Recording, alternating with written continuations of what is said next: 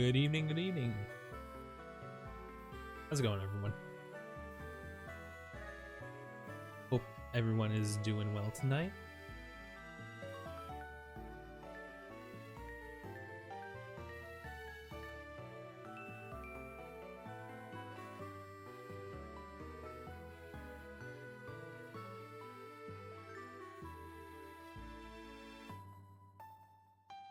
I'm doing pretty well. Got a little distracted there. So I had a story there. Guess not. Yeah, so tonight we're going to finally finish the Nuzlocke here, and we can actually start doing some of the more fun things that I've been looking forward to doing. Like, well, I don't really want to spoil them, but you know, if you know, I think you know. It's gonna be a lot of fun. I actually introduced Emily to a little bit of RNG manipulating earlier today, so that was actually pretty fun. Oh, whoops. There we go. I figured we would just get started right away on trying to run over to the Elite Four, and you know, really nothing else holding back. So, since last time, pretty much not much has changed. I've just been doing a lot of like Pokewalker stuff and like just running around grabbing my daily apricorns and stuff. Aside from that, really nothing happened. I did kind of forget that the stream was literally yesterday. Like after going over for that, like seeing Akira yesterday, I kind of forgot that streaming was the same day. You know what you just did? Taking your first steps into Kanto. Check your Pokegear map. Yeah, so this route is technically part of the Kanto region. Road that crosses from Johto to the Kanto region. Like a new journey. An unimaginably difficult mountain road that gives the impression of a test. Oh, welcome to the chat. welcome, them. Hope you're having fun with with your little Woopa.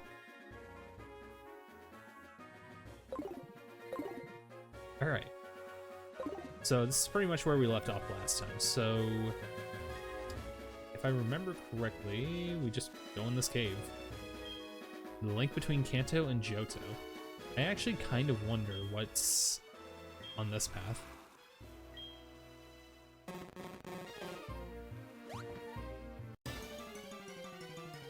If anything, I'll probably just be ignoring most of the encounters for these routes, mostly because they're dupes. And what else is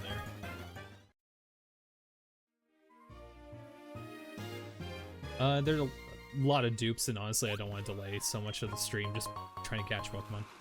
Rare candy, nice. We're definitely gonna want those for Lance. And actually, rare candies. The star's gone. Oh, did you not get it in time? I thought I saw Wooper get it, but I guess not. Yeah, so this is actually one of the few like games in the series where rare candies like don't respawn necessarily, but you can get an infinite amount of them because every few days in the Pokeathlon gym, rare candies are available as a prize. So you technically can, like, in theory, get an infinite amount of rare candies. You just be limited to like 1, 2 a week. But you know, it's still nice that like it's that's still available afterwards, even if there are like probably better ways of leveling up your Pokemon after that. Okay, do I have anybody that can use Waterfall? Oh boy. I'm gonna be upset if we don't.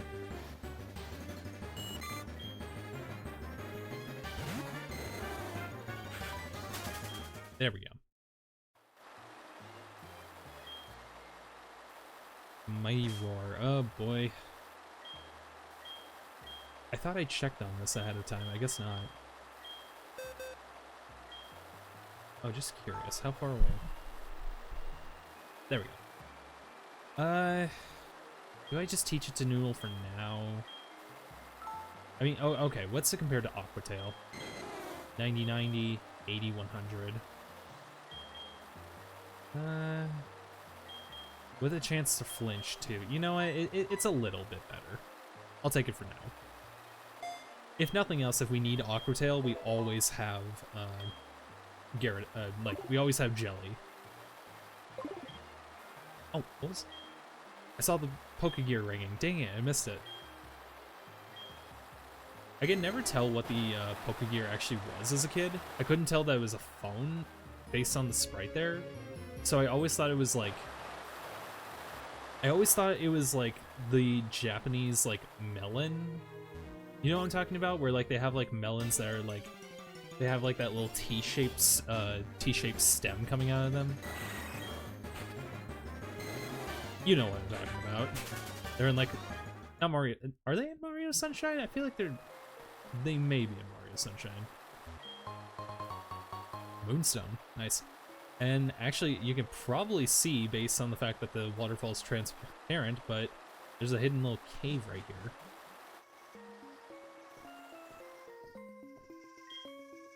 There's a radio that no longer works.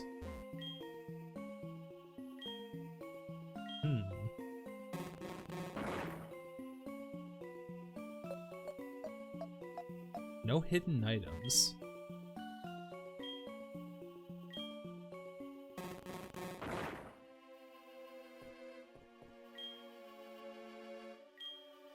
The interesting thing with Rock Smash is that occasionally you can get a rare item drop from it.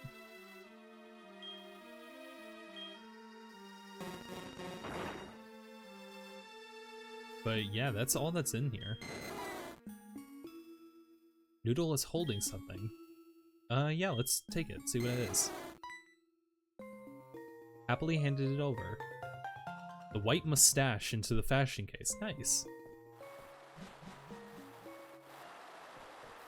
Yeah, so there's nothing we can really do in that room for now, unfortunately, but... Slow Pokemon. Also, the trade items are infinitely respawnable in this game, which is so freaking nice. Like, you can get infinite metal coats, infinite King's Rocks and stuff like that, and you don't even have to engage in the Battle Frontier to do it. Oh, are you gonna battle me? It's rare to see anyone come down here.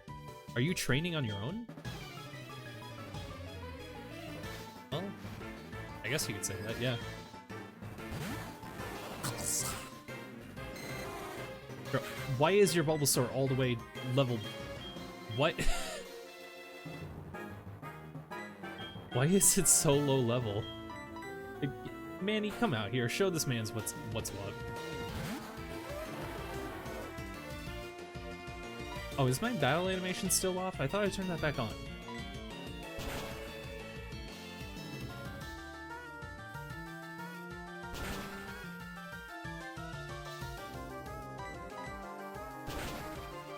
There we go.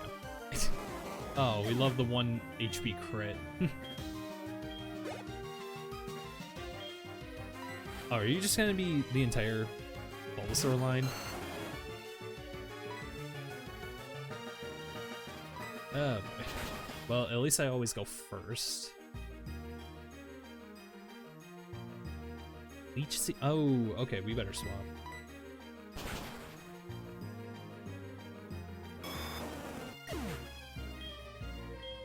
Way to go, Manny. Alright, time for a break for you. Venusaur. Who do I even send out against you? Ooh. I guess Noodle? I guess? I don't know if that's really a good pick, but yeah, it's really our only pick for now. Let's go Thunder Waves just so we can potentially get it to not do anything.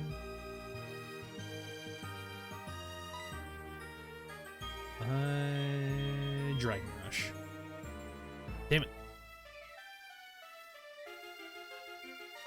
Okay, we'll go with one more Dragon Rush. Okay. Honestly, probably should have just gone for the Dragon Rush right out the gate. You're really strong, but not the smartest.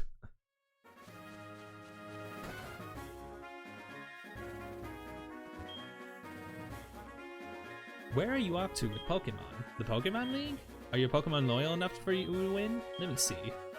Your Pokemon trusts you very much. It's very good to see a good trainer. Here, a gift for your journey. Oh, is this return? TM37 happens to be Sandstorm. I gave it to you because it looks like your head is made of sand. It's a move that inflicts damage on both you and your foe's Pokemon. However, some Pokemon, such as Rock, Ground, and Steel Pokemon, take no damage. There are other ways to avoid taking damage. I'll let you figure it out. It's an interesting reason for giving me Sandstorm, but alright. Alright, let's get everybody healed up real quick.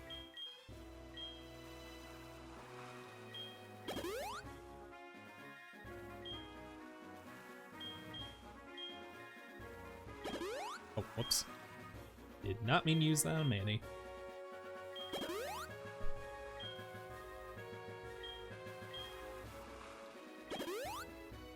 Do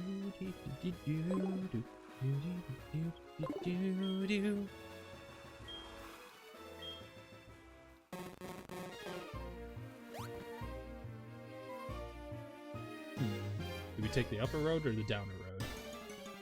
Upper road it is.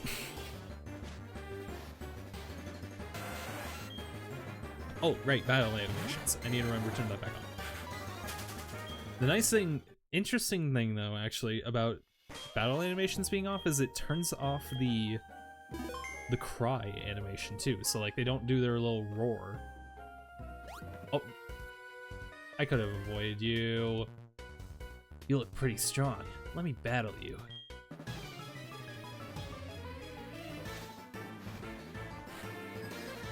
Blake? Okay, shoot. I'm getting worried at how much use Noodle actually is getting here. We're gonna need to swap him out if we don't want to hit the level cap.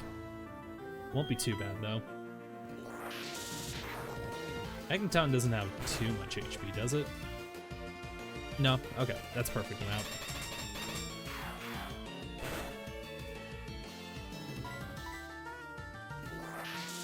There we go.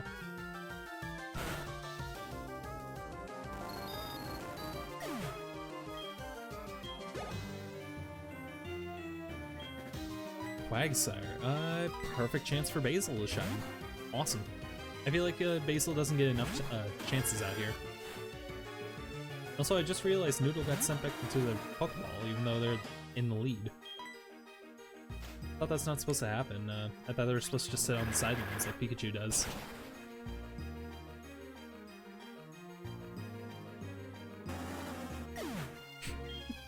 Poor guy. He looks so happy and full of life, and then I came around. I think Basil makes the most sense. Like, well, obviously Manny makes the most sense, but I don't want him getting too much experience. Petal Dance, why not?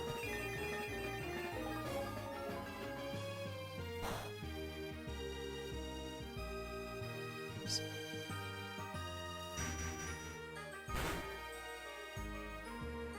Oh shit, one sec, I'll be right back.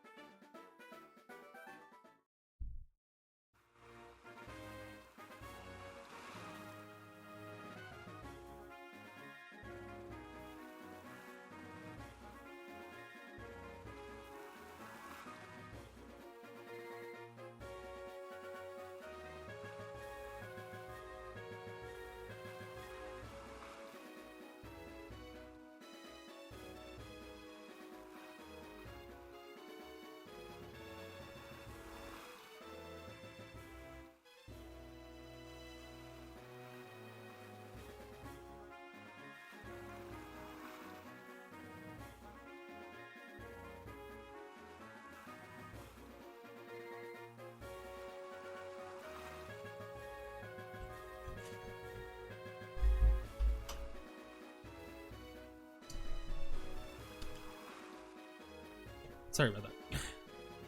Apparently, it looks like Kirby was barking at one of the neighbor dogs. It was not good. It was not good, apparently, according to Emily. Okay, where are we? Let's start heading east some more. Shouldn't even be surprised at this point.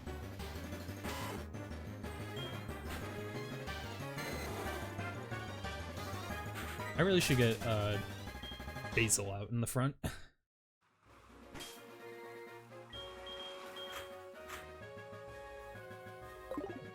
Yeah, Basil is like really far behind the rest of the team in all honesty.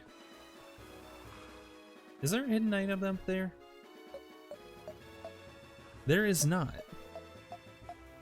That's evil. That's quite rude, I would say.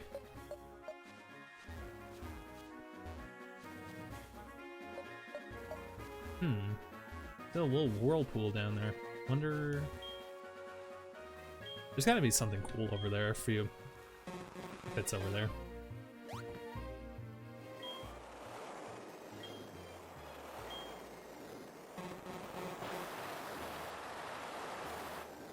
I see an item up top there. Is this like a shortcut? It looks like it is. The Destiny Knot. Oh. That's actually a pretty good item, isn't it?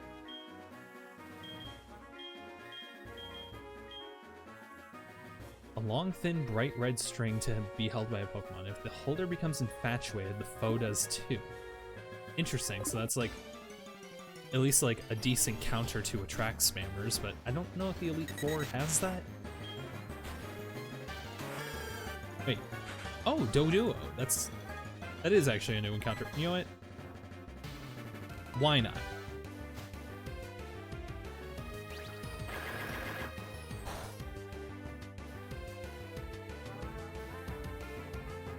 Mist and send out Manny for safety. So apparently, like, Doduo actually does have a gender difference. Female Doduos have, like, you know, the same color, like, necks as they do legs, but male Doduos actually have black necks with, like, you know, pale claws.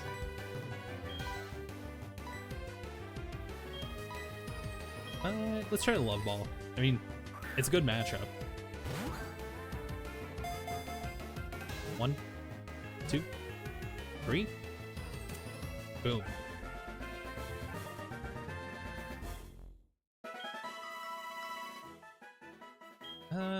What's a good nickname for you? Yeah, I think I have an idea. Let's just nickname. You look like a Blossom. I'm thinking Powerpuff Girls for some reason.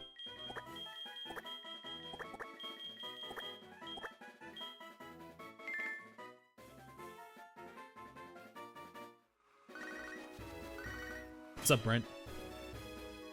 What's up? This is Brent. How are you? Did you know? Vaporeon is apparently the most. Apparently, Bill's grandpa isn't a Pokemaniac. So that's it then. Great factoid, dude. Thanks. Yep, there is a hidden item. Awesome. Love revives. Let's focus with a sharp gaze.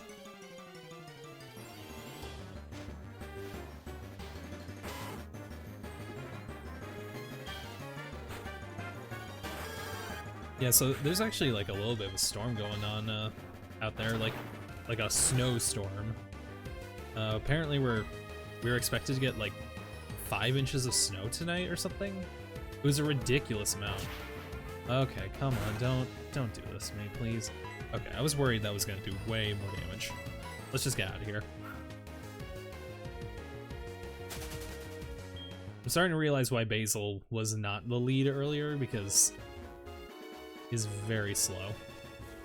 Okay, yeah, what was the point of that little shortcut there? I guess it's just like, do you want a... It literally was like the which way Western man fucking meme. Isn't there like, yeah, there's a little trick trainer there who's just meant to like trap you if you're just like walking a little bit too much in the middle. Okay. Here you go, Basil.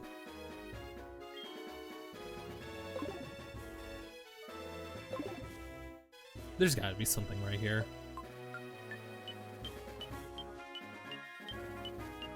Oh, it's all the way down there. Alright, well, how do we get to it? You're not gonna have a Gyarados, are you? Oh wait, I don't even need to fight you.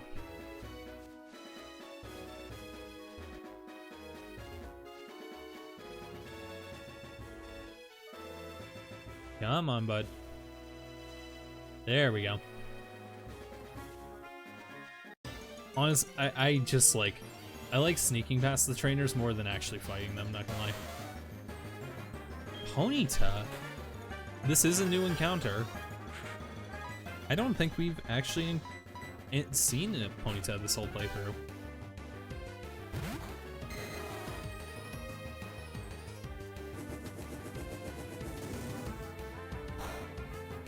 And at the level it's at, like, we could probably bring it right into the Elite Four.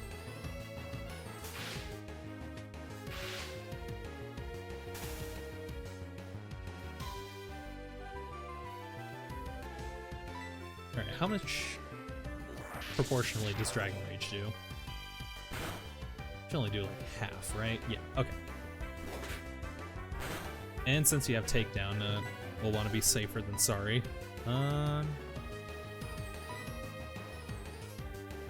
I mean, Fastball? Ponyta are fast Pokemon. 2, 3. Sweet, there we go. Actually starting to get some use out of Kurt's Pokeballs.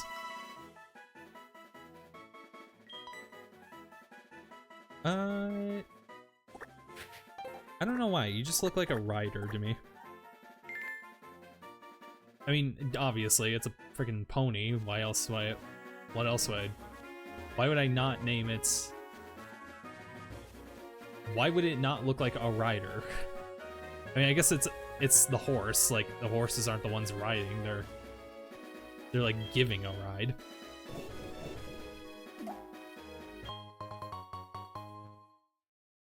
Oh, and new Ampercoin over here. You know what? Now we can actually mark it on the map. Cool.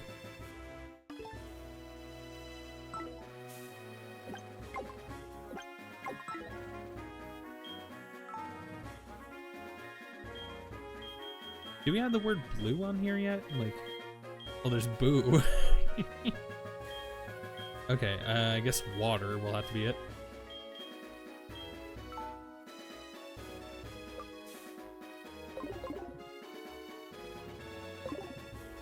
Okay, well, you're an ace trainer, so you can have just about anything. I'm actually... Oh, whoops.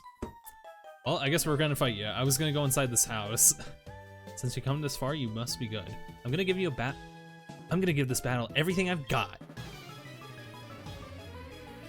Please don't. Please go easy on me, Joyce. I'm begging you.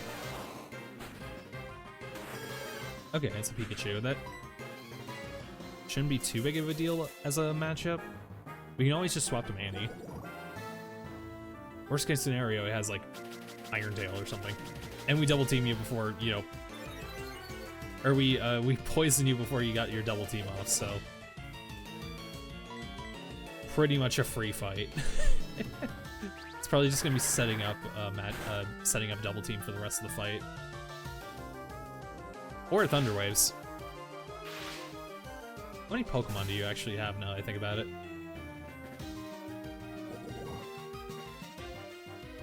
You have 2. Okay. Okay, let's just set up Reflect for the next fight, next one.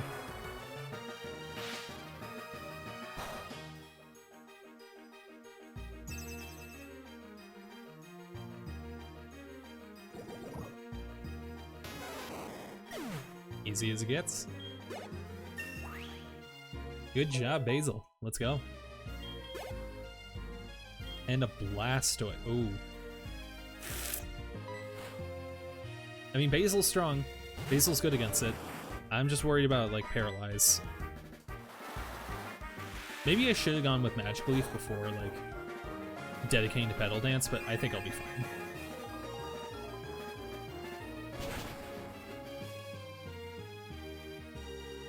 Yeah, should be fine. It didn't know like Ice Punch or Ice Beam or anything. We're good.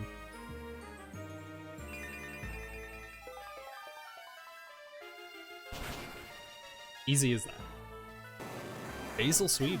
That's actually kind of rare. No, I can't believe this. No way. I can't believe this. Did you think you were lucky to find a place to rest while you were right where you needed it? Don't be reserved. I look forward to people's smiles. Let your Pokemon rest here. Yes, just a little rest stop, thankfully, which is really nice. There, your Pokemon are looking good. Keep at it. Thank you so much, lady. North to Victory Road. What's up here? Nothing.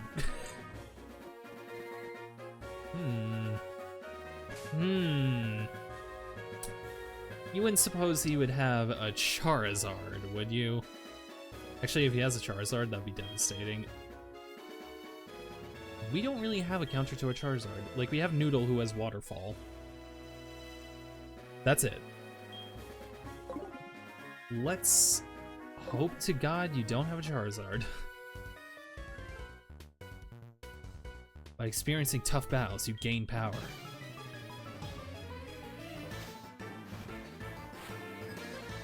Ace Trainer Gavin. With a Victory Bell. Okay, we can deal with that. Let's get Manny out here, send out an Ice Shard. Easy.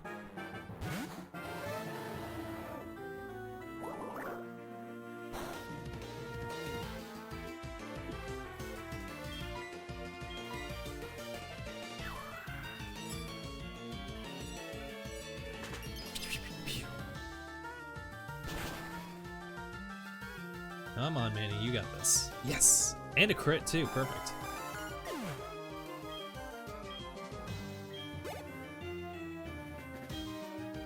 Kingler. Okay. You know what? Yeah. We love that. Basil gets a chance.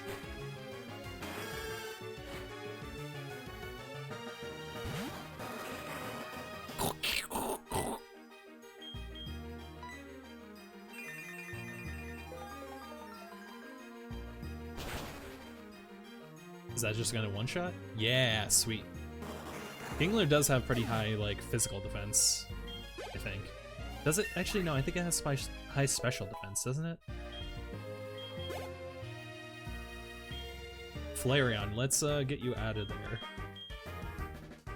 Yeah, we're gonna go with Noodle.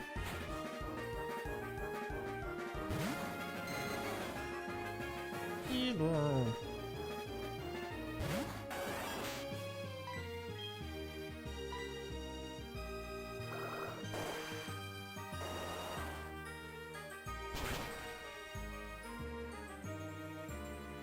There we go.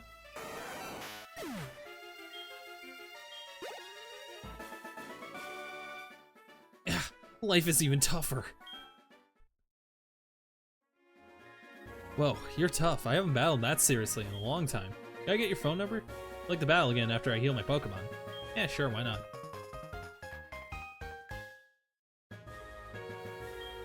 How should I beat you? I'm tormented by those thoughts all the time. That's... just, you know, just kind of... You may want to work on that a little bit, bud. It's a tiny mushroom!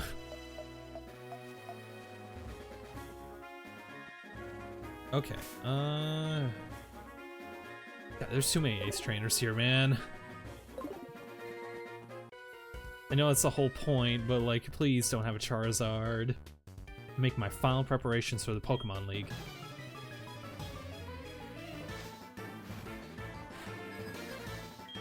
Jake? Jake! How's it going, Jake? How's it going, man? Jake! How's the Uncle Samsonite video going?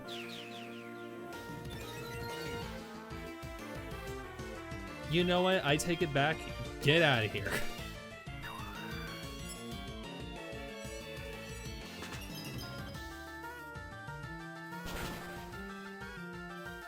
Get out. Oh, man. Oh, okay. Well, while you're busy studying the way of the sword, I study the way of the ice, I guess.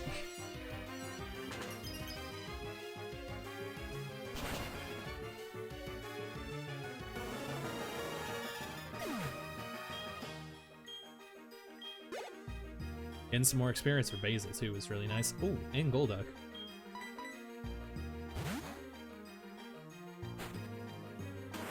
I'm pretty sure Golduck has high special defense and low physical.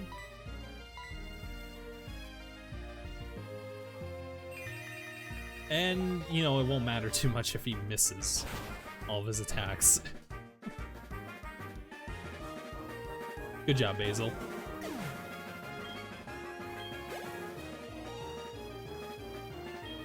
Did you know?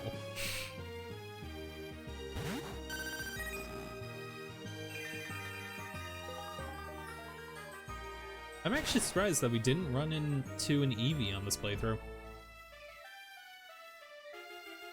Oh, you know what? There totally was a chance to have encountered one earlier on in the playthrough. I just forgot about that.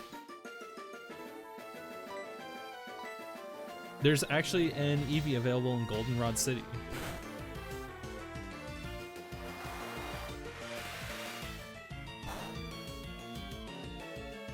That was a okay. I think we're fine. There we go.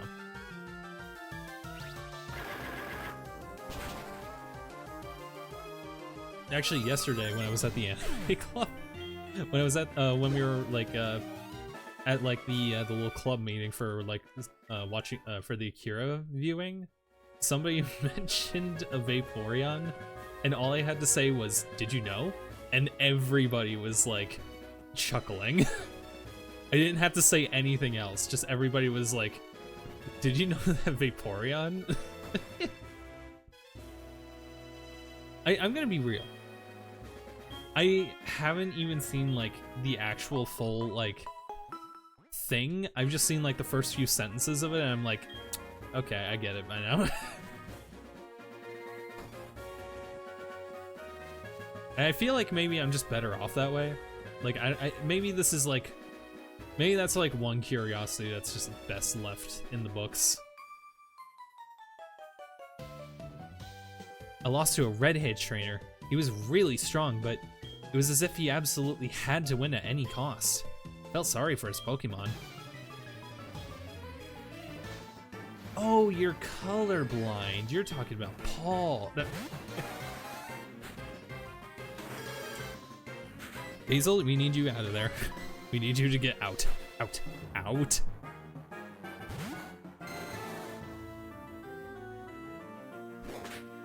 Stomp? Okay, that is a pick.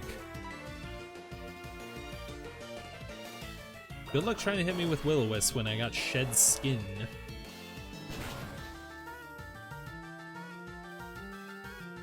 There we go.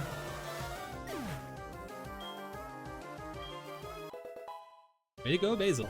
Another level up. Actually starting to be, like, useful. Okay, Noodle is dangerously close to the level cap now. 42 is the end of the road for him.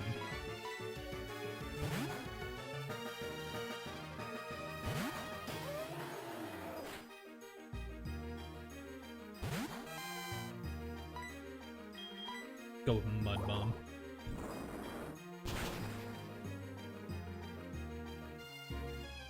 Nice.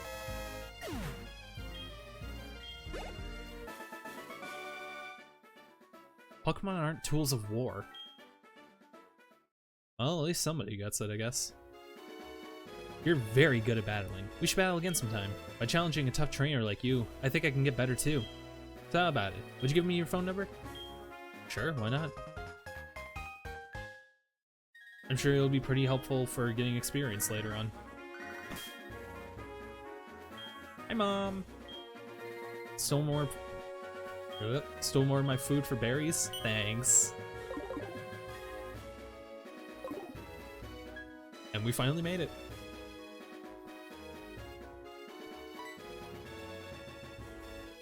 Only trainers who have proven themselves may pass. Oh, the 8 gym badges of Johto. Please, go right on through.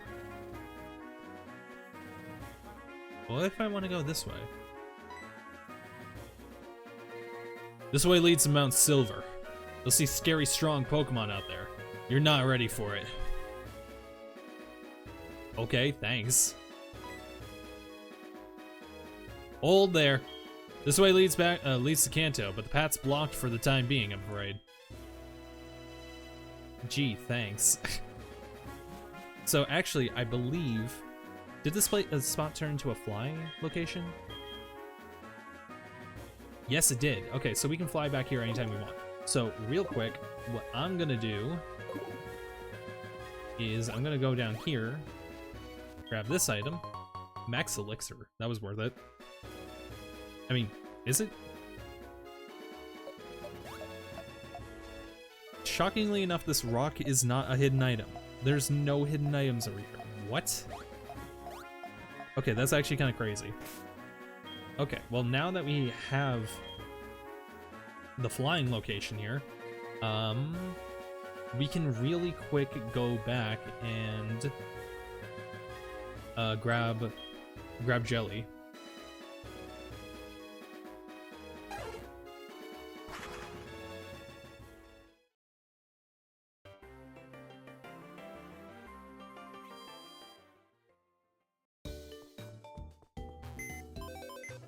Okay.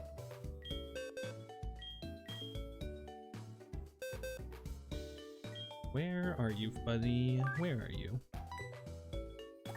Okay, so we'll get rid of Miku for now, just because definitely not going to need her for Victory Road. There's no trees inside there. But we will probably need Krabby here, just because Rock Smash, Strength, Whirlpool, and Surf. Yeah, those are the most likely culprits in the Elite in Victory Road. Let's be real. Okay, so you give us water type coverage, or you cover for fire. You cover against grass. You cover against water. You cover against just about anything, and you cover for normal rock and physical ones. All right. So yeah, I think we have like actually a pretty shockingly good team comp here. Oh, but we need Miku to get back to Victory Road. Okay, so who here is the least useful? Okay, well you both pretty much cover the same bases, right? Aqua Tail, Ice Fang, Thunderbolt, and Dragon Raid. Yeah, basically the same. In fact, you actually have a little bit more coverage, except you have Dragon coverage, but you don't really need Dragon in there, I'm pretty sure. So I think I'll just take Miku and run.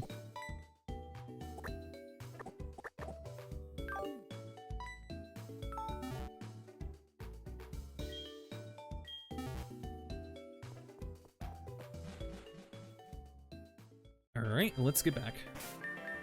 I didn't want Noodle getting too out of control in terms of the levels.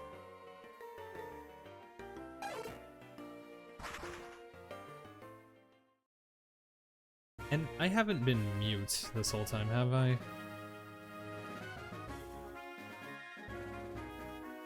Okay, thankfully, no, I have not.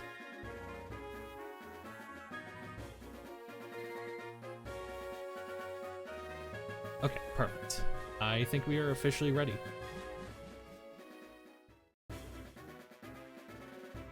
Welcome to Victory Road, my personal hell as a kid. Yet another one, obviously. I am not mute. Thank you. I appreciate the confirmation.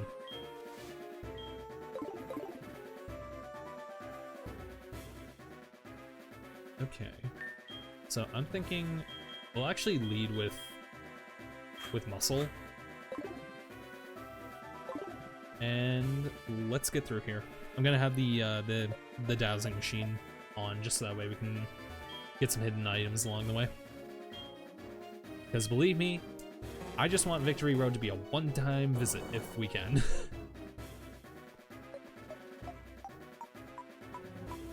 It looks like there is something up here.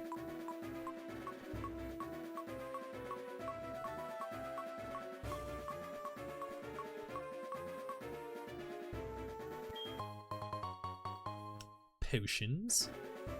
Yes, we love those.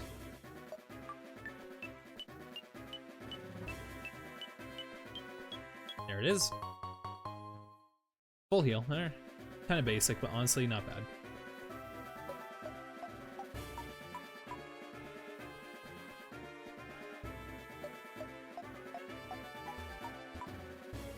Okay, it's just a blockage. That's a little bit annoying, but no biggie. Another full heal? Really? Interesting.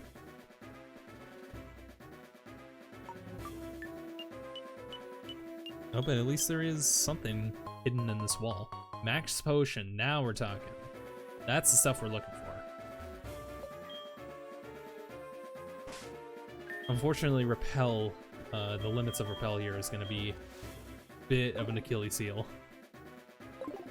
Should be fine for the most part, just slightly concerned is all. And when I say slightly, I mean like the most minor amounts of concern. Max Revive could have been cool if this was not a Nuzlocke, but you know. What kind of puzzle was that anyways? That was literally just push one rock and that was it. Okay, sweet. That room is completely cleaned out. No more items. So we're not gonna want to push that strength boulder. As tempting as it looks. Very yummy, I know.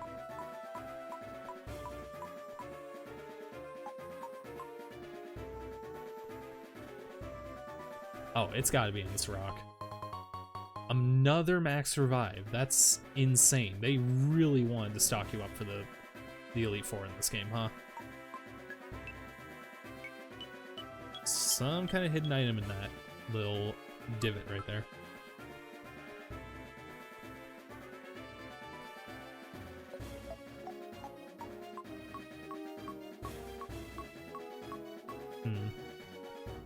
Something nearby, but not super nearby. We do got something over here. Hyper potion. Ow. Ow. I hit my funny bone. Oh, that hurts.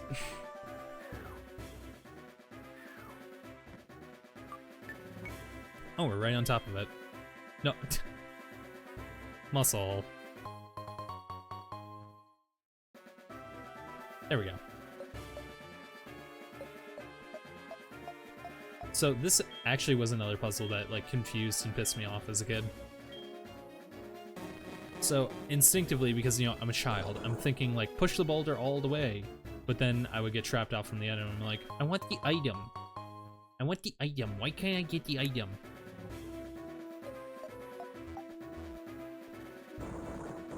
Little did I know, it's just don't push it too far. Or, you know, I could have always just, like, went up the ladder and went back down it, but, you know, I was, like, what, 11 or something? You know, that's embarrassing, actually. If I was 11 and I couldn't figure that out, that's a little bit embarrassing. I've come a long way in terms of my, like, cognitive ability with doing puzzles.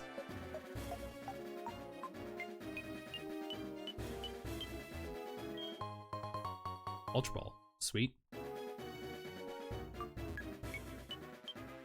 It's actually looking like we're getting pretty close to the end.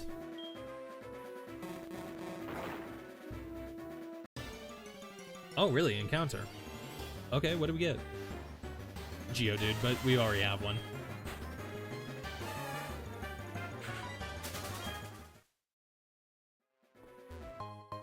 Oh, I just realized this whole time we haven't had another repel on, have we? Oh, no, it is still in effect. Thank you, game, for not letting me waste that.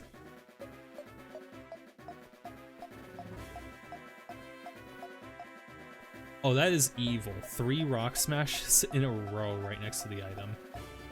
Okay, I believe the top one is what we want to go for because Yeah, because earlier we saw this a little bit. HP up is extremely valuable, and I believe there should be a hidden item right here where we landed. And a PP up. Oh, that's extremely good. Nothing left. Hey, Daisy, just in time. We're almost done. We're just about to finish Victory Road. Finally able to make it in one of these? Yeah, sorry I keep doing streams on days where you guys are busy. I just kind of do it whenever like I'm in the mood, and honestly the mood is very haphazard. I think if I fall down here, it'll just bring me to the other side of that. Yeah.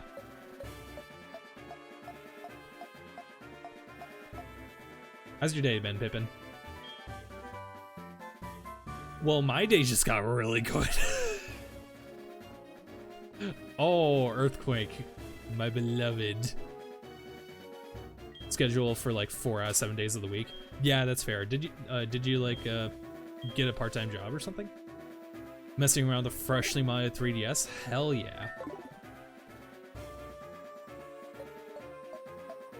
No hidden items? Boom. But there is a hidden item here. Air candy. Dude, Victory Road is stacked. I mean, it should be, frankly, but like, holy shit, I was not expecting it to be this stacked. Oh. Hold it. Or no, wait. Hold it. Are you going to challenge the Pokemon League? Victory Road is at its end for sure. But did you notice? You didn't see any real trainers on the way here, did you? Man, they were all spineless. Well, the fact that you come this far means that you're not one of them. But your journey ends here. Because right here, right now, I will crush you. Whoa, like Crush 40? The hit band? Just a lot of schedules with people, fair enough. I will show you my ultimate power. Go, Sneasel. How to change the Pokemon on the bottom there? Oh, if you type in exclamation point commands, you should see the full command list. I think it should be like, oh shoot, what is it? It's like exclamation point skin or something like that? I can't remember. Let's go for a revenge.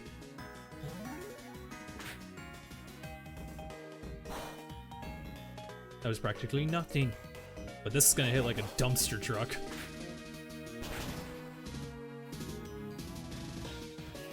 Yeah, that's the kind of muscle we're looking for. Change Pokemon name? Gotcha. So like, it's probably like exclamation point change Piplup, probably? Ooh, actually, Kadabra. What is my counter against a Kadabra? Really low physical. I could probably go with... Actually, you know what? Jelly would probably be the best pick, but I also should refrain from using him, so let's go with Manny.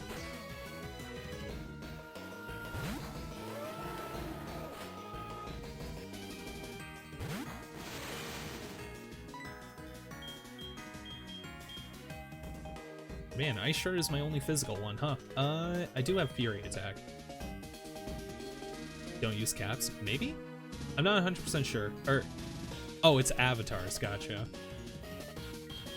Okay, how strong is Fury Attack compared to Ice Shard with Stab? 40, 15. But that is extremely inaccurate. Yeah, I'm just gonna go with Ice Shard. This should two-shot him. Way to go. The Pippin has returned.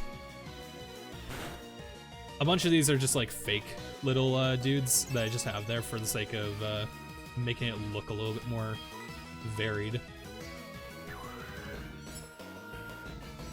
Come to think of it, I think Stream Avatars has literally been running like for a solid day because I forgot to turn my computer off last night.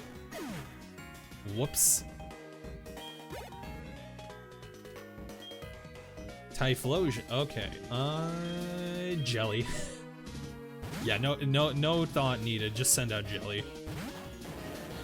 So I'm not gonna lie.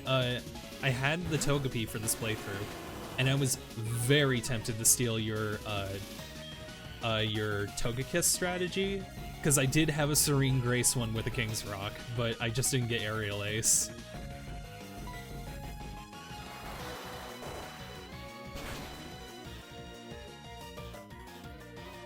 Is that a one-shot? Yes! And a crit Jelly!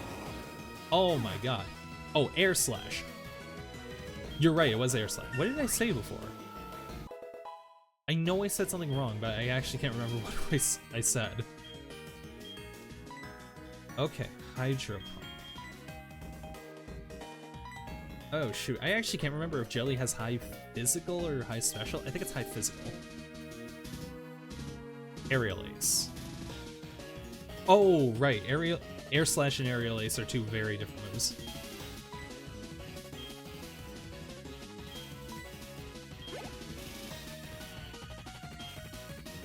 Magnetism. Okay, technically, I guess Muscle is my, like, counter for you.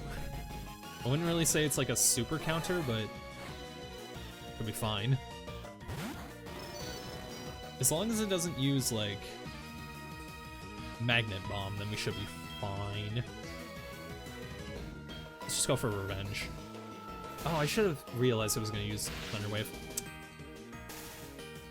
Supposed to jump to the Floating Star, and it's an impossible ask. Maybe I can try slowing down the stars or something.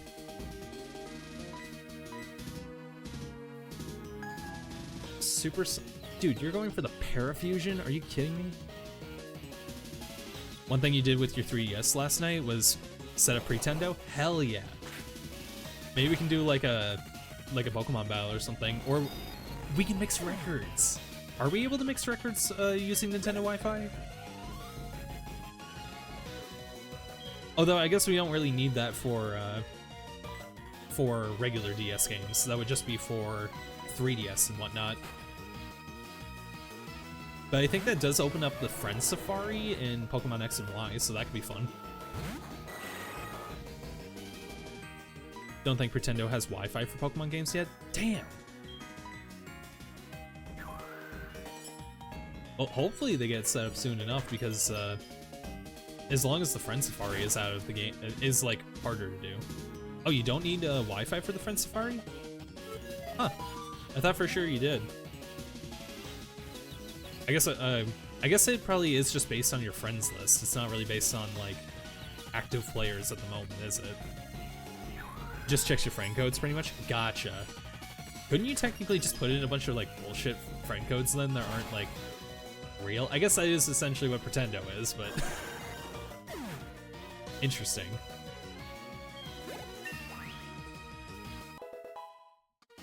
Just heard my phone vibrating. One sec.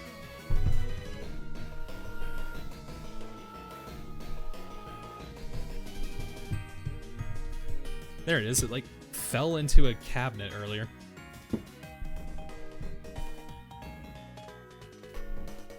One sec, my mic is a little bit out of sync there.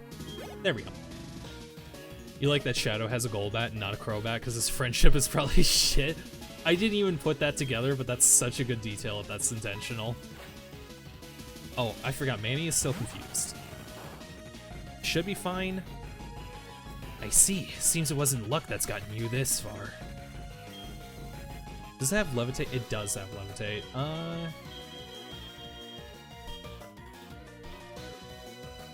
It is intentional, and it's in the post-game too. That's really funny.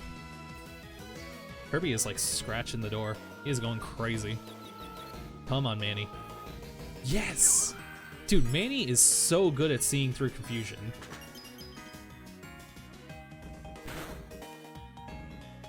Come on. Ah. Mean look, but it should be fine. And Haunter, because he has no friends to trade with. And that's why his Kadabra isn't full. That's why most of his team isn't fully evolved, because they're all trade evolutions except for Typhlosion. Come on, Manny. Yeah. Dude, Manny is clutch. He has not missed a single one on that confusion. I hope I didn't just use up all my luck before the Elite Four. I couldn't win. I gave it everything I had. What you possess is what I lack. Beginning to understand that what that dragon tamer told me. Is this chaos control? I haven't given up on being the greatest trainer. I'm gonna find out why I can't win and become stronger. When I do, I will challenge you. I'll beat you down with all of my power. You keep up until then. Main thing you done with Modded 3? Yes, just set up Pokemon games that you have cartridges for. Nice. How's it going, Mom? Got some more berries for me? Thanks. Actually, if you could give me some like competitive items right before the Elite Four, that'd be really nice.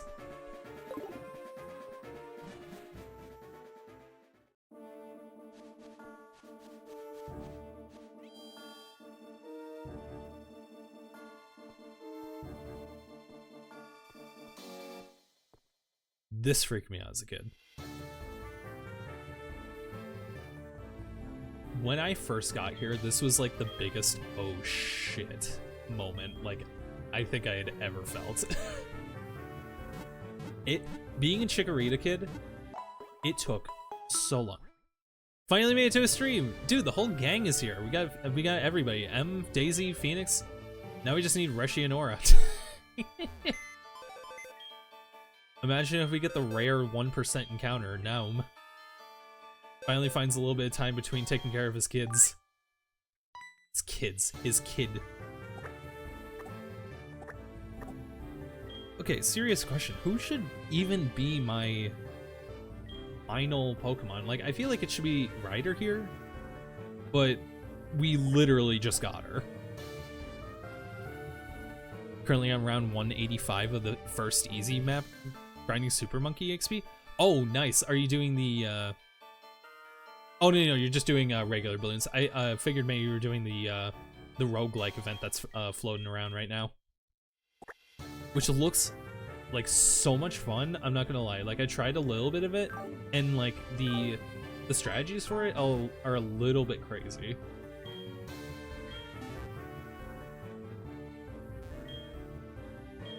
I'll take one of everything, please. I think I'm good on like most of this stuff. I should probably grab like just more hyper potions just for healing between battles. Okay. So the real question is, who are we dealing with first? Will.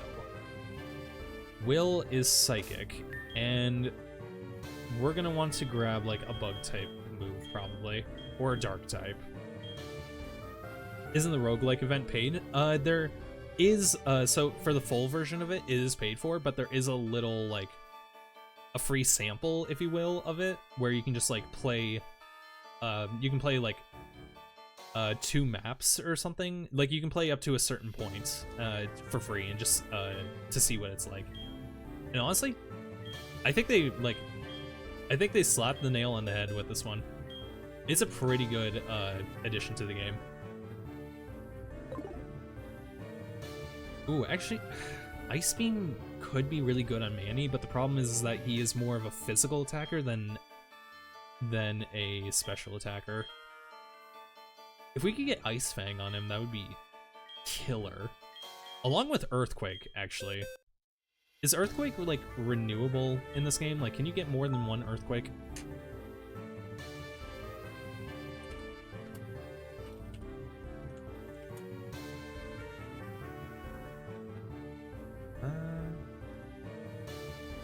Okay, so it is a Battle Frontier prize, and it is a pickup item, so you technically can get multiple of it.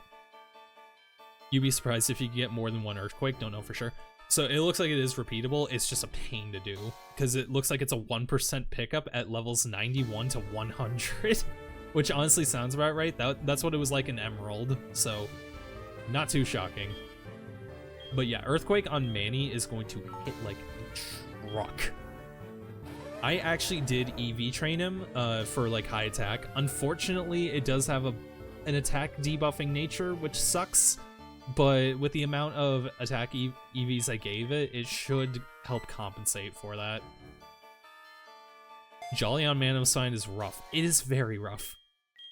This is unfortunately the most mid Mamoswine possible, but I did like purposely EV train it to kind of make up for that.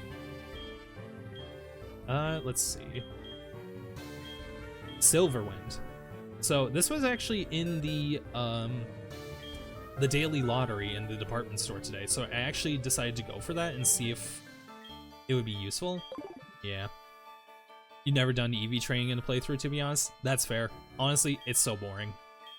I only did it because I knew I wasn't going to be streaming, and I just kind of wanted to just do a little bit of progress without actually making significant progress. Let's see. Bug type would be absolutely optimal for these fights going up. In all honesty, maybe it's not that big a deal. Maybe I don't really need it. Like, low physical defense, higher physical defense, but not too bad. Super high physical defense, but also weak to water, so I can use, or weak to grass, so I can use basil. And low defense once again. Any type coverage I need to be worried of? Not really. I guess Manny could carry for the first fight. Got stuck on the Brock rematch with this crazy Sand Team Mega. Oh, wait. Oh, in Radical Red, gotcha. Yeah, that I was about to like, I was confused as hell. I thought you were talking about this game. I'm like, wait, Mega Evolution doesn't exist here. What?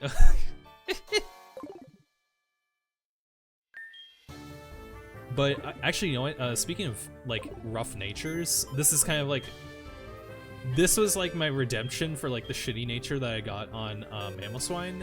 I got a relaxed Shuckle, which is insane. I kind of wish I did EV train it a little bit, because this could have easily have like won the run, but like I feel like it would have been a little bit boring. That's a really good nature. It is such a good nature for Shuckle. Okay, what else was there? Is Ponyta like even remotely battle ready? Like, it has Fire Spin, Flame Wheel, Stomp, and Takedown. I could teach it Fire Flamethrower, which is renewable. It's just very expensive. Sucks that Shuckle just has no HP. Yeah, I mean, I could just EV train it to give it really high HP. But not gonna do that tonight. Yeah, let's get this to Ryder. Muscle can learn Flamethrower. That's actually... Hold on, chat. Is that worth going for?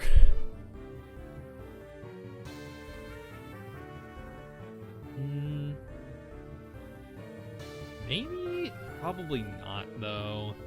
Yeah, I wouldn't risk it. I think it makes more sense on Ryder. Let's get rid of... Yeah, let's get rid of Stomp. Because if there's any... What's Rapidash without Flamethrower? Fact. Oh, when's Rapidash get Flamethrower? If they get Flare Blitz, it's probably not worth it. Maybe not, but honestly, I'd rather just, like, give it the pure power for now. I mean, I guess I do have rare candies up the wazoo. Especially after the Victory Road there. Yeah, we got 8 of them. Yeah, actually, we may be able to win this. The only thing I need to cover is some Psychic. Like, I just need to get a Psychic attack, and I think we're good.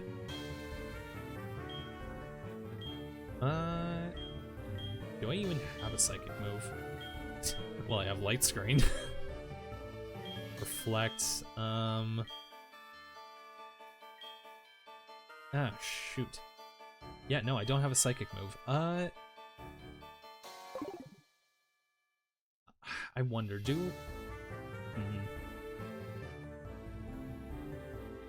How strong are your defenses? Pretty strong on some of them. Terrible on one of them.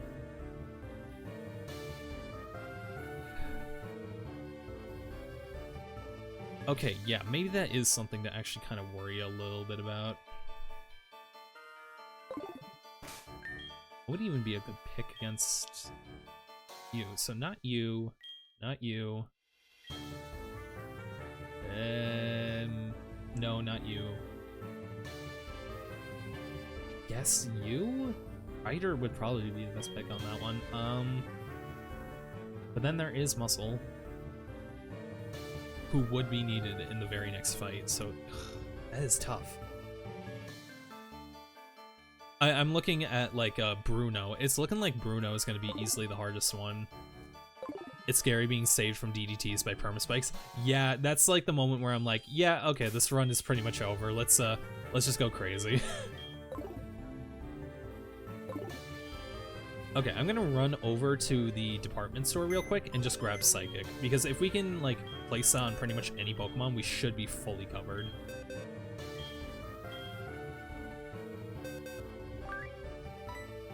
Alright, get in here, Miku. The one thing that really sucks about HeartGold Nuzlocke is that you can't even get Dragonite before the Elite Four. Like, Lance is level 50. That's his highest level Pokemon, and you can't get Dragonite until level 55. Is Bruno actually going to be a problem? Possibly, just because I don't have a lot of coverage. Like, I don't have any flying type moves, and I don't have any psychic type moves. And his Hitmonchan actually has some pretty good coverage that could fuck me up pretty bad. Because his Hitmonchan has Thunder Punch, Ice Punch, Fire Punch, and Bullet Punch, which all, like, covers, like, my entire team, essentially. The only Pokemon that's not affected by that is Muscle.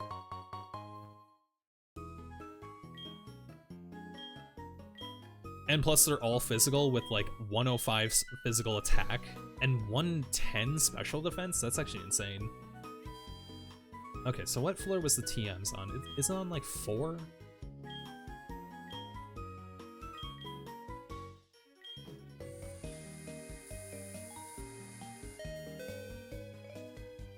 Medicine boxes. Okay, so it's probably floor 5.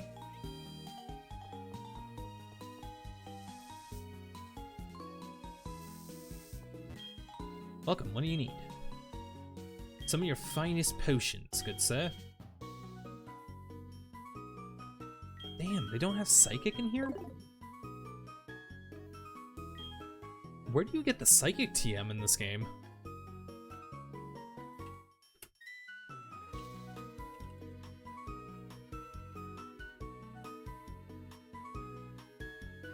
Once you defeat the Elite Four. Yeah, that seems about right. Okay, yeah, so what about just any psychic type TM or anything? Oh my god, you know what? You know what we could actually do? I do still have Putty, our Slowpoke, who actually could be really good coverage for that fight. The problem though is that he's super underleveled. Like, actually, no, how underleveled is he? It can't be that bad.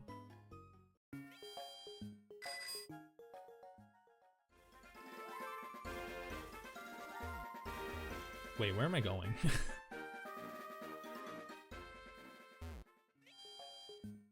This is really fun in your black and white one Aber only challenge run. Oh, like Psychic being in post game? Wait. So how does like the Aber run even work actually? Do you literally just have to sit there and grind it up until it finally learns an attacking move? Okay. Well, if Putty's gonna be our psychic coverage, is there anybody we can get rid of? Doesn't learn attacking moves, not by level. Jesus Christ. That sounds painful. You use struggle for the first like 30 level. Oh my god. That's really funny though. That kind of reminds me of the Ditto only run for Gens 1 and 2. Okay, just curious. For Karen, like, are these all Pokemon that could easily be taken down like without a dark type?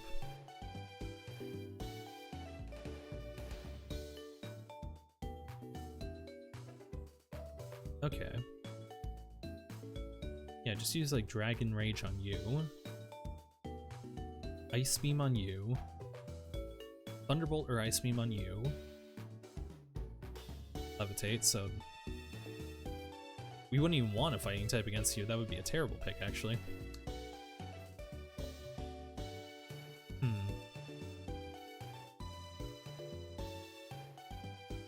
And then you get to level like 50 for the second gym because they have fucking Crunch with your only attack being Thief.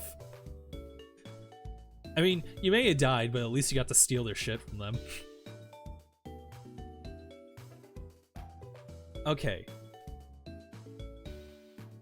This is gonna suck a little bit, but I think Muscle doesn't make any sense to bring. Because Fighting type is only good against Karen. Yeah, Fighting type is only good against Karen. And honestly, the rest of her team is weak to stuff that isn't fighting too. Or like, some of her teammates aren't weak to fighting, so it's not that big of a deal if we don't bring him. So the real question then is, when does Slowpoke learn good levels? And in fact, should I just evolve it to Slowking? Is that allowed in the like Nuzlocke rules traditionally, like trade evolutions? Let's see. Gen 4, Slowking learns Confusion, Zen Headbutt, Psychic at level 48. Ah, if only he was level 40 right now. Actually, wait, 48. Oh my god, it would have literally been one level. Or wait.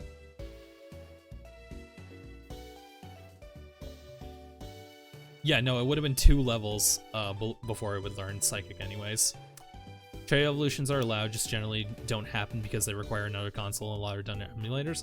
Well, that's why I got myself a capture card. Okay. Do we think it would be worth, like, evolving Slowpoke?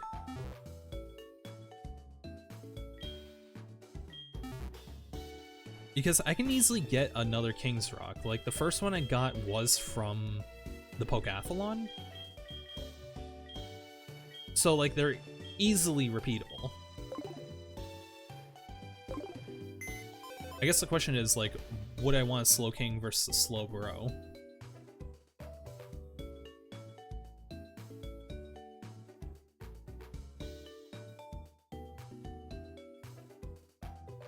Like, looking at their stats, it looks like Slowking is just a bit more tanky and... Or actually... Yeah, Slowking is more special tanky and Slowbro is more physical tanky. No idea which is better, Slowking or Slowbro. It looks like Slowbro is better if you want physical bulk, and Slowking is better if you want special bulk. But other than that, they look almost exactly the same. Like, Slowbro has 490 base stats, and so does Slowking. They have the exact same base stats.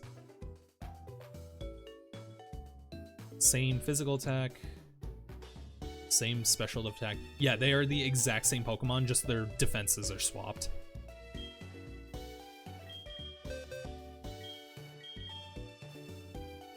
Okay, so where is my King's Rock? Aww. Star is still clinging to it. Oh no. I have to Grave Rob. Am I more worried about physical or special bulk? That is a good question. Yeah, Star died. Like, what was it that Star died to?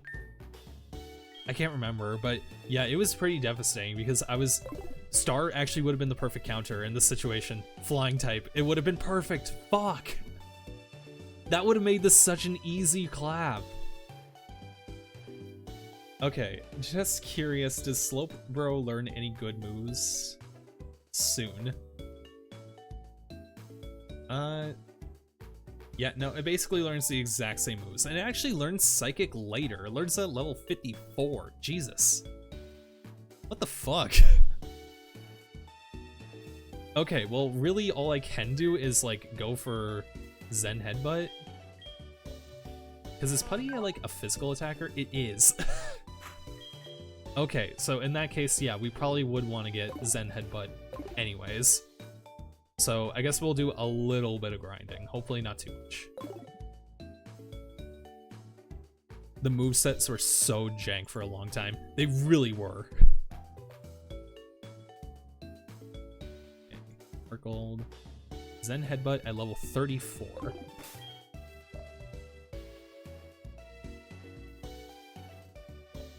And Slowpoke learns it at what level?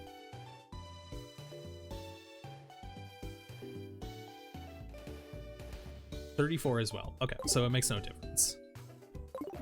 You know, Gen 5 made them a lot better and kept improving from that on. I'd believe that. Where was I going? I kind of lost my train of thought. Yeah, looking at like another Gen 5 dub, yeah, like looking at most of the moves that you can learn from the series, because I'm thinking about doing I've talked about this in the Discord server, but I'm thinking about doing a move dex, where like I get every single move and every single ability in Pokemon Home. I guess that could just be called a home dex, huh? You're just here to spread Gen 5 propaganda. Is it propaganda if it's true? There's somebody out there who's made that defense, unironically. Somebody has made the is propaganda if it's true. Somebody in the history books has said that. And if not, I guess it's me. I'm a trailblazer. Okay, where would even be a good spot for grinding Putty? I'm not going to actually count any deaths that happen during grinding, by the way. I enacted that rule after Chuck, because technically he did wipe me, so this Nuzlocke is null and void, but like, I'm just keeping it going. I'm just basically doing a victory lap, just trying to like honor it for the sake of like the fun of the challenge. And because the literal only reason I lost to Chuck is because I forgot to grind off stream. That was literally the only reason I died. Because immediately after grinding, he was such a cakewalk that I didn't even like register most of the fight. Okay. Unfortunately, strength is the strongest move, so we're gonna get him out of there. Actually, maybe we'll keep him in. Because if you want to get rid of grinding deaths, you just grind in an earlier area, which makes it take way longer. Yes, thank you! I'm glad you love the nickname for Miku. I love it so much. I saw the leak and I'm like, that's a Hatsune Miku reference, isn't it?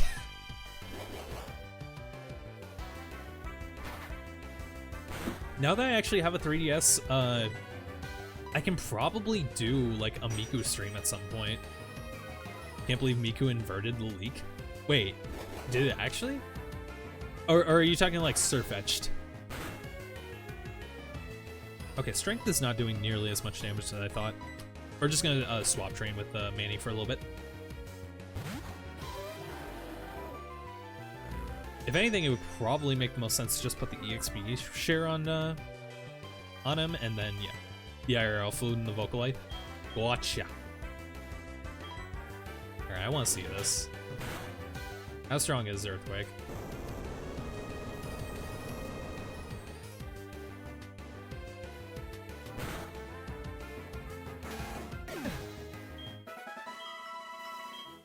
Love it.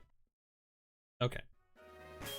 Let's swap Manny with Putty real quick and give Putty the EXP share. I've actually been, so fun fact about me, because I was obsessed with HeartGold and Soul Silver as a kid. I had HeartGold and, I had HeartGold first, loved it so much, I begged my dad to get me Soul Silver too. And then I lost Soul Silver at some point, and I begged him to get me another copy of the game, which somehow I convinced him to do, but it didn't come with a Pokewalker because I think it was a used copy. And then my original Soul Silver did turn up, so I have 3 copies of this game essentially. I have HeartGold, Soul Silver, and a second Soul Silver. So with those 2 extra copies of Soul Silver, one of them has been like my kind of like practice run for this playthrough, and the other one has been my it's just been sitting at the end of the game, basically, ready for the fight against Red. Because, you know, if I like want to do the Ribbon Master Challenge and like I just decide, you know, I kind of want to skip the rest of the game and I just want to get to that fight, the option's there. You do have 2 copies of Diamond, one of which is just your brother's that you just kind of have. Fair enough. I had a similar situation, actually. Oh, this is actually kind of sad. When I was starting the Platinum playthrough, I actually did a little bit of practicing by playing through Diamond, and motherfucking Kirby got his hands on Platinum, or rather he got his teeth on Platinum. He bit the literal spot where the save file chip was and corrupted the save file for my copy of Platinum. So right before I was getting ready to do the Nuzlocke for Platinum, my game was destroyed.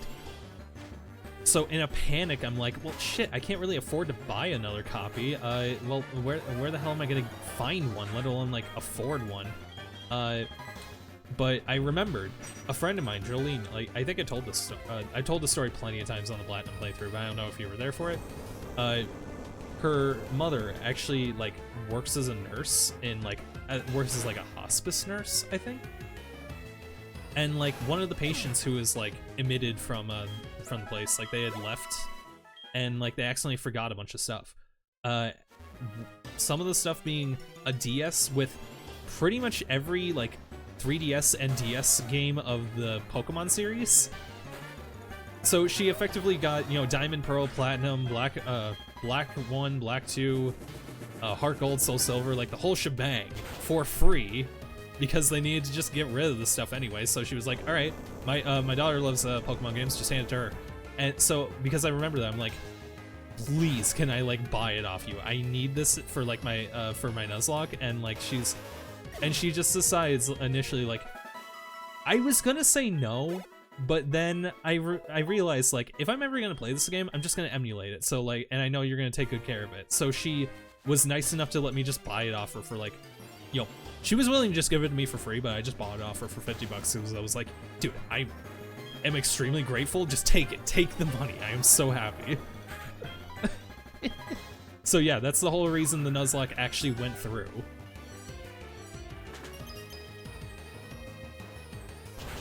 Which I'm actually wondering, like, what the plan is actually going to be for Chestnut.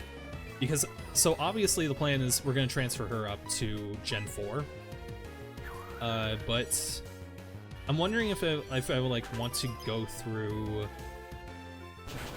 Oh, shoot, what was my train of thought? I have a bunch of other Pokemon that I'm interested in Ribbon Mastering, especially in Gen 4. And I'm wondering if, like, do I want them to come along with Chestnut, or should I do them all, like, independently paced? I feel like the independent pace makes a lot of sense. There's something written here. To my brothers and sisters, take pride in serving Pokemon trainers. When trainers talk to you, give them something useful. Love, Monica. Monday, Monica, Route 40. Tuesday, Tukanzi, Tuscany, Route 20. Wednesday, Wesley, Lake of Rage. Thursday, Arthur, Route 36. Friday, Frida, Route 32. Saturday, Santos, Blackthorn City. Okay, so that's today. Sunday, Sunny in Route 37. So, yeah, apparently... So, this is the house for, like... There's some random NPCs throughout the entire, like, overworld that just, like, give you random items. And I guess this is their house. I didn't even know that was a... I don't think I put the pieces together about that as a kid. Which is really funny because, like, they give the blatant answer of what it is, like, in plain text in the book right there. You don't think you've seen that before? It is kind of like an obscure part of the route, so I don't blame you. Big mushroom!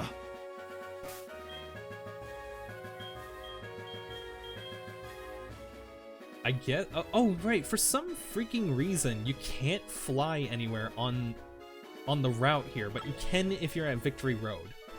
I don't know why. So I'm actually going to fly over to Blackthorn real quick, because it looks like we can get a free item over there. And based on the items that they've given me for the previous routes, it's probably going to be a Dragon Claw? Whatever the dragon boosting item is, I can't remember. And if we're lucky, maybe it'll be like the Razor Claw so we can get a crit boost. Like a 5-chain.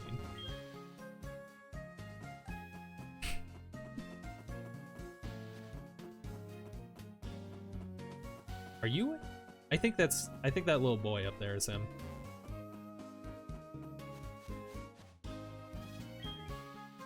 Yeah, Claire was actually a cakewalk. I had a Gyarados with Ice Fang. Enough said. It's Saturday. I'm Santos of Saturday. Take this. Soft Sand. Okay, not what I was expecting, but that'll be actually really good on Manny. Oh, Manny's dizzy. Okay, let's heal you up, bud. Gyarados Ice Fang would mop up Claire. Yeah, she was rightfully pissed off. Especially with Dragon Rage to help, like, clean her up. Like, I know it's a set amount of damage, so it's not really super effective, but 40 damage for free in Johto is so, like, is so free. Most of the Pokemon in this game don't have 100, like, don't even have 81 HP, so it's like you can basically two-shot, like, 2 to 3-shot, like, most gyms.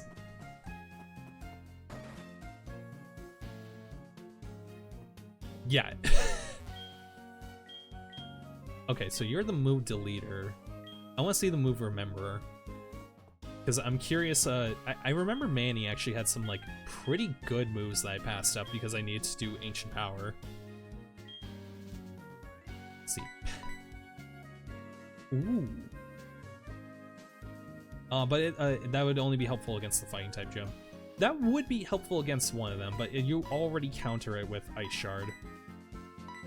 Mud Slap, Endure, Mud Bomb, Hail, Ice Fang. Okay, maybe I should go with Ice Fang. Okay, Ice Fang versus Ancient Power. Yeah, for some reason, like Swinub can learn Peck in this generation. It's not priority and it's not 100% accurate. True. Which is why I'm considering Ancient Power, because although it can proc in the Elite Four, I feel like that's only gonna be so helpful, especially with the low PP count. Because I'm gonna have to like Lepa Berry the hell out of Manny if we're gonna go with Ancient Power. Why keep Fury Attack? Because I was thinking King's Rock, but honestly, you are onto something there.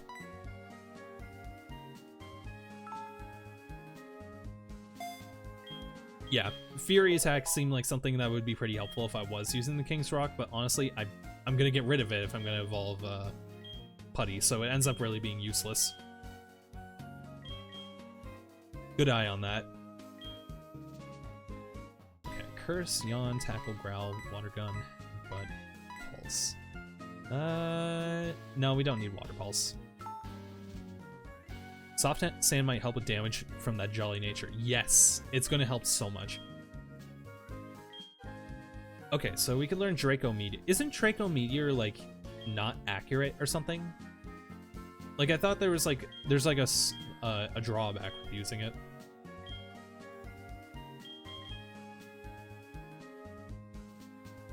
Okay. Oh, whoops. I'm thinking we should probably teach, is like 90 accuracy? If it's 90 accuracy, that might be worth. Okay, Frenzy Plant to Meganium. Yes. 150, 90. But we can't move for one turn. Okay, so unless like one of my moves is special, like 75? Special 90. And I don't have to sacrifice a turn for that. Is Frenzy Plant better than Petal Dance? I feel like it's not. Because this does 2 to 3 turns of attack. But I at least can, like, cure the confusion. Petal Dance is definitely better. Okay. I had a feeling.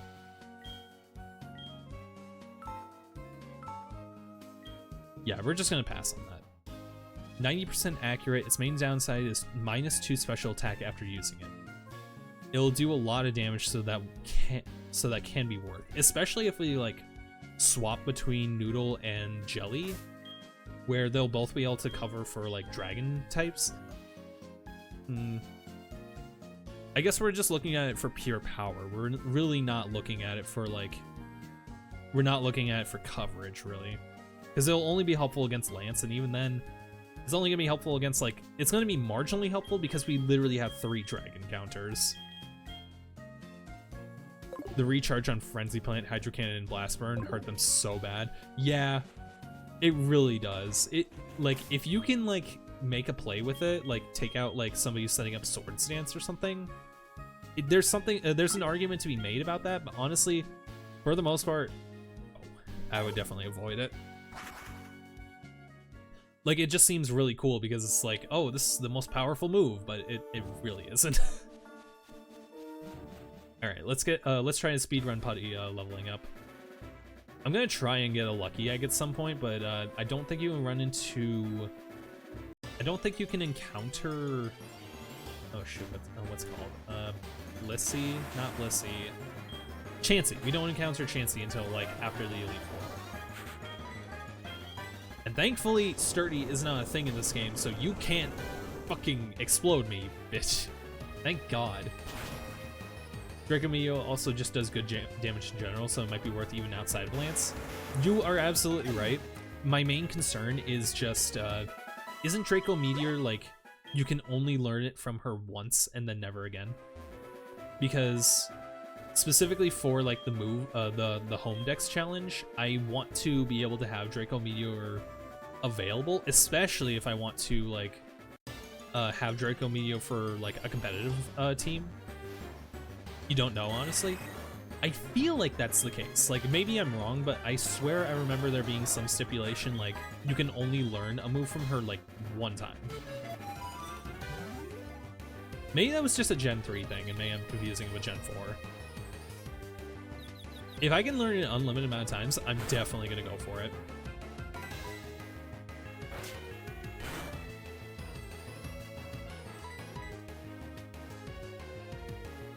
Because there were a lot of move tutors in Gen 3 in particular where they taught you a move one time and then you had to reset your save file. That was an issue in Pokemon XD Gale of Darkness because there was a self-destruct tutor. So you would have to play through the entire game if you wanted to teach Mewtwo self-destruct, which was actually what one of the VGC champions did. He bought Pokemon XD Gale of Darkness specifically to teach Mewtwo self-destruct and then had to do it again for another Pokemon, I believe. I can't... Was that the case? I can't remember. Either way, it was bullshit. Self-destruct on Mewtwo is wild. It is. I saw a little bit of a clip of Mewtwo using self-destruct and like it tore through like a steel type. I can't remember which one it was. I want to say it was Metagross, but that feels wrong. I feel like it can't have been a Metagross.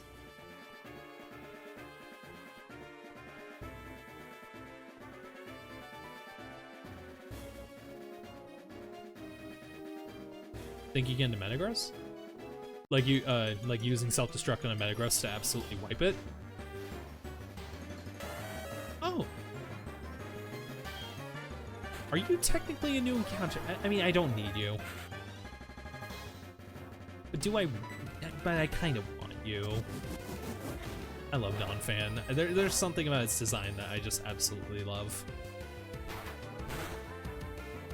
Is there any moves I can use that won't, like, instantly kill it?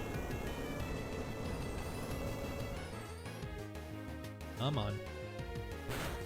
Bulbapedia does not mention only being able to be taught once. Just that you need max friendship with that Pokemon to teach a Draco Meteor. Really?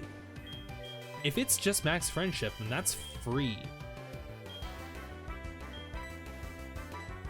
Yeah, I'll freaking go for that. Why not?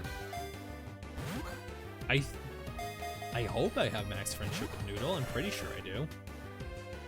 Is Donphan's considered a fast Pokemon? I thought it was.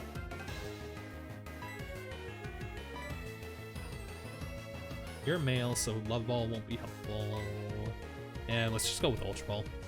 It's boring, but honestly, we gotta use one of them eventually. 1, 2, 3. There we go.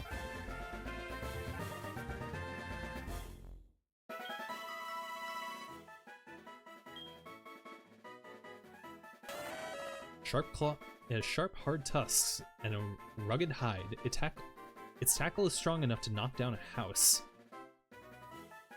Donphan is slow as hell, 50 speed. Oh, no, I know why I was thinking it was fast. I'm thinking of the Trick Room stat, or strat. Just high attack and defense with decent HP. Gotcha. So that's why level 1 Donphan with Trick Room is like so powerful. Alright, let's see.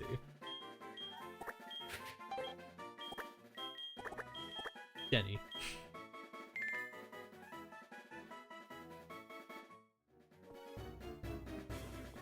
Come to think of it, what even is my friendship stat with Noodle? Okay, so I have you with me.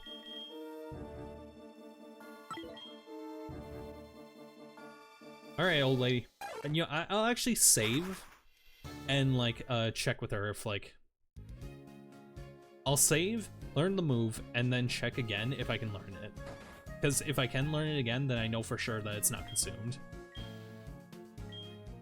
Yes, please. Pick the Pokemon I should teach the move to.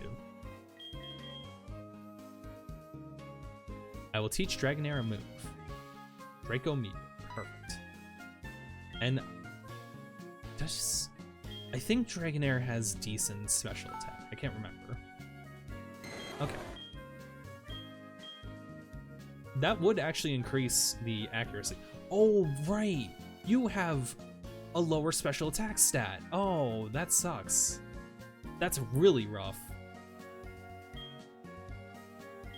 Is that better than Dragon Rush at this point? Like maybe it's better than Dragon Rage. It might not even be worth it. That sucks to hear. Like, is it worse than Dragon Rage? Do some damage calcs? Sure. Because guaranteed 40 damage is always good. Especially in like HeartGold and Soul Silver. Like Dragon Rage is pretty good on just about any encounter. But yeah, like not only did it had low special attack, but I figured that would be a good idea to just like EV train its attack stat, because I figured if it ain't got much in special attack anyways, may as well capitalize on like the physical attacks. Because most of its moveset from what I saw was physical anyway, so it just seemed like a convenient way to go about it.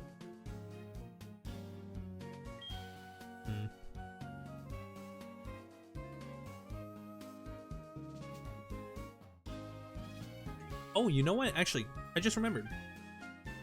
Daisy, you are technically a new viewer since I've started the challenge, little incentive. So every single time somebody follows, like you've already technically followed me, so I'm just gonna count it anyways.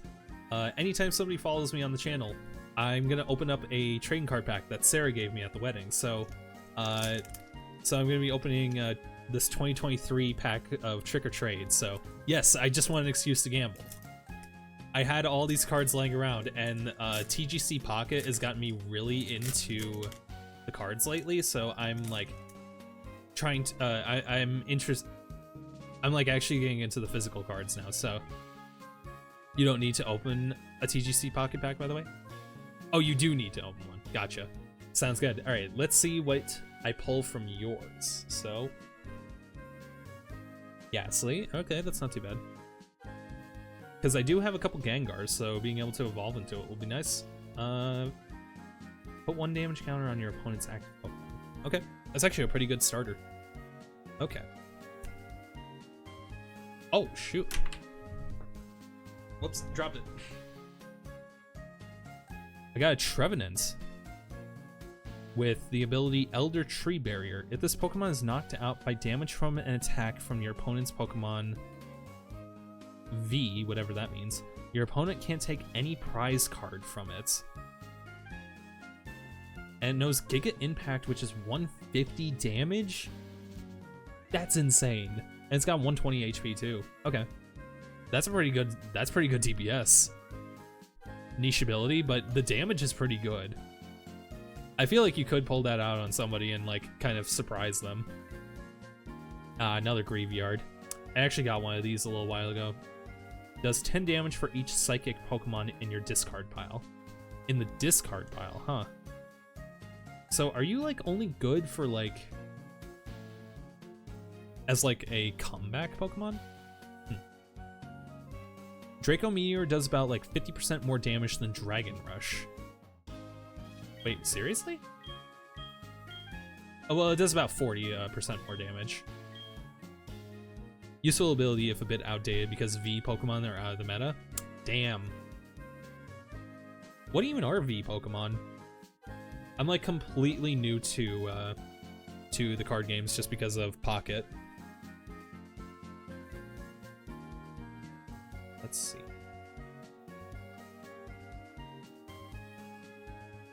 Okay, 17, so you're bottom.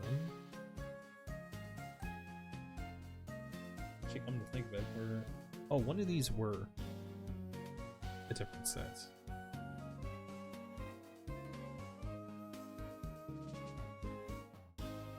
Okay. No Draco Meteor does less damage. Okay, gotcha. Does it... So I guess the question is, like, should we keep Dragon Rage or just not? You're just doing the damage calcs against Pokemon with different special defense and defense like an idiot? Oh. That happens. I get that mixed up all the time, too. There are also VMAX and V-Star Pokemon, which are just evolutions for V Pokemon. Interesting. Dragon Rush's 70% accuracy is really rough. It really is. It actually has come in, not clutch. What's like the opposite of it? It's been a little bit of a hindrance from time to time, but it hasn't been super bad. And plus the PP loss could be pretty bad too. I'm just wondering if Dragon Rage is worth holding on to. But here's the thing, I guess like Dragon Rage is good consistent damage. Like you're sacrificing high damage, but you are guaranteeing that it will hit and it will do a decent amount of damage. How's my PP restoring items looking? Very good, actually. I got a decent amount of Lepa berries from farming them, and I found a decent amount of elixirs from not only from the overworld, but also from getting a bunch of them in the Pokewalker. So I wouldn't say we're in a bad position. I think we're actually like decent in terms of PP management. I think, yeah, like I definitely have enough to restore Draco Meteor every single time we finish the an Elite Four member, if needs be.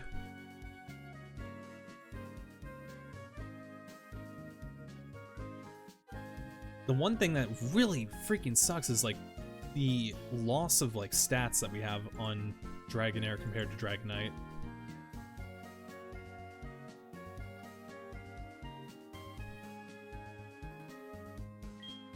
Being able to use, you know, actually, this is really funny. So to give perspective against level 20 Shuckle, Dragon Rush does 80% to 96, Draco Meteor does 70 to 82. Gotcha. Well, I'm not thinking Dragon Rush. Oh, wait.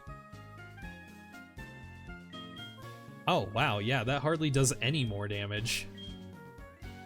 So, yeah, you're sacrificing accuracy, but you're getting significant gains in damage. Okay, yeah, so we're not even going to do Draco Meteor. I don't think it makes sense.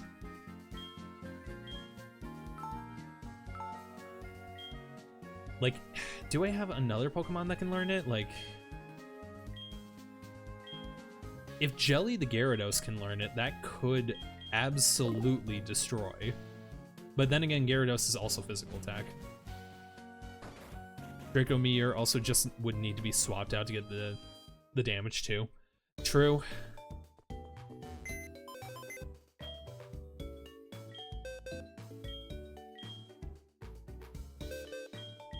Okay, can Gyarados learn Draco?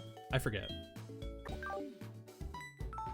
I'm feeling like Jelly is almost just an objectively better version of Noodle in this playthrough. No, it cannot. Okay. Gyarados cannot. That's unfortunate. I'm not super surprised, but at the same time, I figured, you know, given it's supposed to be of like dragon status, like it's a hidden dragon, I guess. I figured like maybe it would have been able to. I guess not. I still really like. I love the theory about like Magikarp was supposed to evolve into Dragonite and Dragonair was supposed to evolve into Gyarados. Like, I feel like that makes a lot of sense. And I wonder why it is that they did it the way they did, because Dragonair looks nothing like Dragonite, and so does, like, Magikarp to Gyarados.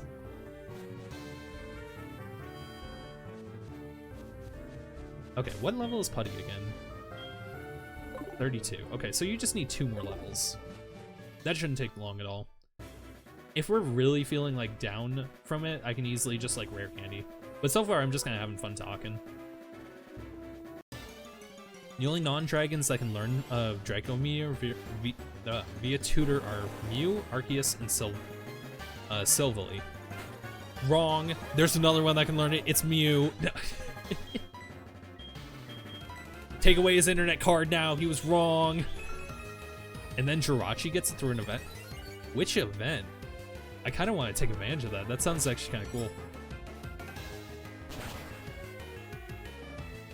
I always love, like, moves that shouldn't be on a Pokemon that you legally can get. Like, it's one of the reasons I'm so fascinated by the Pokewalker right now, because you can get self-destruct on Munchlax, which it otherwise cannot learn anywhere in the series. 2010 GameStop event. That's boring. It was an event Pokemon, not a tutoring event. That makes a lot of sense. So I guess I technically still can get that with things like, what's it called? It's like Poke... Oh shoot, what is it called? It's like that Pokemon database thing where like they're like hosting all the mystery gift events. Shoot, what is it called? I actually forgot.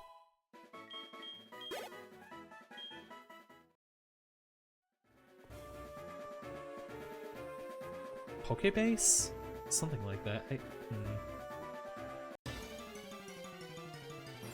You don't know, to be honest, but you have heard of it? Gotcha. At least we're on the same page for it. Poke Classic, that's what it was called.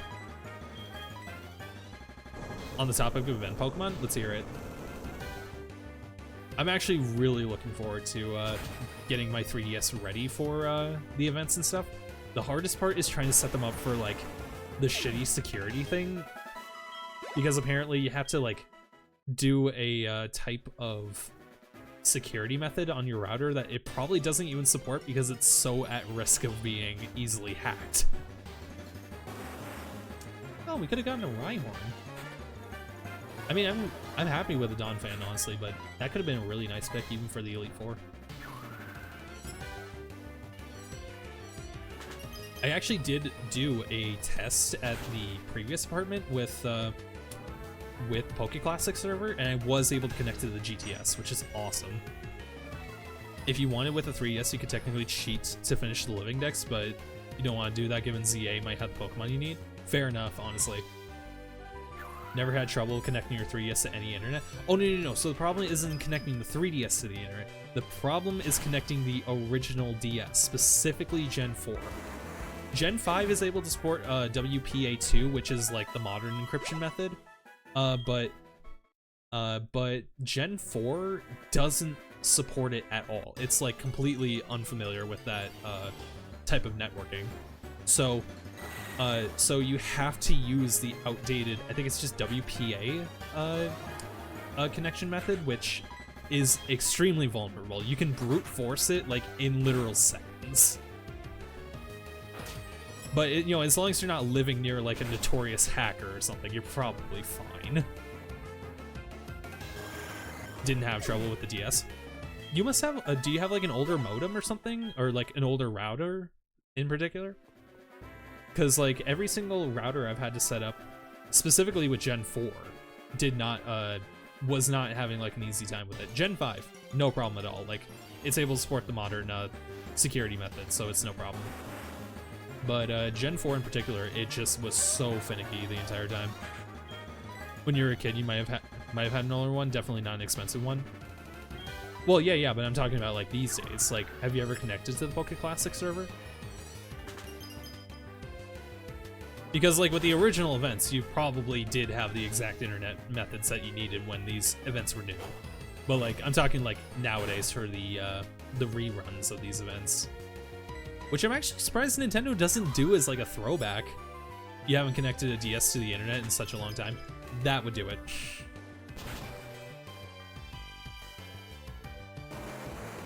But honestly, you should try connecting your DS to the Poke Classic server, because then you can go back to Gen 5 GTS and online competitive just fine. You can even redo the Victini events and stuff without having to, you know, finick around with much of anything. They actually have a really like detailed step-by-step walkthrough, which was really helpful.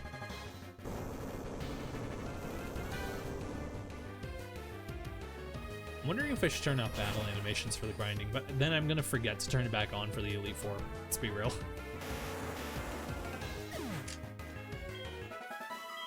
Could be neat. Just remember the Gen 5 GTS being filled to the brim with junk. It probably is still filled with junk to an extent today, but I feel like it's full of like more like traders who are actually taking the game seriously, because, you know, the only people who are playing it nowadays are like the dedicated players who are dedicated enough to actually reconnect their DS to a specific hosted server. But on the bright side, if you can connect Gen 4, you get the Battle Frontier again. So that's actually that's an insane dub. A lot higher barrier of entry to put stuff in the GTS now. Yeah, it probably would be a lot less junk, honestly. It'd probably be a like kind of like the current GTS in the modern generations, where like people are just trading for trade evolutions. I wonder if they have like a Wonder Trade system, actually. That would be pretty cool. I kind of doubt it, though. Is the modern GTS good? The modern GTS is okay. Like, people still... you know, it's an open market. There's gonna be little kids out there who think, like, if I demand for, like, the rarest Pokemon ever and give them a Rattata, they'll have to give me it. Because, you know, they're kids. They're stupid. They don't understand how supply and demand works. But for the most part, you probably can still run into at least like a couple people who are like legitimate traders, like who are just like, I want to trade a Corsola for a I don't know, a what's like an evolution, a trade evolution or something. Corsola for Pikachu, I guess. Like, that's something that I traded for in the Pokemon Home GTS. Modding in a Wonder Trade in Gen 4 and 5 would be pretty sick. It would be awesome. It would be filled to the brim with cute, charm, glitched Pokemon, but, you know, aside from that, it would be pretty cool. Home GTS has interesting selection. It's definitely got a selection of right, I'll tell you that much. A lot of people who request impossible Pokemon. Yeah, you get that a lot, mostly because it's like people who just want to show off their Pokemon to the world without actually giving it up, which is annoying. But, you know, people are gonna flex, it's just gonna be what it is. It is really annoying. But I feel like the biggest issue with that, I don't think that's like a GTS problem. I think that's like, Game Freak should check if a Pokemon is technically legal or not before you request it in the GTS. Simple as that, Game Freak. How hard is that? You already do that with your legal checks, come on. And then the second step would just be create a showcase feature somewhere in Home where you can show off your Pokemon, and like you can specifically highlight like a detail, like a preset detail, like its nickname, its trainer ID, the ribbon count, or the IVs and stuff.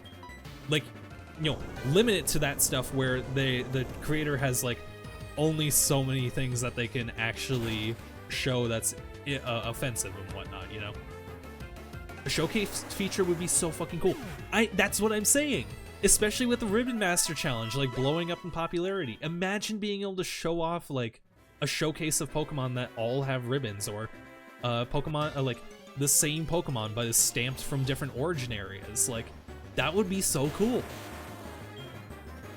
Never really thought about an idea like that before, but that would be sick. It really would be. Because that's kind of what Pokemon is to me. It's like, you have this massive collection of Pokemon, so it's like, why not show them off? Like, just show them off on a global scale. And like, hell, they can even have like a feature showcase where like they can hand select certain trainers that they want to show off each week or month or whatever. That could be really cool.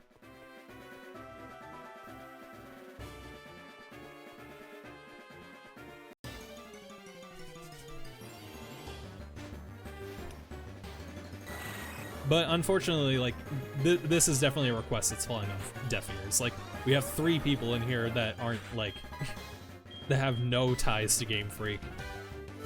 And let's be real, unless, like, somebody is, like, bored in 2053 watching this video, just, like, sitting through all the VODs of the playthrough, because I've made it as a massive YouTuber and everybody loves my videos, and they saw I did a HeartGold playthrough, and they're like, oh my god, that's such an ancient game, I gotta see him play it, and he loves it. He talks about it like an old man talks about Pong. Where was I going with this? There's no way that feature would happen, sadly. Yeah, like maybe I can find like some way of like finagling into the game industry after I get a computer science degree, and maybe I can try whispering in some of the right ears, but like chances of that are slim to none. Well, currently at least. If I work really hard, maybe I can make that change, but let's see. The idea of HeartGold Soul Silver being ancient feels awful. You will become old someday. There will come a day, this is like the actual part that makes me sad. There will come a day where every single copy of the DS games are going to fail. We've already seen that with the Game Boy games. We've seen that with the Crystal. We've seen it starting to actually come through with some GBA games, like my Pokemon Emerald, for example. It can't be inserted into the game cart all the way. It has to be slightly out of the game in order to play. And hell, if you're not even counting like just the cartridges dying to age, they'll eventually die just because like somebody's not going to take good care of them at some point, and you know, they're just going to fall apart. I'm really hoping for like Pokemon's like Gen 10 / like 30th anniversary, like maybe they'll finally give us Gens 1, 2, and 3 on the Switch too. I doubt it, but it's gonna, I'm hoping that's gonna be the case. You already feel old from how old X and Y are, like being 11 years old. Dude, 14, like Black and White is gonna be old enough to drive in 2 years. Which Pokemon game was it, actually? Was it Fire Red and Leaf Green that turned 21 recently? I was like, yeah, this game is officially old enough to drink.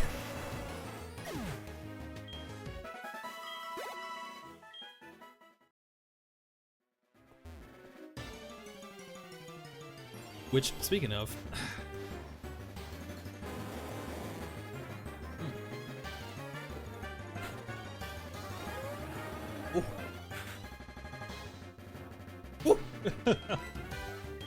God, whiskey burns, but goddamn, that is some good stuff.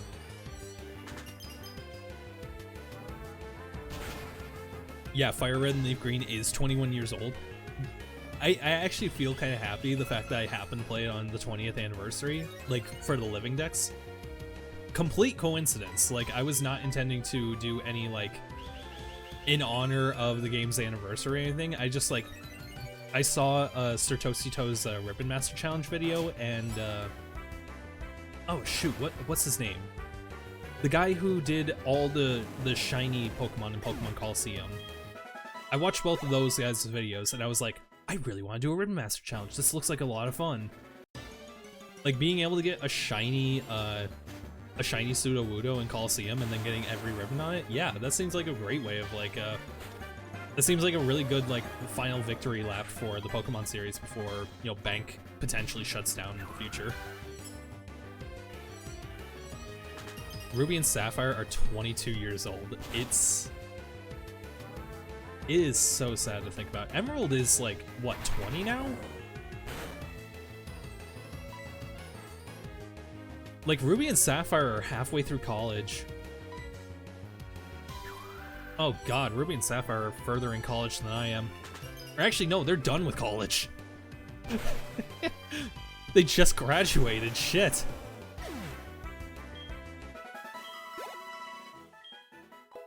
There we go. Alright, we're finally done. Wants to learn Zen Headbutt. Yes, please. Get rid of confusion. Okay. I think that should be everything we'll realistically need for the Elite Four. They're going to be level 46 is the unfortunate thing. So they're like 12 levels above Putty. Yeah, the run is going to hinge on if Putty like lives or dies in the Bruno fight. Which I just realized we still have to deal with the fucking Hitmonchan because it knows Thunder Punch, which is super effective against Putty. Are Lucky Eggs available? Maybe if I'm lucky enough in the Safari Zone, maybe, but that literally could take years. Unless I do RNG manipping, and it's like, that is, I'm gonna pass for tonight on that. Any other day you'd ask me, I'd be like, hell yeah. Tonight, no. Yeah, Safari Zone grinding? Fuck that. Yeah, you read my mind. Okay, so real quick, we're just gonna go in here, hand Putty the King's Rock, trade back, boom.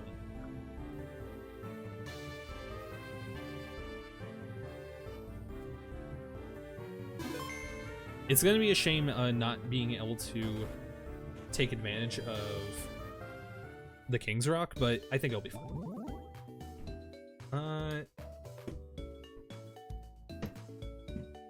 Need to grab the right copy of Soul Silver. I forget, is it possible to change the character sprite that you appear as for other players? Chansey in the Safari Zone and in Kanto. Yeah, that seems about right. And there's no other way to get the Lucky Egg until Kanto, is there? I know you can get one for sure in Gen 4. You know you always made yourself an Ace Trainer? So there is a way to do it, okay.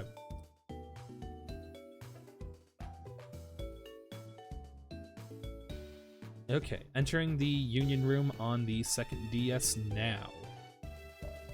Just talk to the lady on the top left. Okay, let's do that while the other game is saving. Welcome to the Onion Room. If there's anything you want, let me know. Info. None of those. Converse. I'm the only one here now, but please do bring friends for some fun and excitement. If you have some time in your hands, I'm also here to chat.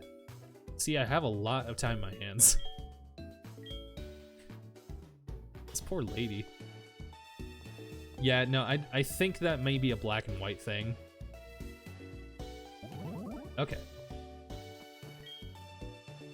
Yeah, this is my capital name, the in honor of like my childhood save files, I believe it was. I don't know if this actually was my childhood copy or if this was just like a joke in reference to that. Oh, I forgot to put the King's Rock on. Whoops. Let me just deny the trade real quick. Thankfully, this is like Gen 4. They started allowing you to put items on Pokemon during the trades, which, God, that is so nice. Gen 3 did not allow that, and it was such a pain trying to move items from one game to another. But thankfully, I had Pokemon Box, so actually it wasn't that big of an issue. Thought it did in Diamond, but you might be misremembering. Might be the trainer card thing to change your Pokemon. See, I thought that was in Diamond, not Diamond Pro. I thought that was in Black and White. Maybe I'm wrong. Let me show you my trainer card. Oh. Yeah, sure, we can see the trainer card. That's not what I'm looking for. In Pennsylvania, United States. What? I'm not from Pennsylvania.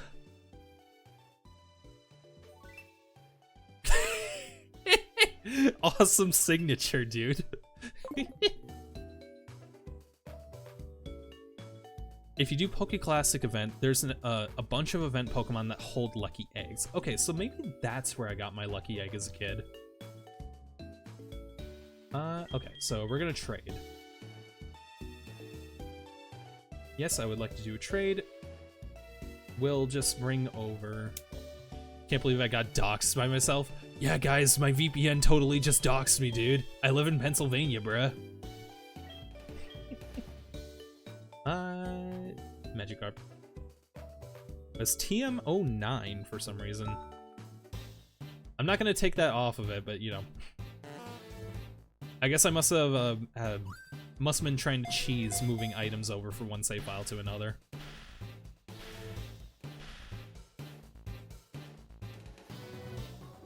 Eventually, I'll probably just like action replay, use an action replay code to get myself like all the TMs. But like for now, I want to try to like amass them in as legitimate of a way as possible until like eventually I get just broken by trying to keep up with it. Because holy shit, it is annoying sometimes.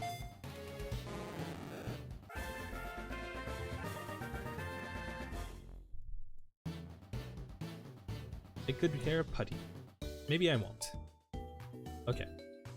Cancel the evolution, please. Or I guess I can't cancel a trade evolution. Huh. That's really weird. Okay. I wanted to show the animation, but I guess we're not going to see it.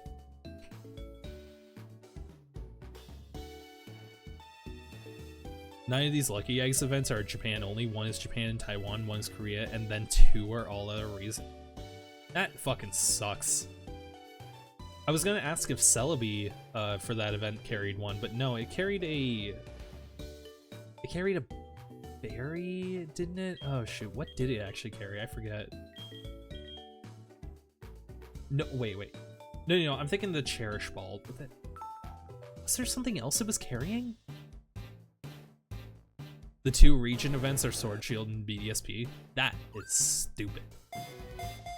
That is stupid. What held item did Celebi have for the event in HeartGold and Soul Silver? Because I swear I remember it had like some rare item on it.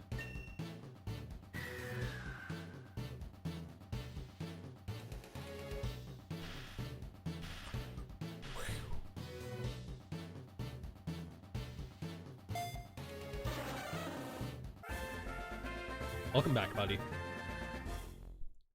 You know, come to think of it, actually Slowbro probably would have been the smarter move because all the fighting type Pokemon are going to be physical. But you know, it's done. The damage is done. If I wanted a Lucky Egg, holding event Pokemon before Sword and Shield better be living in... Oh, yeah. I mean, thankfully there are ways of getting Lucky Eggs. They're just a little bit annoying. And actually, in Gen 4 in particular, it's actually not that hard. In Diamond and Pearl, you can just use Thief, and you can, like, hunt for Chanseys. And eventually, you will find a Lucky Egg. I'm not sure if that's, like, what speedrunners do, but I definitely know I see a bunch of Nuzlockers do it that way. And honestly, I wish I knew about that when I was doing my Nuzlocke. You can do the same just in Kanto. Really? But I thought it was only in the Safari Zone. So how would you get the Lucky Egg? Or how would you get to use Thief? Okay, so you're staying out, and you're coming with. It's in 3 Kanto routes and the Safari Zone. Oh, okay, I missed on the 3 Kanto routes part. It's very rare in other routes. Interesting. And I'm willing to bet there's probably ways of, like, manipulating it so that way Chansey has a higher encounter. Okay. Okay. What kind of items am I gonna want? You have a Macho Brace. Oh! I can't believe I forgot to take the Macho Brace off you. So you've literally been slowed down this whole time, and you've actually been outspeeding most of those Pokemon. Oh boy. Okay, Manny. Let's give you the Soft Sand. The chains are off now. Okay, you have a Miracle Seed, which is okay. I don't have any items that increases Reflect. What would I even want to do? You have the Nevermelt Ice, which makes sense because you have Ice Fang. Actually, what is your strongest move? It looked like Thunderbolt may have been probably the most useful, but honestly...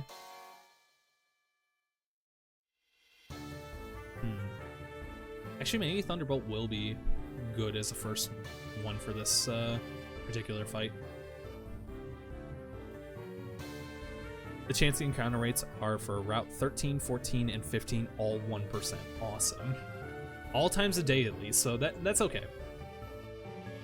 As long as it's like an all-day encounter, I think that's fair. 1% sucks, but you know, it could be a lot worse.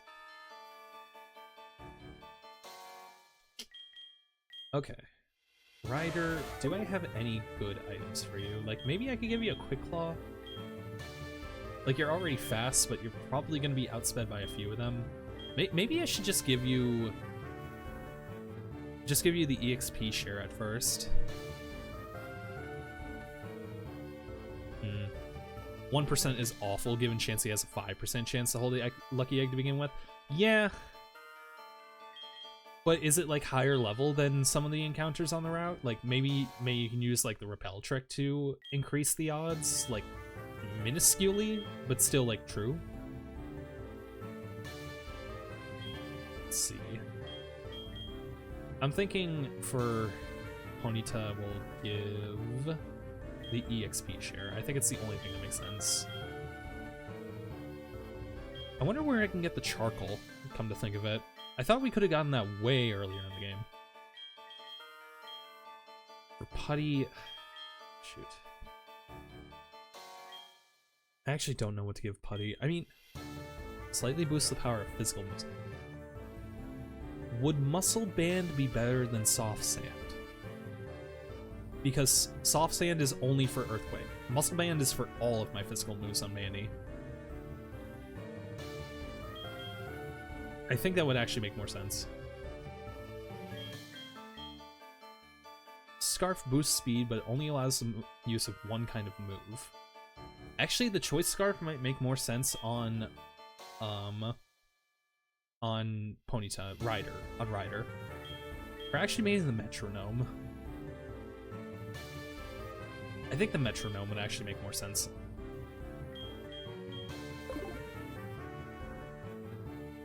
Yeah, if you can find that out, that would be great. Because I think I've gotten the team set up for the most part. I don't have any dragon-type increasing moves, unfortunately. You know what I could do?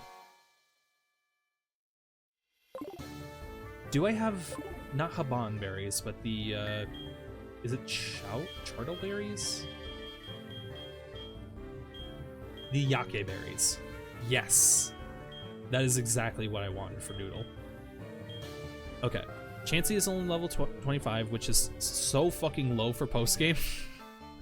Which is tied with Noctowl for a 20% encounter that's also level 25. Pidgeotto is the only other level 25 with 20%.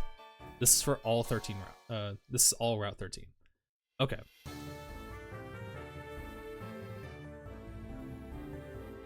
Okay. So it sounds like that at least increases the chances a little bit, like not super, but like at least like some amount. Alright. Sup? This is Huey, how are you? How are your Pokemon doing? My Pokemon are a bit too energetic, Poliwhirl especially. Every time it spots a trainer, it just charges ahead in the battle. It gets to be a bit much for me. Later. I love the NPCs in this game. Okay. I think I've been putting this off long enough. We may be ready. Yeah, I've got plenty of healing items, got plenty of PP items. Route 14, same deal, except Skiploom and Quagsire are level 26 and are morning and afternoon and night encounters respectively. Wow. Some trainers suddenly feel discouraged and leave. My Abra can take you home, but trainers just fly home lately. I feel left out. I'm sure Abra feels the same way.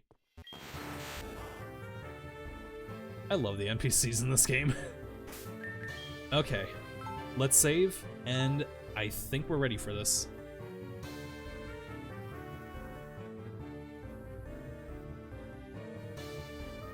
I'm gonna lead with Manny, and let's just see how this goes.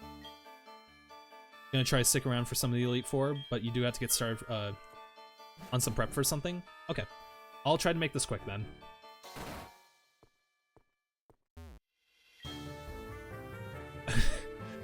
Welcome to the Pokemon League. Allow me to introduce myself. I am William. I have trained all around the world, making my Psychic type Pokemon powerful. God damn it, it's Psychic type too. God damn it. And at least the only way this could have been funnier if it was Ghost type. The only way this could have been funnier if it was Ghost type. I'm accepted into the Elite Four. I can only keep getting better. Losing is not an option. I always come back. That was a terrible take on that one, but I could actually do a pretty spot on I always come back. Okay. So, assuming it doesn't go for a U-turn, this may just be a free first turn. I'm gonna go for Ice Fang. And we go first, perfect. I can't believe we actually outspeed the Xatu. This thing is fast. Ooh.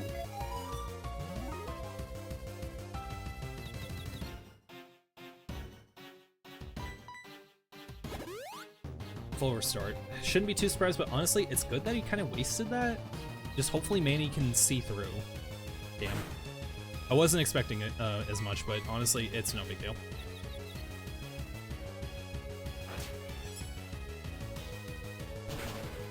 Oh, I totally forgot to put the choice band on, actually. That would have been very helpful in this fight, given the fact that he has like 2 flying types and like no Pokemon that are weak to to ground type moves. Xatu is 95 speed, Mamoswine is 80, but you have plus speed, nature, and EVs. True. Okay. I didn't realize Mamoswine was that high of speed in terms of base stats. Okay, Slowbro. We're definitely gonna want to swap Manny. Are we thinking? I think it would make the most sense to send out Basil. Yeah, I think that's probably the safest bet.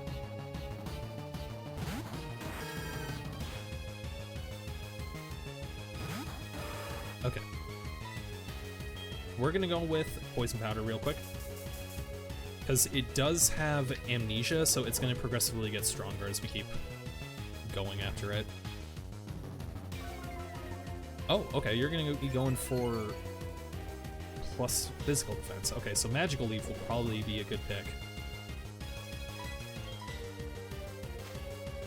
Because you have significantly lower special defense than physical defense. Especially when you're using Curse.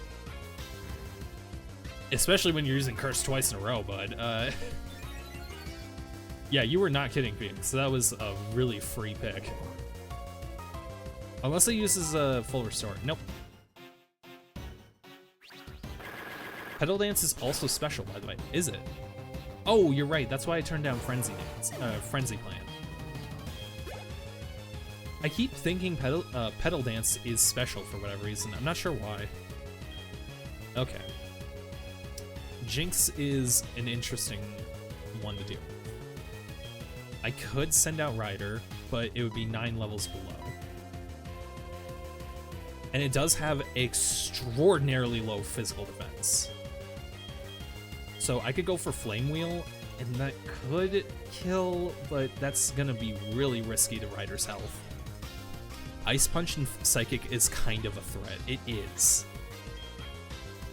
And it looks like Ryder doesn't really have good special defense at all.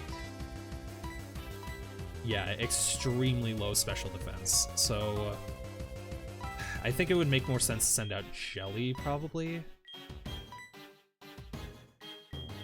Yeah, because we could just go for like Aqua Tail or Thunderbolt. And actually, we probably want to go for Aqua Tail because that'd be physical. Or Ice Fang. But that wouldn't be very effective. Aqua Tail makes more sense.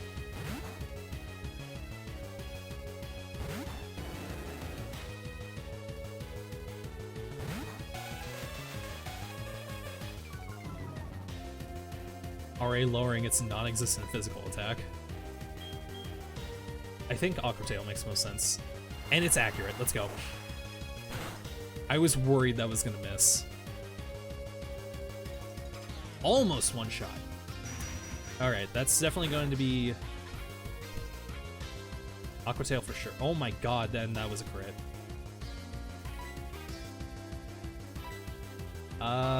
Shoot. I gotta go for a heal. We're both gonna heal this turn, so, like, he's gonna heal this turn, so I may as well. Rapidash, well, it's not Rapidash yet, it's still Ponyta, that's the problem. Rapidash might outspeed Jinx, but given the level difference, not worth the risk. Fact. That is why I did not even bother. And you didn't heal this turn. Oh, child, my friend. Interesting, he only had one full restore. I figured he would have had more than that. Okay, for Executor. It has very low special defense, so Manny actually could make sense. Except no, these are all physical. Okay, what's our next pick then? It probably is Noodle?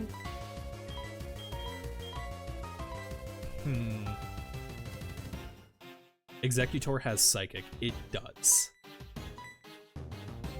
God, if anything, Jelly was probably our best pick. Like, how much more special attack does that? It has 10 more special attack than Jinx does. I think even as a crit, this probably won't do too much. I think we can safely go for an Ice Fang.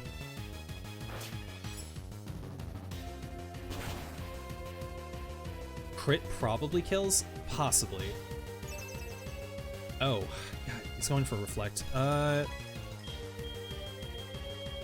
gonna go for Dragon Rage. I want to see through it to Reflect. Okay.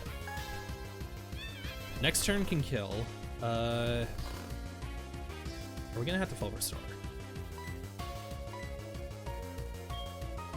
I think we can just go for an Awakening.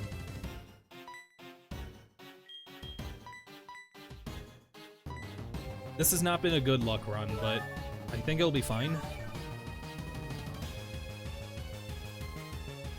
Okay. Come on, don't die. Barely. Okay.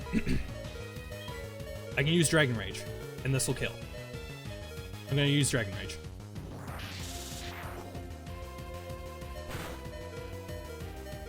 Yes. Okay, that was a little scary, but we're good.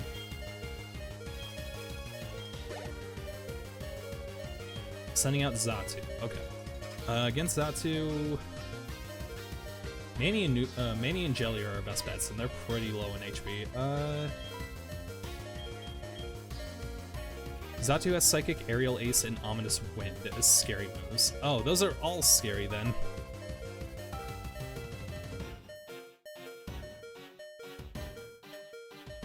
Actually, no, Xatu is like way weaker than the Executor. Like, Ominous Wind and stuff is scary, but I think it'll be fine. We Psychics don't give up when we're down. That's what makes us so formidable. Citrus Berry and Confuse Ray is a dick move. It is. But I think we're going to be able to see through it. I think either one Thunderbolt or one Ice Fang will be enough to kill this thing. Because Jelly has got insane power. Let's just hope no Omni Boost. Yeah. But thankfully it's going for Psychic. And Reflect wore off. Oh, that is absolutely massive. Okay. So we have significantly better physical attack, so let's go for Ice Fang.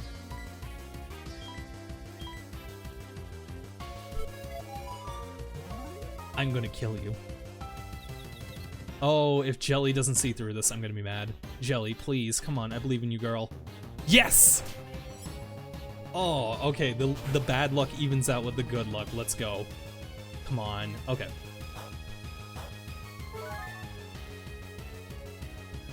Okay. Do I go for the Person Berry? I feel like we kind of should. Or maybe just the Lumberry. Yeah, why not? That Citrus was good. Made sure he wouldn't be able to heal. Exactly. And because he used Psychic... Is that within kill range? Oh god, okay. I think I can kill him, but Ice Fang isn't necessarily accurate. It is kill range? Okay. It's 95 accuracy. Alright, I'm gonna trust you. Wait, you outsped me? When did you outspeed me? I thought it was first. How did you outspeed me? Oh my god, that sucks. That okay, well, Nuzlocke is dead. That's literally that's actually the end. Jelly was supposed to be the hard carry.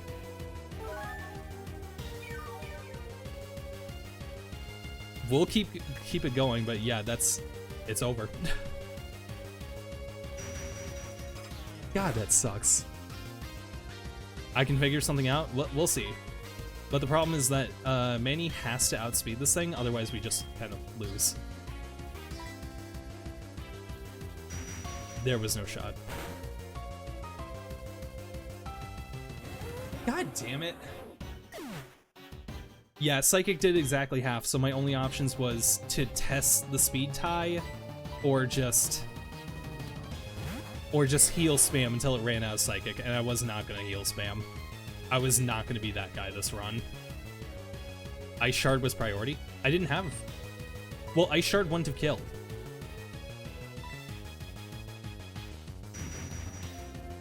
Would Ice Shard have killed? I don't think it would have. Like, let's see. Okay, so it's at like 52% health. It's flying type at least. It would have done like decent damage, but I don't know if it would have killed. It would have dealt some good damage. I guess so. Would have done like 40%. Yeah. I'm kind of tempted to soft reset because we literally lost like a third of our team on the first guy. Like literally the two powerhouses. Like I've already lost the Nuzlocke like back at Chuck, but it's like this is literally the biggest fuck up I could have done. Keep going, okay. We're not gonna make it. Like we're not even gonna make it to Lance.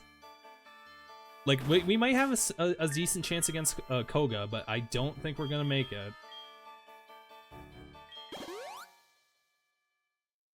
Okay.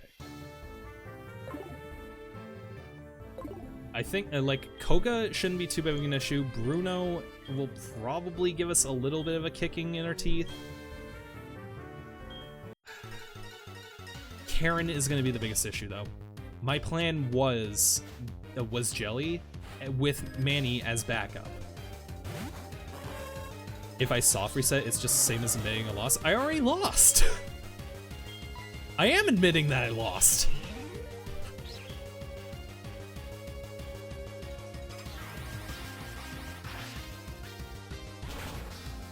Like, I lost back at Chuck. Like, the rest of this is literally just an honor victory run. I don't think it's really for, like, you know, actually proving that I could win a Nuzlocke, you know?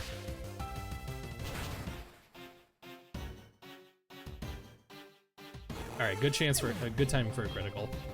But I've taken a lot of damage. Muck. God, that would have been a perfect pick for Putty.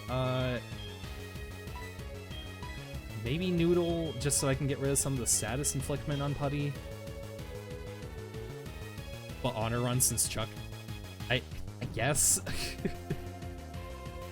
I'll tell you what, man. You're definitely more invested in this clutch run than I am. I've already like. I think I'm at the point where I'm already like, yeah, I think it's over, but we'll give it a shot. It'll just be fun, just to see how far we can get. Watch out for Fortress has explosion. Okay, thank you for the heads up on that. Dragon Rush. More like Dragon Miss, am I right? If anything, the wide lens probably would have made more sense.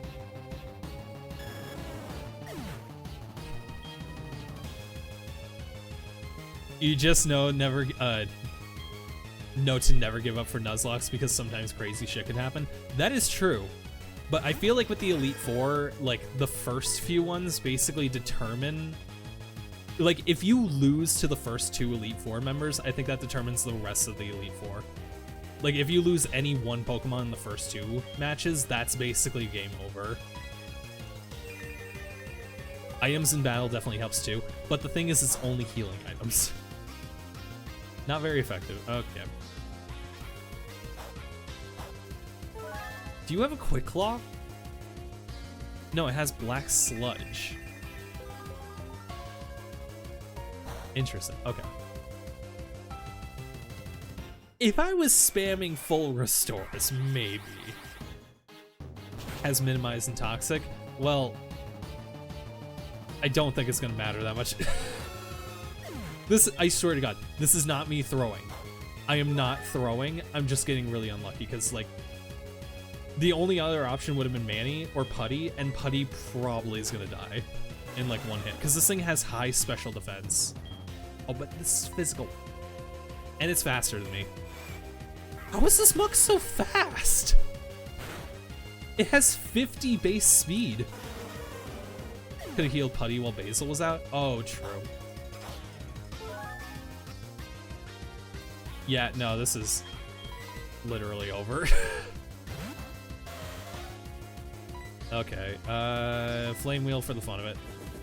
At least Ryder outspeeds, so like for the rerun, at least we know that. Yeah, there was no way. Slowking is called that for a reason, 20 less speed than Muk. Is it really? Oh, right, it is 30 speed. Alright, well, we lost. Shocker of all shockers. You lose the 2 strongest hard carries in the first fight. Gee, I wonder what's gonna happen. If I had lost them in the second fight, I probably would have been like, okay, that hurts a lot, but let's see how this goes. It was like, no, first fight, it's like, okay, yeah, I think the fate has been sealed. Okay, let's re-optimize this. We'll still keep the Nuzlocke rules in check for like the rematch. But maybe I'll allow revives like in the later half, who knows. If we're on a good run, I'll try to keep the revives off, but we'll see. With some more patience, it probably could have been done. Maybe if I was spamming maybe if I was spamming rare candies. Maybe. I really don't think that was recoverable after losing Manny. Losing Jelly. That was bad. Losing Manny, no. After losing both of my hard carries, that was the moment I was like, yeah, I'm screwed. I'm screwed. Okay, so I'm gonna give the wide lens to Noodle real quick, because we don't need the ice type resistance until we get to Bruno. That was the plan. I was thinking Noodle could have like gotten through Bruno, but I figured like everything else probably would have been the hard stop. Lance would have been rough without Manny, but there was probably something. What? Something? Dude, like, I love the optimism you're giving off. I love it. But we gotta acknowledge a hopeless cause when it's there. Especially with healing and switching out for Draco Meteor. We don't have Draco Meteor. We don't have Draco Meteor. We have Dragon Rush. Which, honestly, the extra accuracy probably would have been better. With Draco Meteor, probably would have been a better pick. Dragon Rush does lots of damage. Yes, it does do a lot of damage. But the thing is that I have to... 3 out of 4 times is the time it hits. So, like, when we missed the first one, that was, like, the moment I'm like, okay. Yeah, that's just, like, sealing fate. We'll just call that a mulligan. I still think there's a good chance that this team can easily win without breaking the Nuzlocke rules. This is a good team. We can still win this.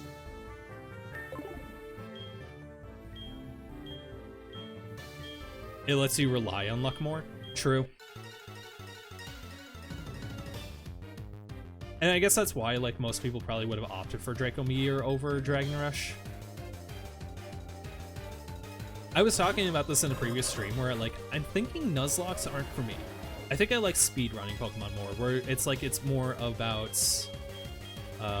what's the word I'm looking for? Where you don't use items in battle, but you don't care if the Pokemon die. I think that's more fun for my personal play style. The Maya special attack nature for Dragonair is just so rough. It is so rough. Nuzlocke aren't for everyone. Yeah, I think they're really for people who are super into JRPG systems and are into like and are just really knowledgeable on like Pokemon in general. I can hardly get the type effective chart down, let alone like some of the more advanced like strategies. Because I feel like if I want to actually do a Nuzlocke, I feel like I almost have to like do EV training. I almost feel like it's required, but I know it's not. Okay. I think Ice Shard should kill here because it did do 50%. Hopefully that wasn't a high roll. It probably was a high roll, but I probably should have thought that out better. Nope, we're good. You're really into the battle mechanics and whatnot. I'm really into the battle mechanics when it's other people. If I'm dealing with AI and stuff, it feels significantly more bullshit. But if I'm dealing with like actual people and stuff, nah, that's a hell of a lot more fun. Casual playthroughs where there's level cap set modes instead of switch mode. And no items in battle, but not Nuzlocke rules is pretty fun. That might be more up my alley. Like honestly, like set mode with no items, level cap, set mode, no items. That actually does sound like fun to me. Nuzlocks themselves are a little bit too brutal for like my level of skill. If you get stuck on a battle, you can just keep trying then. Exactly. Like it's a little bit less devastating when your team dies. But even then, it's not about like it being devastating. It's more so it's just annoying because like then you have to do the whole grinding again with a new teammate. And it's like if you don't hack in a bunch of like rare candies through like cheat codes or whatever, it's like it really takes a toll. It's so boring. The grinding is a huge reason why literally everybody hacks in rare candies. Yeah, because otherwise it's like it's a standard JRPG system where it's like you're just kind of doing a whole bunch of boring grinding and stuff. But other than that, the battle system is fun. It's absolutely great. I just think that like if there was a way of like getting like de-emphasizing the JRPG system, like the typical like JRPG system pitfalls like grinding and stuff, I feel like this would be a way more fun experience. Okay. Aqua Tail won't kill, but it'll do a lot of damage. And that's assuming it hits. Let's see. There we go. Cheating in rare candies used to be like super taboo and hated like decades ago. Yeah, because people didn't do Nuzlocke, so they were like judging it based on like they were judging it just based on nothing but like the viewer side of it. I'm sure most people who actually did Nuzlocks probably were neutral on it, like probably didn't want to do it, but also understood why it was becoming a change. But yeah, like no rare candies is like, how the hell do people do this? How do you defend this even? It's like there's an eventual point where it's like, this is just not fun without rare candies. Even the people who did Nuzlocks back then hated on it. It was just a different culture back then for sure. Yeah, I think it was just like a general like, we don't want hacks and cheating kind of culture, which is honestly fair. All right. We'll Psychic Kill on this turn. I'm gonna do a quick heal, just so I can gauge how much power you got. You can get why, but it's like, just skipping grind. It's skipping the part that literally everybody like, it's skipping the part of the playthrough that everybody watching will literally walk away from and just do something else. Probably even leave the stream during. Are you kidding that we both missed? Are you kidding that we both missed? I missed on a 95 accuracy move. Oh, yeah, Reflected hits hard. Oh, wait, did he use Hypnosis before? Okay, that explains why he missed at least. There's more common rule sets nowadays with having level caps and whatnot. That makes sense. Because I'm sure with like rare candies without level cap rules, that probably was part of why some people got pissed off. But I would say Nuzlockes have definitely found a perfect balance these days. I think as like a spectator at least, they're a lot of fun. Like watching skilled players do Nuzlockes is insanely entertaining and clutch.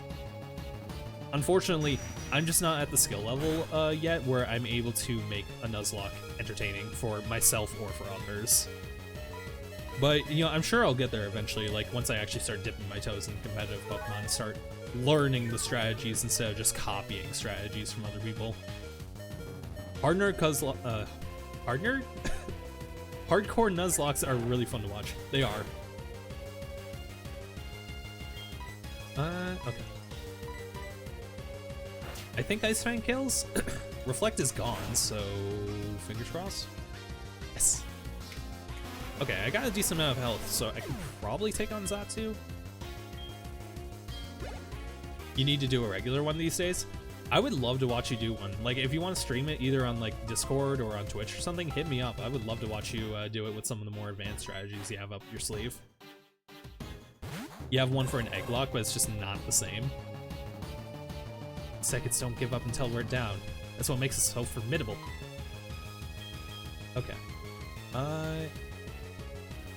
Yeah, Ice Fang.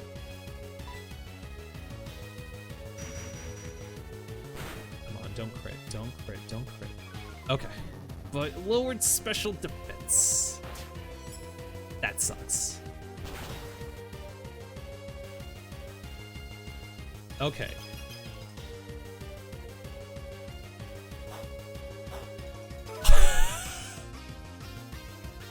Okay.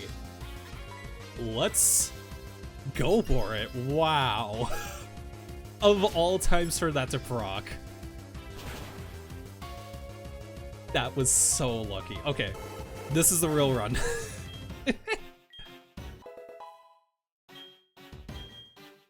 Okay, agility. Nah, we're not gonna go with that. Because, like, if we... I don't think Ponyta's even gonna, like, I don't think Ryder's even gonna survive a setup. I can't believe it. Even though I was defeated, I won't change my course. I will continue battling until I stand above all traitors. Now, move on. Experience the true veracity of the Elite Four. Okay, I think that was a pretty good, like, you know, the game giving me a little bit of a pat on the back for the last run. Okay, so now we can actually do some real strategizing. Probably go for a super potion on Jolly.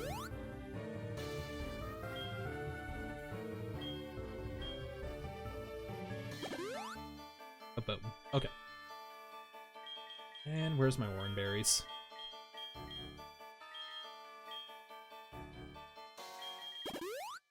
Perfect amount. Let's go. Okay. So next fight, we're dealing with Koga. Koga Chameleon. Okay, you got Giga Drain on your first move, so we do not want Putty out. We don't want Manny.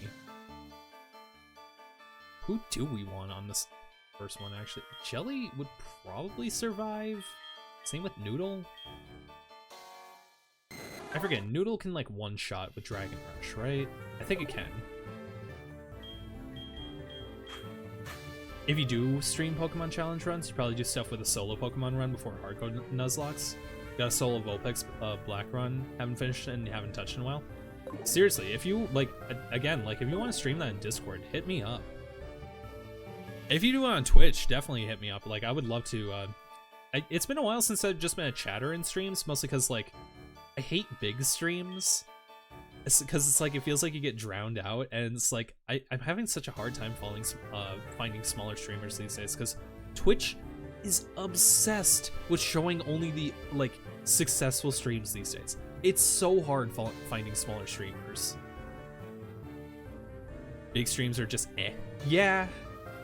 It kind of starts feeling like a live YouTube video instead of being a live stream where you're just like chatting with people. I like Twitch when it's basically a chat room essentially. Okay. Fwahahaha. I am Koga of the Elite Four. I live in shadows, a ninja. My intricate style will confound and destroy you. Confusion, sleep, poison. Prepare to be the victim of my sinister technique. You have to go ahead and head out. Last minute testing to make sure everything works. All right, see you, Daisy. I appreciate you stopping by.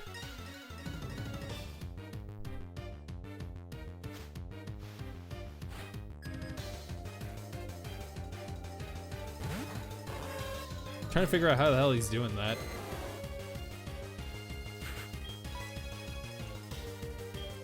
Okay. Dragon Rush.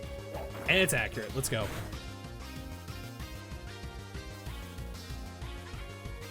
With the flinch proc too? Are you crazy? And it goes up one. Okay. This is the story of a girl. Okay, no, this is gonna be a lot more doable. Wonder how Black 2 Abra would go, only run would go. That sounds like that could be pretty fun. Do you really want to put yourself through that hell again? See, that's always the question, isn't it? Like, the answer is no, but like, come on. Come on. You know, Sharon doesn't have crunch at least. Does he? Oh, true. So how are the rival battles actually affected in an Abra run? Is it like, do you basically get to set up ahead of time like which starter you're gonna choose so that way you can like set the matchup? Okay, Fortress, Bug, Steel, Toxic Spike, Swift, Protect, Explosion. Okay, for Explosion we're definitely gonna want Jelly, who I think is our best tank. Explosion is physical. 87. Okay, no, so Manny would actually be our best Pokemon for dealing with it. Bug Steel. With Sturdy, it doesn't have Levitate. It does not have Levitate. So we can just Earthquake it. In Black, you just swapped out the starters to give you the hardest rival fights? Dude.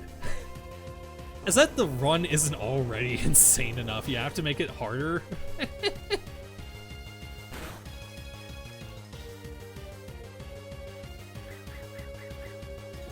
Okay. The rivals weren't really an issue? Okay. If they're not that big an issue, then I guess it's not that big a deal, huh? Damn.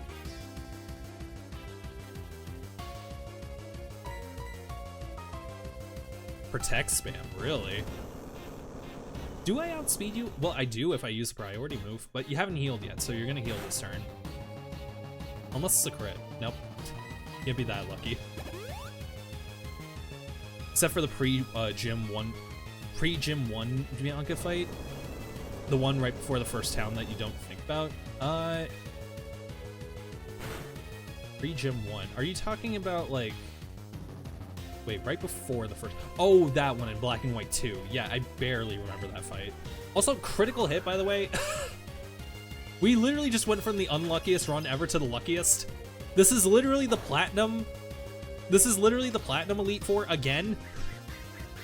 Oh, but he got double Toxic Spike off. Ooh. That sucks. Oh, Black and White 1. Okay. Yeah, no, I actually don't remember that. Unless you're talking like the fight in your bedroom, like immediately as the game starts.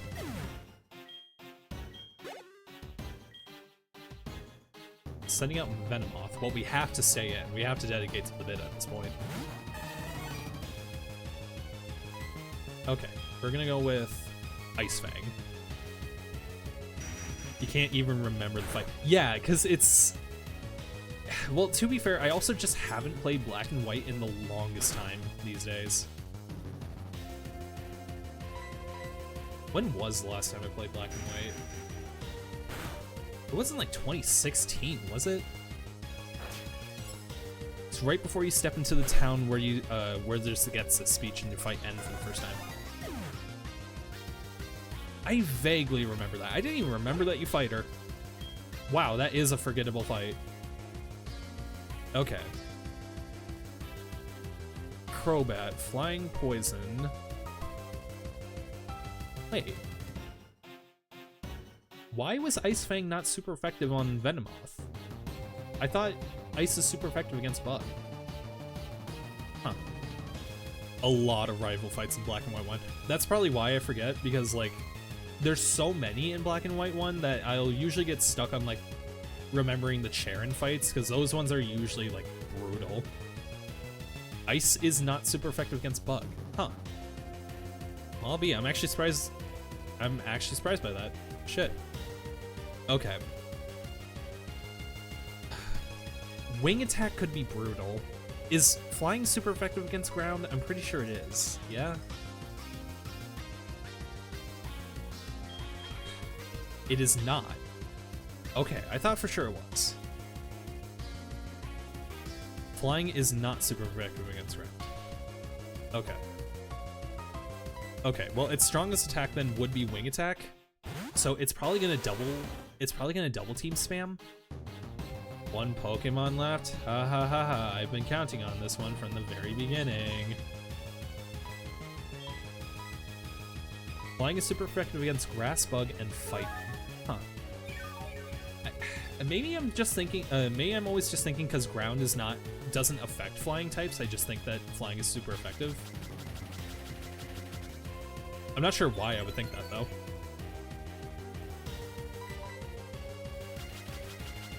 Okay.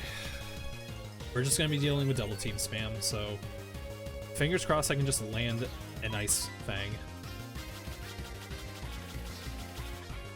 This is gonna suck. This is really gonna suck. And the problem is I can't swap out because a double toxic spike has been set up. If I send out anybody, like they're basically gonna be sent to a death sentence. Probably because electric doesn't affect ground types and ground is super effective against electric.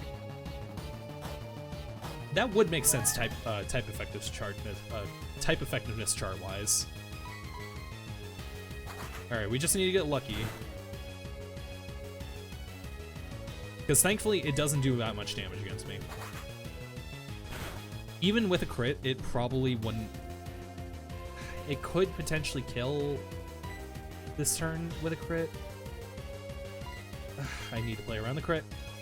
I need to play around the crit. I hate doing it, but I need to play around the crit.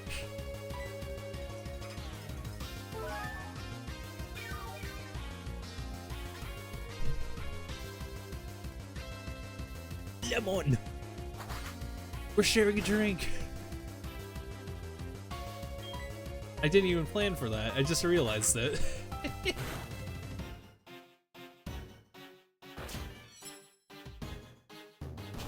I just realized we actually landed it. That was so lucky. Oof! Yeah, my thoughts exactly, man! Oh, you dick! You fucking dick! That is the biggest oof! Alright, well, I guess we're just gonna have to Ice Shard spam. Because it's more accurate. God. Okay, at least it does good damage. I wish I knew that earlier. Alright, I'll throw out one more Ice Shard and then I'm going... Okay, I gotta go for a heal. Because if this is a crit, we're just dead. Okay, thank God.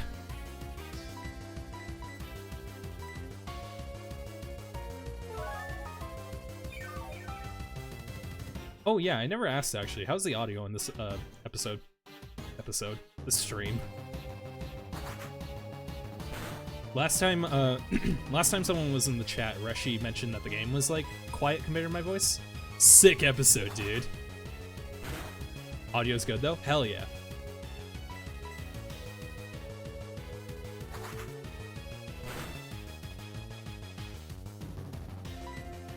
Uh, 104 divided by 3, that's about like Okay, 102. That's about like 35, 39 at most. But again, critical hit. Can't risk a crit. Cannot risk a crit. Dude, I have no idea how hardcore Nuzlockers do this shit within level cap. Especially for Elite 4. Like, they really must be using those rare candies right at the end. Like, the rare candies strewn around, like, the overworld. Do they use rare candies between Elite 4 members in Nuzlocks? In hardcore Nuzlocke? God damn it, man. I'm tempted. I'm tempted to use the X accuracy. They go to level cap of the champion. Oh! So I'm severely underleveled then. Because I've been going to the level cap of the first Elite 4 member. Yeah. Okay, well, that's a great note that I'm going to hold in my mind for the next Nuzlocke if I do one. Because the biggest thing that's been pissing me off is... has been the Elite 4 for the most part. Okay. I'm gonna allow one exit accuracy just so we're not sitting here item spamming for hours.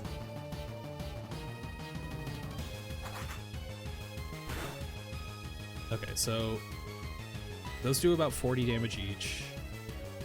Look up the level caps for each game, by the way. I have been actually. I have the Nuzlocke thing, the little like roadmap chart thing that you sent me for the platinum run through. I gotta say, the HeartGold and Soul Silver one is significantly less informative than the platinum one. I feel like there's just a lot of wrong information in this one. There's been missing encounters like on so many routes. It's like actually been kind of bad. Like Togepi is nowhere in this list. Togepi was nowhere. Like, it's not counted as your encounter for, like, whatever town where you get the egg. It's not... The egg isn't in there in the list. At least I couldn't find it, so unless I'm, like, just stupid. Wasn't Togepi an egg? Yes, it was. Do eggs have a different rule? I thought eggs counted as your encounter for the area.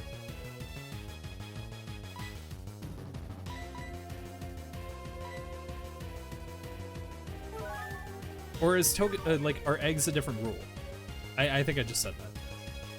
With an egg encounter, you can just count where it hatches, not where you got it. Oh. I guess that would make sense. I feel like there's a lot of like room for cheesing with that, but honestly, that's probably more fair than like... It's probably a lot more fair than just making it where you first catch Pokemon. Can we please land a hit? I am getting so tired of item spamming here. This is so boring.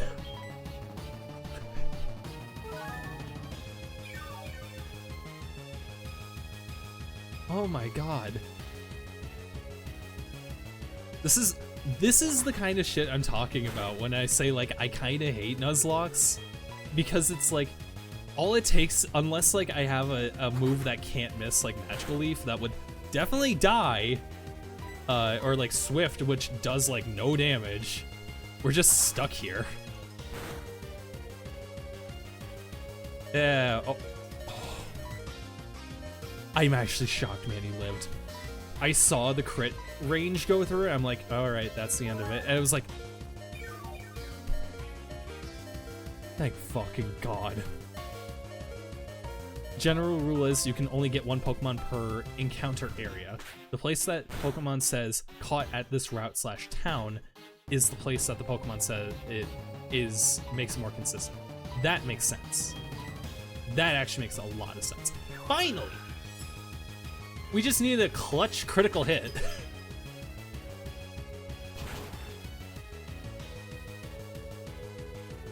I did not know that was going to be a critical hit. Okay. Really quick question. Can critical hits miss? This is something I've never asked because, like, Because if a critical hit goes through and you miss it, you never know if it's actually critical. So, do critical hits ever miss? Do they guarantee that you'll hit? I subjected you to everything I could muster, but my efforts failed. I must hone my skills. Go on to the next room and put your abilities to the test.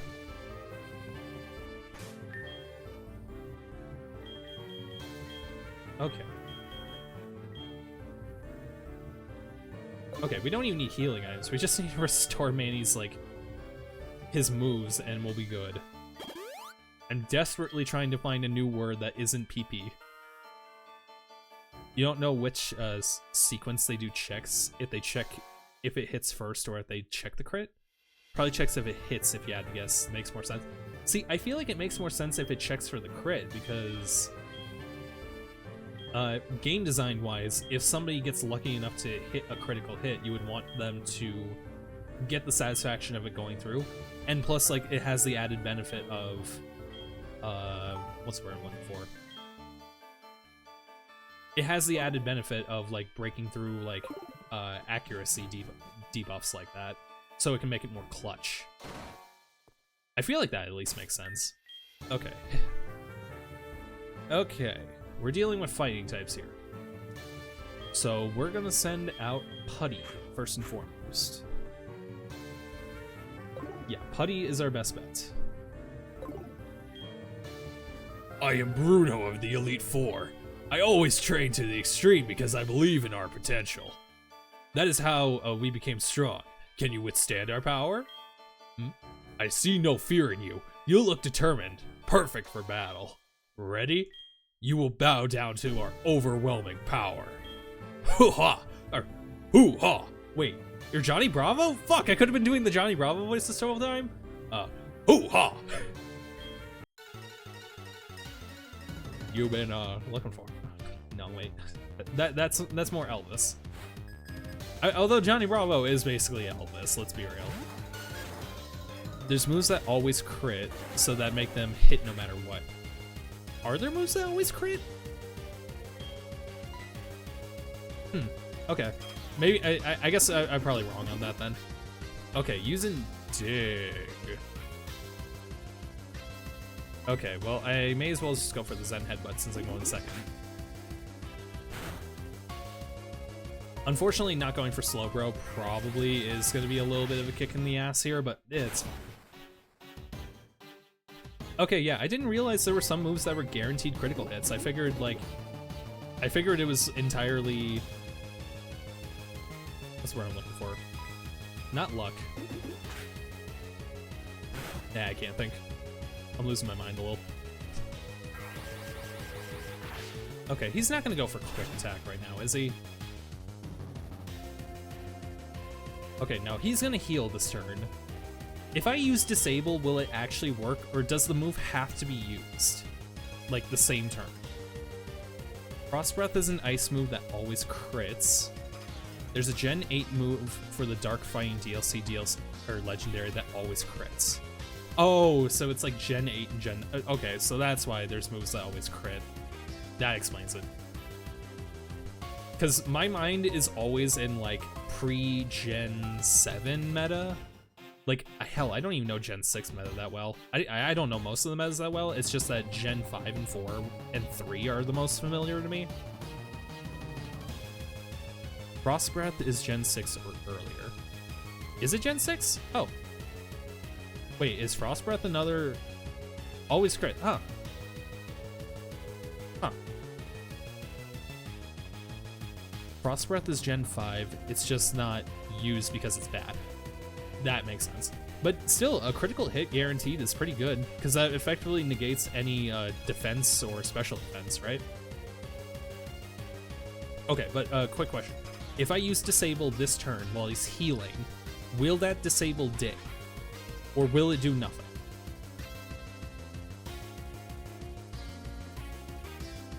Because I feel like I've seen Disable fail while the NPC is healing, but maybe that's just Pareidolia. I might be wrong on that. It disables the last use move? Okay. Like, that is the most logical thing, right? but I could see some bullshit where the game is like, what? It's not using a move this turn. What are you disabling? You can't disable using an item.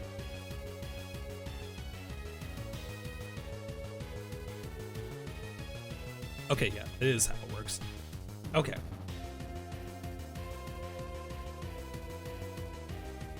Oh, actually, you know, I can... If I heal this turn, and then I disable next turn, he'll be stuck using Dig, so I can get a free hit on him. Disables the last used move, doesn't work if they haven't used a move or the last move was struck. That makes sense. Okay, so here's the actual plan. I disable this turn, because then he sacrifices 2 whole turns, because he's going to be underground. Unless I go first? What? Oh, you disabled. Gotcha. Or you countered. Which, actually, that probably will do some good damage. I should have thought that one through. And it was a crit! It was a crit! Why did you have to crit? No, why did you have to crit? Why did you have to crit? Putty! Why did you crit? God damn it, I could have used Surf. I could have surfed. Okay, alright, let's... Are we sending out, I guess we can just go for Thunderbolt or Dragon Rage. Especially with Intimidate. I mean, this is mostly the fight that Putty was going to see the most use in, so if it had to be any fight to die in, I guess this is an honorable death.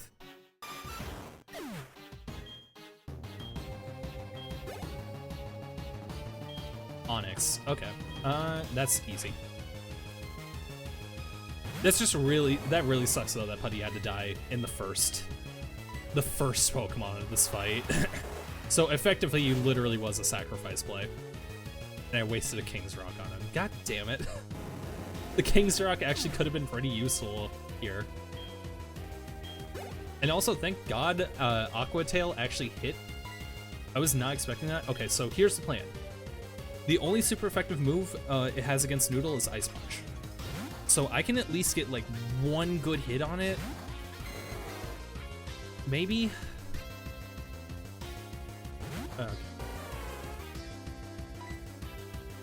Okay. Should I go for Thunder Wave?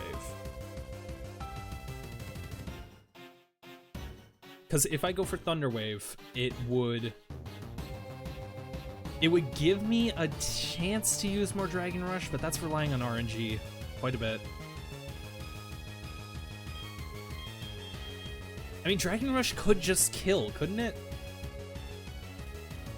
And if it misses, I could go for a second Dragon Rush, because if we lose Noodle, it's not that big of a deal. I have Jelly.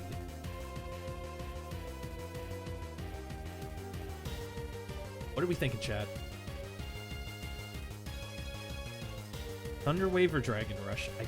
I'm feeling like I should lean towards Dragon Rush. I feel like that makes the most sense. Dragon Rush might kill because it only has 79 defense, unsure. Yeah, that's kind of where I'm sitting, because I'm looking at the special defense, or the physical defense, which is really low. Relying on the 75 accuracy just scares you. That's what I'm worried about too, but the thing is that Thunder Wave is a 25% chance that the Pokemon doesn't attack at all, which will be negated once Hitmonchan is dead. So this is a safer move, I feel? I'm not 100% sure. It's really hard to gauge because Thunder Wave is so 50, like not even 50-50, but it feels 50-50 sometimes. I think it makes the most sense to just go for Dragon Rush. I mean, okay, because the other option is Waterfall, right? Which loses the same type attack bonus, and it does only 80 power, but it has a chance to flinch. You know, actually, if we take that 100% accuracy into account, that's effectively 160 with the chance to flinch. Because I have the Yake Berry.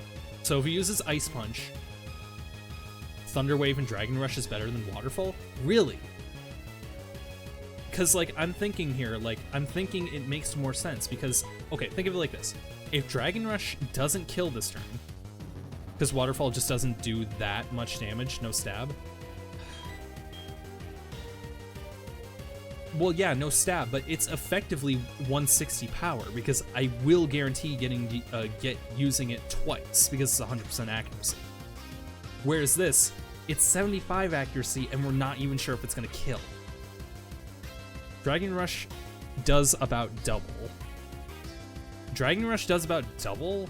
Like 200? Because of same type attack bonus? Is that how it works?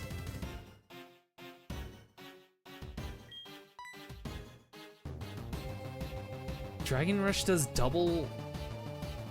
about double Waterfall. Wait, I'm confused. I'm really confused. Okay, which is better? Relying, okay, base power stab becomes 150. So that's still weaker.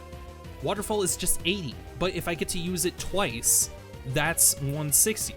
Here's the thing. I'm guaranteed to survive this turn. I am guaranteed to survive this turn. So my question is, why risk it on a 75% chance when I can do a guaranteed 280? Or when I can guarantee doing 80 power twice, right? Because if we're leaving it up to chance, like, we're basically, like, gonna, like, there's a good chance that Noodle's gonna die. You know what? Does your nature buff speed? No, it boosts special defense. Oh, you're right. Hitmonchan is faster. I was doing that with the assumption that I was faster. Hitmonchan is probably faster because base speed is 76. Depending on EVs. I think it's going to be faster than me. You're probably right. It probably does make more sense to go for Dragon Rush because it's kind of the only thing that makes sense. Is 76 speed, Dragonair is 70. It's pretty close.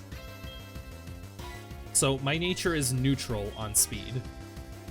But...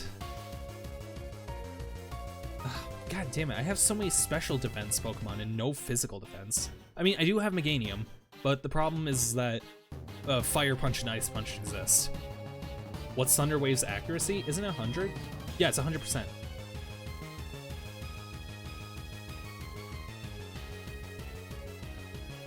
Oh, I see where you're going with this. So we can debuff its speed, but then I would lose my Yake Berry. If I debuff its speed, I can swap to somebody, but Thunder Punch could kill Jelly, and I feel like Jelly would be the only one who could stand a chance to kill this thing in one hit. Getting speed control might be worth it. I think you're right. I think that does make the most sense. Who else do I have as an option if I want speed control? Okay, so there's Manny, who is weak to Fire... Well, maybe not weak to Fire Punch, but weak to Bullet Punch. Basil is weak to Fire Punch and Ice Punch. Jelly is weak to Thunder Punch. And Ryder is just gonna die in one turn no matter what. So realistically, Noodle is weak to Ice Punch, but it has a Yake Berry. So it can survive this turn at the very least. If we Thunder Wave into Waterfall and chance on the flinch, maybe there's a chance? Ryder resists Ice Punch and Manny and Jelly are neutral to Ice Punch. Yes, but that's only for Ice Punch. They're still weak to Thunder Punch and Bullet Punch. But then Jelly dies to Thunder Punch and Manny takes a lot. Yeah, Manny... Okay, so Manny is our best option. And even then, we wouldn't need to take speed control. Because we have Ice Shard. Realistically, we would probably go with, like, Earthquake or something, but Ice Shard would at least give us priority if we're absolutely worried about speed. But Manny also does have a speed nature, so it probably would outspeed. You'd want to do EQ rather than Ice Shard. Yeah, that's what I was thinking. Especially given like how much faster I am than it. Like look at the speed on this thing. 90.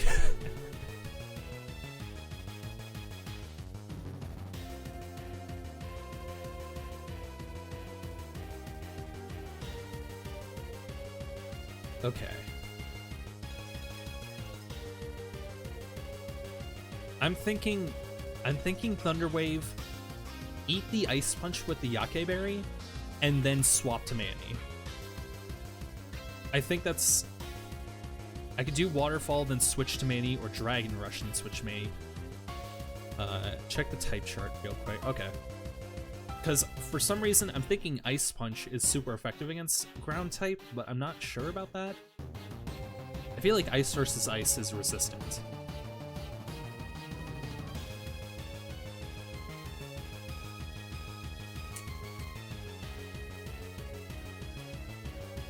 Ice Punch is neutral on Manny. Okay, good.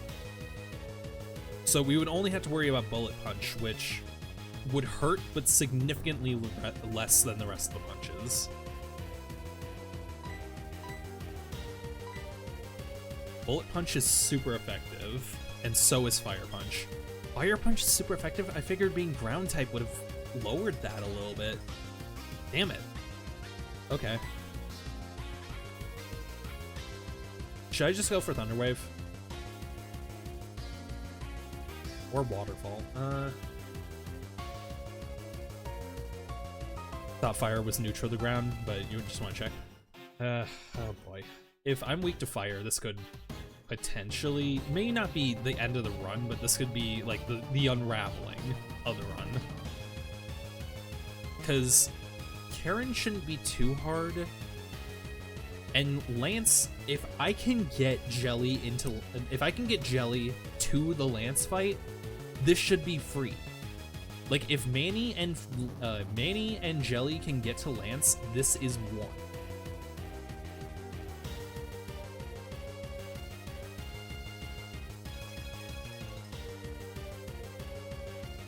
Does Lance have an Aerodactyl? Yes. So I do have an answer for that. I have both Aqua Tail, Waterfall, and Ice Fang or Ice Shark. All are super effective, so we should be good. Which would outspeed and do massive damage to Jelly. Would it? No, Jelly has extreme high, pretty good physical defense. It is fast, but I know Jelly is like a pretty, is a defensive Pokemon. Oh, I thought I EV trained you for defense. I guess I didn't. No, actually, okay, no. Jelly is pretty defensive. I think it has a defense EV, or a defense nature. Because it's tied for Meganium here, who is, 80 defense.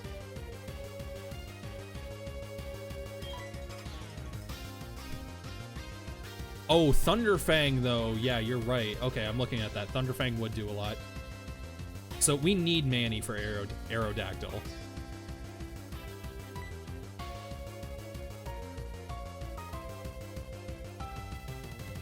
Okay. We really gotta settle this. If you want to abuse items, Thunder Wave is safe. I don't want to abuse items, though. Like, I use them as a last resort, but, like, I try to refrain from using them. Oh. Whoops. I can't... You can't press up from the run button. You have to do it from the bag button or the Pokemon button. What? But you can go down from fight. Oh, no. Okay, what the f... That's weird. Okay. Should I just go for Dragon Rush or Waterfall? Or Thunder Wave? You know what? I'm gonna go with my gut. From the beginning, I've been saying Waterfall. We're gonna go with it. Okay. This is what the Yake Berry's for. Okay. How much does that do? Noodle technically could survive another Ice Punch. Okay, that didn't do too much. Noodle technically could survive an Ice Punch if we fully heal it. Like, I could go for a sacrifice swap with Ryder or Basil, fully heal Noodle, and Noodle could get another hit in. But let's swap for Manny.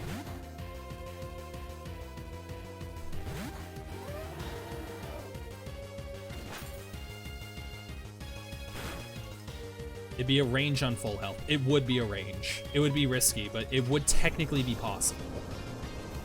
And I'm just looking for any minuscule chance at this point. I'm not looking for guarantees. Okay, Manny lives. Nobody dies. We're safe for a little bit. Okay, Hitmonlee has high physical, or like it has high physical attack. Okay, we definitely don't want Manny for this because it has Blaze Kick and High Jump Kick, which is inaccurate, but if it hits, it also has Swagger, which that sucks. I feel like Noodle makes the most sense here. Or actually, Jelly would make a lot of sense because water flying, so it's resistant to both of its moves. Jelly for Intimidate, then switch. I mean, hell, why even go for the switch? We could just go for double Dragon Rage or Aqua Tail. Because this thing has got terrible defense. It's only 53. Jelly seems good. Yeah, I think Jelly is probably like good enough to just handle this.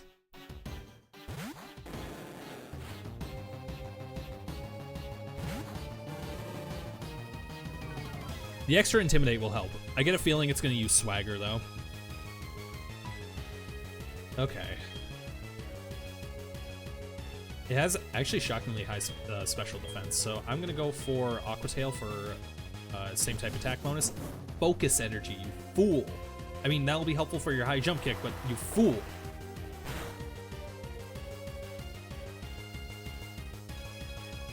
Okay, does he heal? I think he heals. I'm gonna go for Dragon Rage in case he doesn't. I can't believe that actually hit. Oh my god.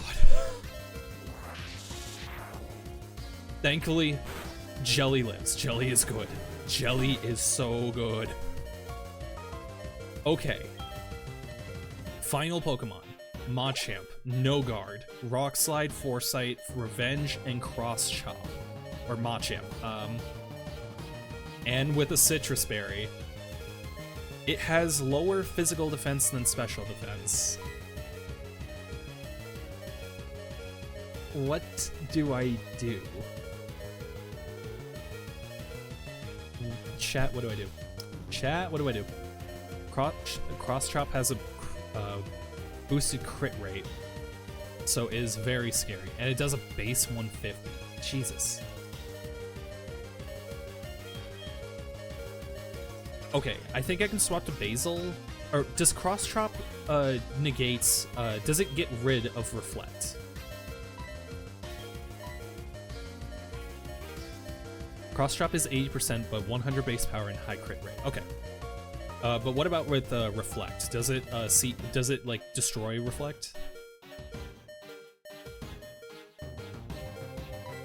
Because if it destroys Reflect, then switching to Basil would just be stupid, unless we want to go for a poison play.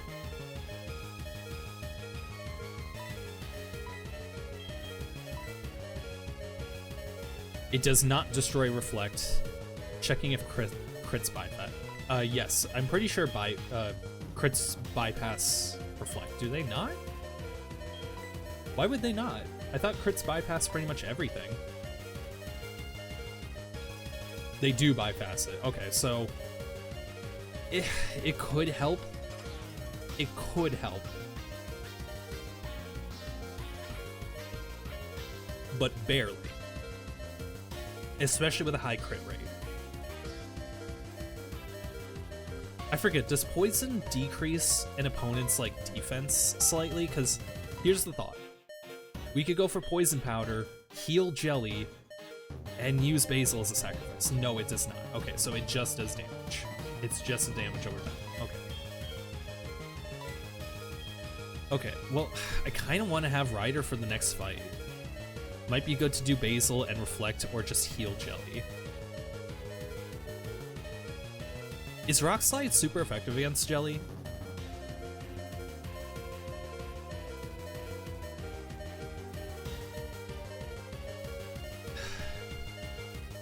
Okay, how useful is Ryder even going to be in the next fight? Like,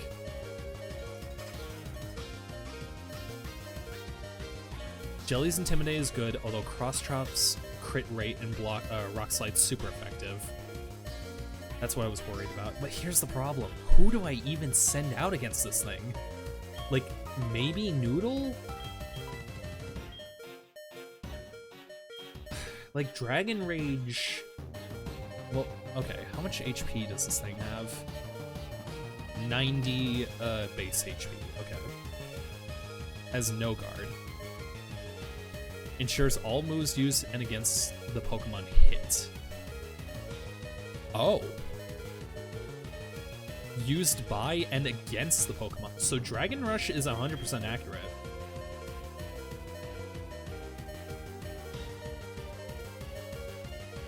And I will outspeed it. Okay, Noodle is definitely the way to go. Machamp would just do a lot of damage to Noodle. Okay, here's the thing I'm thinking. Basil has served their purpose for this Elite Four run. There is nothing else for Basil to do.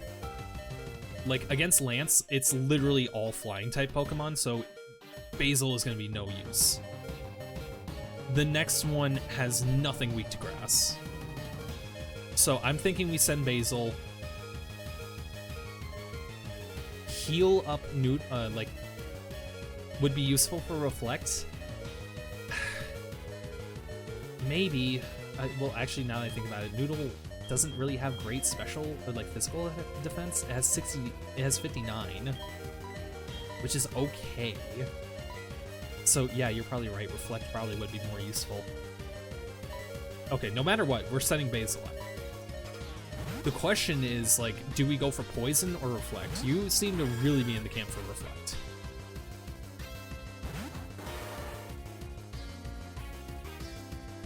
Fight as hard as you want till you faint. Okay.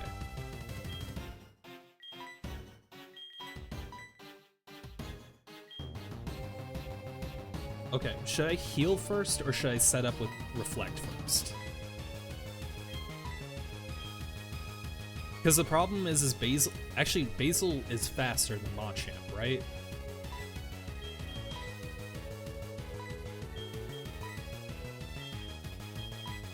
.70 speed. Machamp has base 55.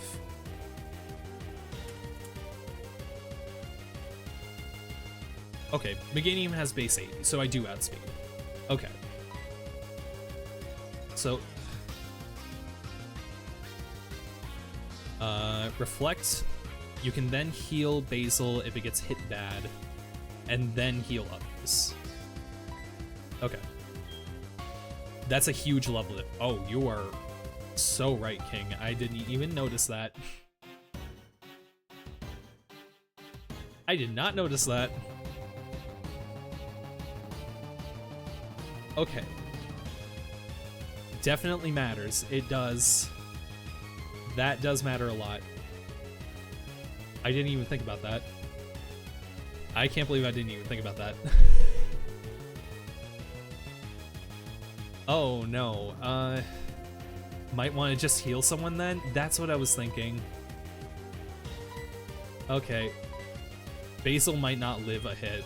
Or even, like, get Reflect set up in time. Yeah, Basil, you're a trooper. You served your purpose. Went for revenge?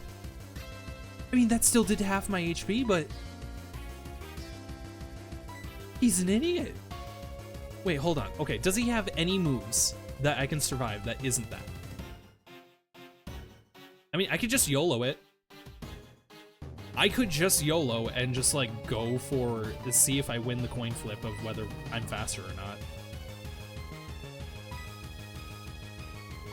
Or I could be super safe and heal Jelly, but I feel like that's not necessary. Like, maybe healing and Manny as a backup, maybe.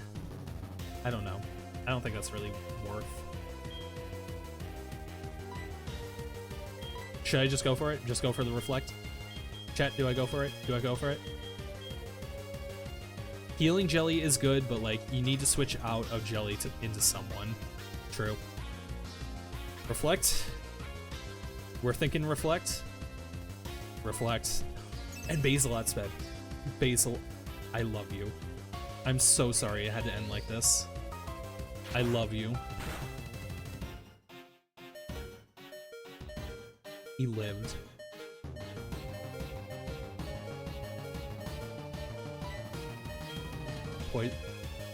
Basil, I love you. Should I heal Basil? Are we sure I should heal? Because, like, I only have so many heals left. Then I can heal others. You are right, King. Because it can survive a critical cross chop. Maybe? Actually, it might not. Watch me do this full heal, and then it turns out it doesn't survive a critical cross drop. And then we just wasted a bunch of the reflect turns. It dies to a crit cross drop. Oh. Yeah. What did I just say, dude? I should have gone for the fucking poison powder. God damn it. Okay, now Basil's like... Basil's sacrifice is significantly more embarrassing. Okay, let's Dragon Rush you. Come on. You know you want to die to this. Uh-oh. Come on, Noodle.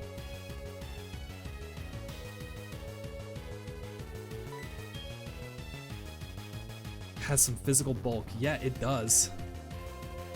It has special bulk, too. That isn't killing range. Unless I crit.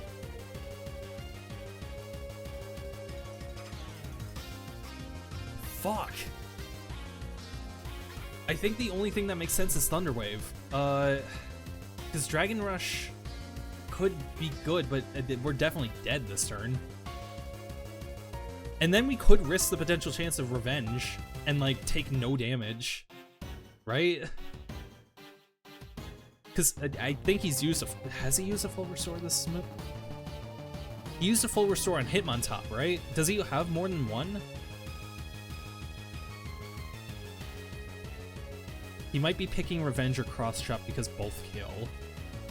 And if we go with Thunder Wave, like, Revenge has a chance to survive, maybe? But healing might be a mistake. Healing is absolutely a mistake. I am not going for healing. Because if I heal, I'm literally just waiting for him to crit me. And I'm wasting items. I think Thunder Wave is like the only one that makes sense, so that way we have full like control of not only speed, but potentially flinching him. Because Dragon Rush can get him low, but god damn it, the poison powder actually would have come in clutch. Damn it! I shouldn't have healed Basil. I should have gone with my gut and poison powdered. Damn it. Okay. Okay. Fuck. Okay.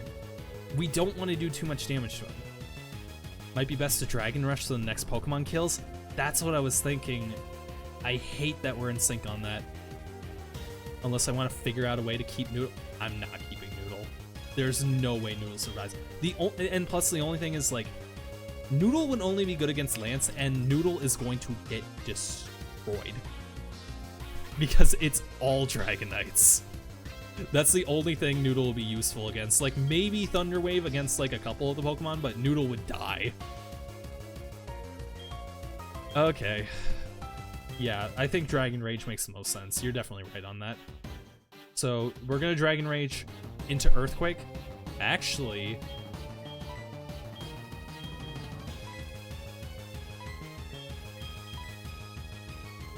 Okay. Physical attack 102, same type attack bonus on a 100. Okay, yep, okay, yep. Yep. Rage is definitely better. Dragon Rush would be an absolute mistake. Dragon Rage. Oh, you're right. Citrus Berry. Citrus Berry. I didn't even think about that. We might actually just have to go for Dragon Rush, so that way we can at least, like, get rid of the Citrus Berry. Would Citrus get it out of heal range? I think it would. It would. It has to, because otherwise then it uses up 2 items in one move. That would be useless. Dragon Rush is the only thing that makes sense. You're right. Like, we can pray for a flinch. Okay, Citrus Berry, like, flinch. What if he flinches? Rock Slide? He's an idiot!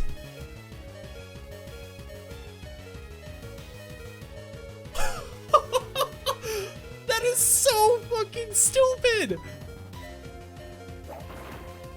Noodle lives!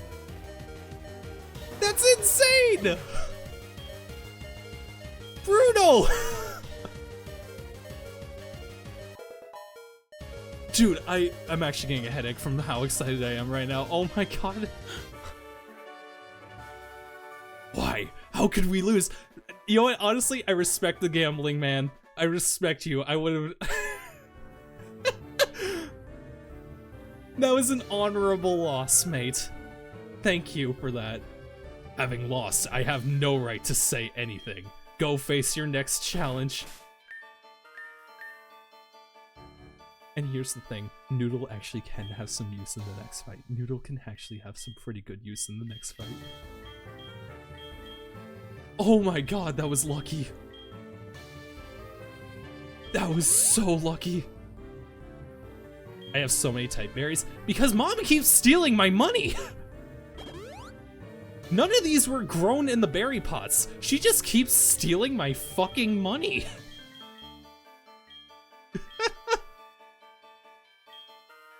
The only berry that we've used out of all the ones she's bought us is the one Yake berry. Rock Slide was the only one I could have lived on. Why did he use it? Okay, alright. I gotta recover from this, like, mentally. I'm actually, like, I've legitimately lost my mind. I'm going a little bit crazy over that.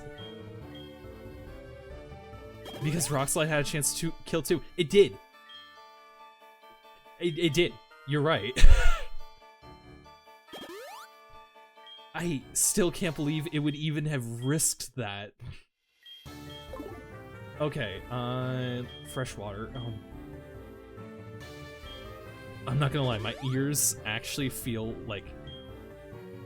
I feel like I'm going to faint because of how excited I am. Okay, reseals all moves by 10 PP. Yeah, we'll use that on Manny. Because he's running low on moves a little bit.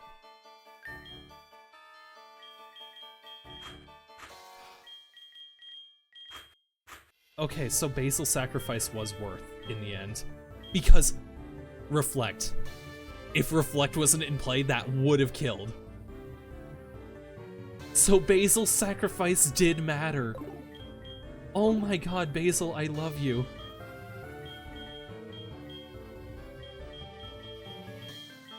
Okay, should we get, okay. I completely forgot to put Muscle Band on Manny. Okay, question. Is Soft Sand with Earthquake better than Muscle Band with Earthquake? Like, which is better, Soft Sand or Muscle Band? I feel like Muscle Band is just better, right? Because at least I get, like, coverage for all of my moves and not just Earthquake.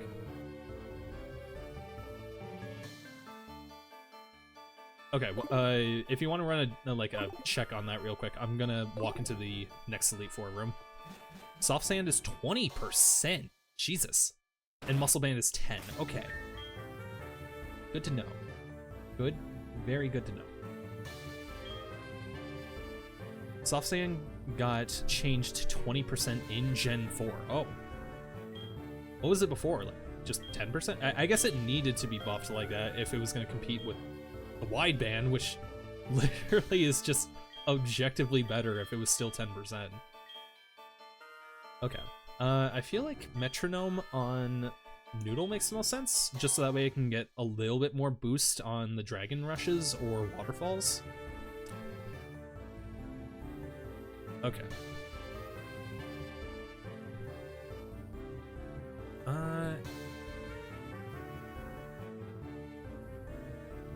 Okay.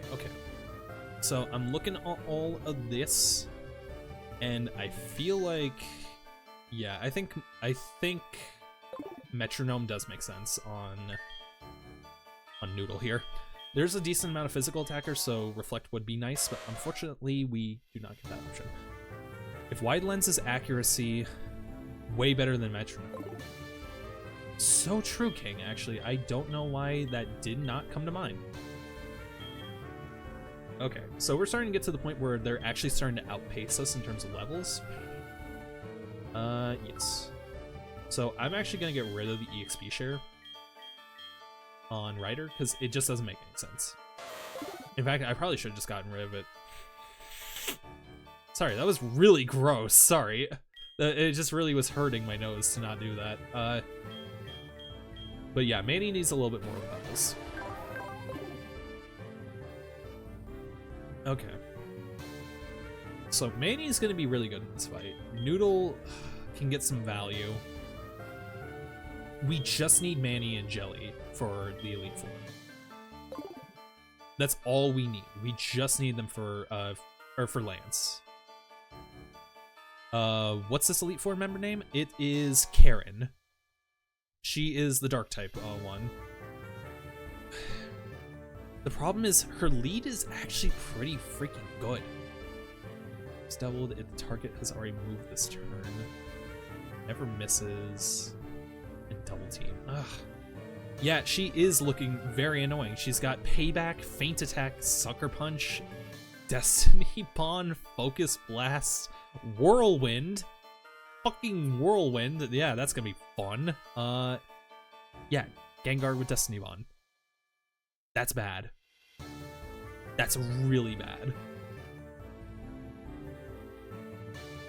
But it also looks like Destiny Bond is the only move it really has, so I can just whittle it down and then swap to Ryder for a sacrifice play. Nasty Plot, Flamethrower, Dark Pulse. Nasty Plot is on this team? Fuck. Okay, well, thankfully we do have an answer found. Jelly and Noodle are good. They're both resistant, and they both have moves that are super effective. And if nothing else, we do at least have Dragon Rush, which should hit like a truck. Although Waterfall may technically be better, I don't know.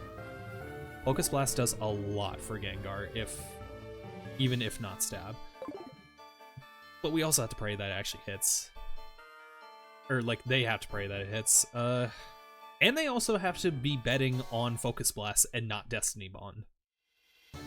So there is a window where we can send in Ryder, use Flame Wheel, and maybe not outspeed it, but at the very least chance Focus Blast missing, or it using Destiny Bond, and we kill it with Ryder, unfortunately. But there's a chance. So Umbreon is going to be rough with Double Team and Confuse Ray. Yeah, that's the one I'm most worried about. I'm gonna need like a serious powerhouse to take it out right away, but not a physical. Well, I just need something, because Payback is powerful, especially given that it gets a boost when if I outspeed it, which all of my Pokemon definitely are going to, because it's a fucking Umbreon. Don't have any newer missing moves, do? Any never missing moves? Basil had Magical Leaf. I mean, weather moves are never missing. They don't do much, but they technically never miss. Are you thinking what I'm thinking? Taunt might be good here. Allows it to use only attack moves for 2 to 4 turns. Shit, you're actually fucking right. And with me outspeeding it, that could be really good. Okay, who can even learn Taunt? Stops double team and confuse Ray. The only one who can learn it is Jelly. Taunt is random turns this gen. Yes, it is. Did it get a buff in later generations?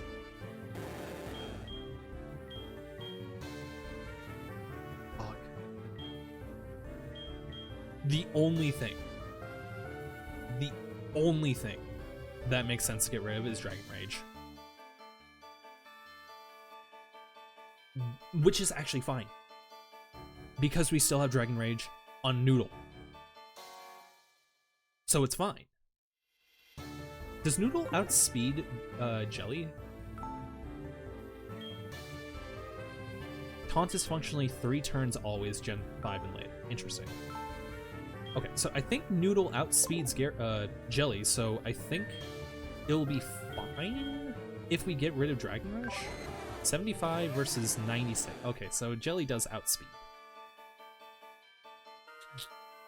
So losing Dragon Rage's consistency would suck. But we do technically still get it to a degree.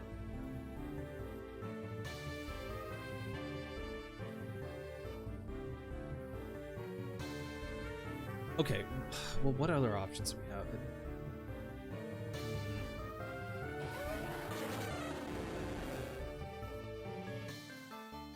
Okay. Okay. I think I'm starting to piece this together.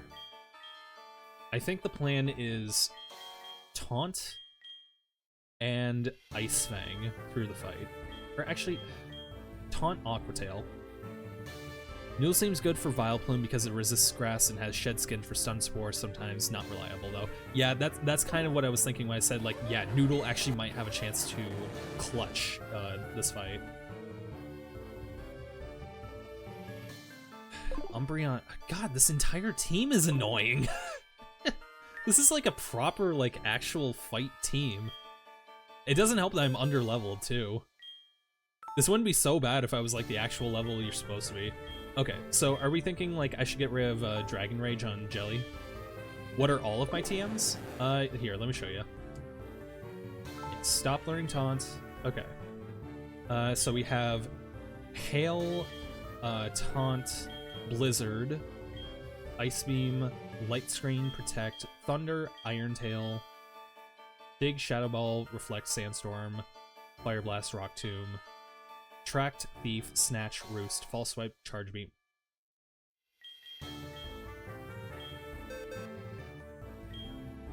Are any of these females?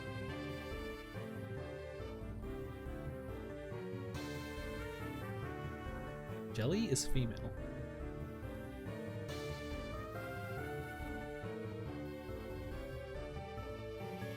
You don't think Attract is a good idea?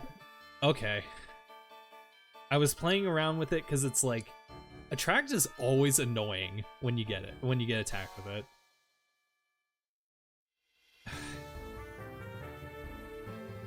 But it could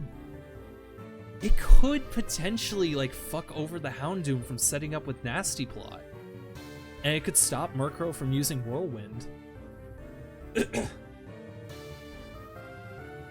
And we can still get Thunder Wave off. So we could Thunder Wave, Attract, and then they can, like, never attack. Am I crazy, or is that, like, got some potential? Taunt would be better for stopping the status moves, but I could stop the attacking moves too. Think about it. Why stop only status moves when I can stop everything? I'll trust you, but, like, I'm telling you, I feel like there's an idea. I feel like there's something there. Everyone is female except Umbreon. Backup plan. backup plan, and this is even better. Backup plan, and this is better. This is better. Noodle. I'll show the other TMs in a sec, but hear me out. Hear me out. Noodle. We'll make it, but I just want you to properly hear out. I'm not gonna do a track. I'm not gonna do a track. Just hear me out, right? Get rid of Dragon Rage because what's his name? Jelly is faster, so Dragon Rage is better on Jelly. And Thunder Wave. Thunder Wave and Attract on the same Pokemon. I want you to sit on that while we look at the other options. Okay. No. Yes, stop learning. Okay. Alright, so we have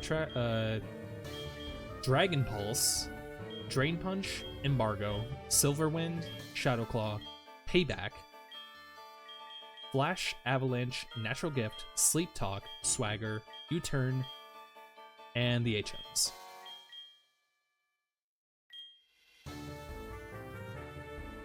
Okay, so what are we thinking?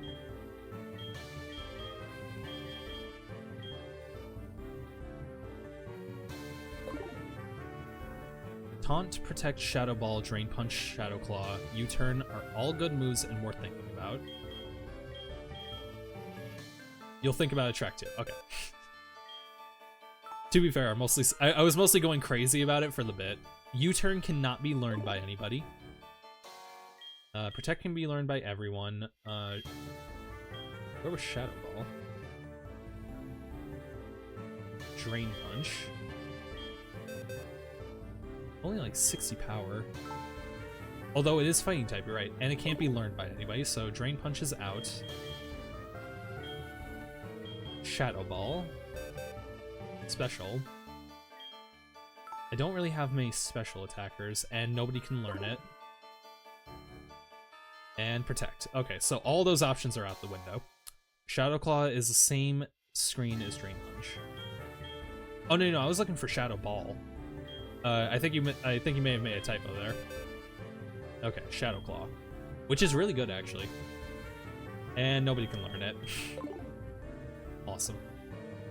You did not make a typo. Okay. Oh, you had Shadow Claw and Shadow Ball. My bad. Okay, yeah. So Protect is like the only one of those good moves we're considering. So it looks like we're gonna have to think of Taunt. I know I was saying it as a meme, but Attract plus Thunder Wave is pretty mean. Taunt, Protect, or Attract. I'm just saying, if it's a mostly female team, a Taunt, Thunder Wave is kind of just bullying.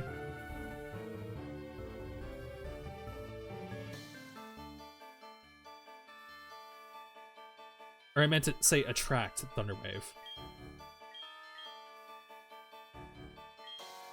If this was double battle, that could be absolutely insane. Something to consider is Protect is good for stalling out Destiny Bond depending on speed. That's true. I mean, how much PP does Destiny Bond have? Is it just 5? If not Taunt.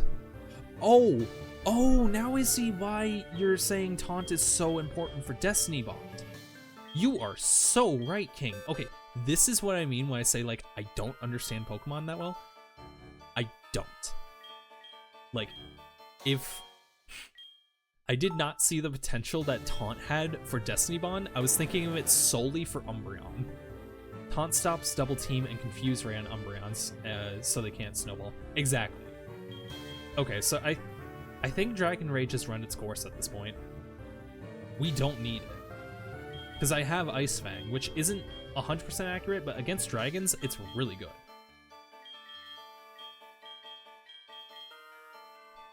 Okay. Taunt stops Moonlight and Stun Spore, so it can't fuck you up. Taunt also stops Houndoom's Nasty Plot. Yeah, so Taunt is just going to be good in general for this fight. And it'll also stop Whirlwind, so we don't have to deal with that, like, which is a minor annoyance, but, you know, it is still an annoyance.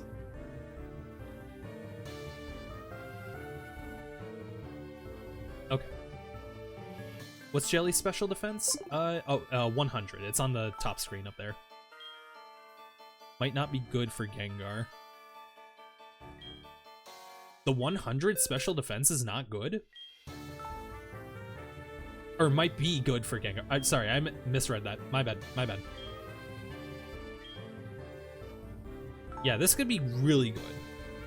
I think you are right. I think Taunt on Jelly is, like, literally a forced option. I feel like there's no choice but to put Taunt on.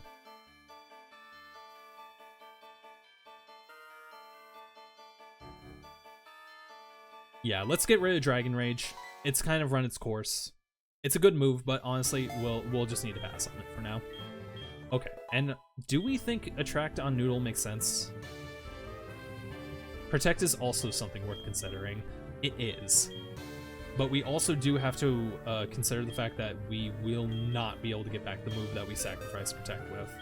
And also, who would we put Protect on?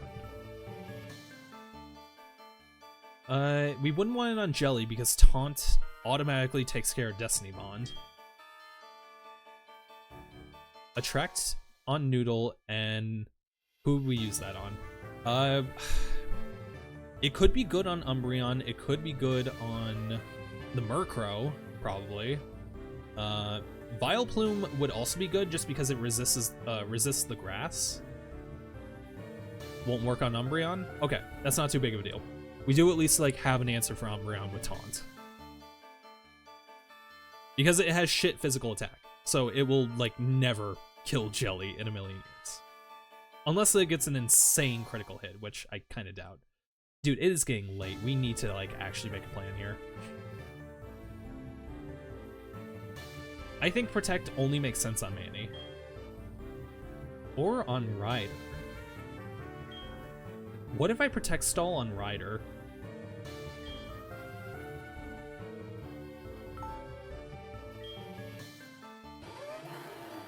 Ancient Power, Ice Shard, Ice Fang, Earthquake. I feel like Ancient Power isn't really that useful, especially with the special attack stat that we got. It's kind of meh.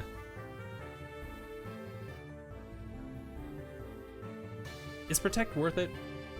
Is Protect worth getting rid of Ancient Power for? Because it might be. You think Attract might honestly be not that good for Noodle over Dragon Rage? Okay, I'll trust you on that. But for Protect, what should I do? Are we thinking Protect on any particular Pokemon? Worth? I think Attract might honestly not be that good for... Okay. What are you thinking, Phoenix?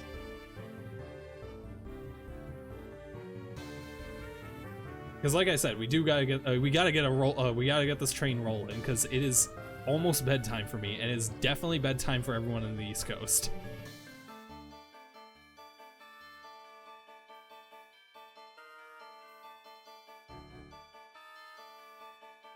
Protect is good for scouting out moves in general. Fuck it, get rid of Ancient Power. Okay.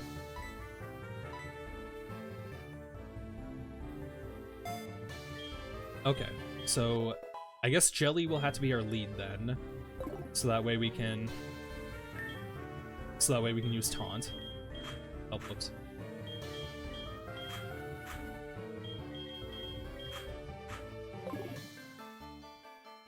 Everything here is pretty much going to come down to how effective Taunt ends up coming. Okay. And lowers attack for payback. Oh, true, actually. The already, like, minuscule physical attack that Umbreon has. Known for overpowering tactics. Think you can take them? Just try to entertain me. Let's go. Yeah, as a kid, Karen kicked my teeth in. I literally spent, like, days and days and days and days and days of, like, grinding because I had a Ho-Oh because I was a stupid kid. So I was using it against dark types. Okay. So Taunt first turn. So double team, no issue. Neither is Confuse, right? And we get a free move. Hell yeah. Alright.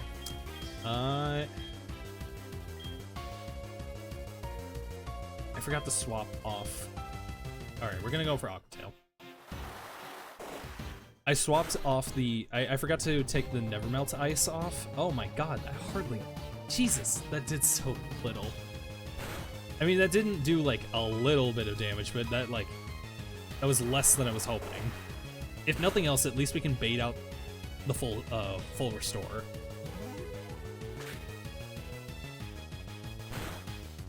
Umbreon is tanky as hell. Yes, it is. Okay, should I bait out the full restore? I'm thinking Thunderbolt, just so that way we can get rid of the full heal on something that would actually like be a danger, like Houndoom.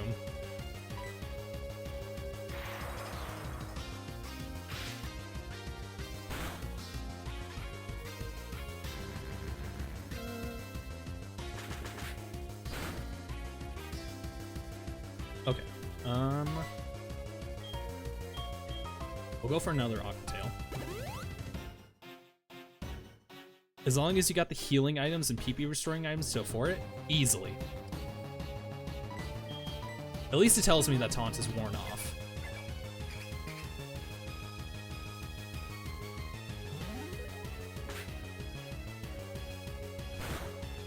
Yeah. God, that would have been terrifying if I missed it. Actually, you know what? That's Lemonade range. We should go for that. So many people lose Nuzlocke due to not reading the battle text. Yeah, I've actually been victim to that a couple times. Like, maybe not to like losing a Nuzlocke, but I've definitely lost Pokemon because I wasn't reading the battle text. Okay, more Aquatails. Waiter! More Aquatails, please!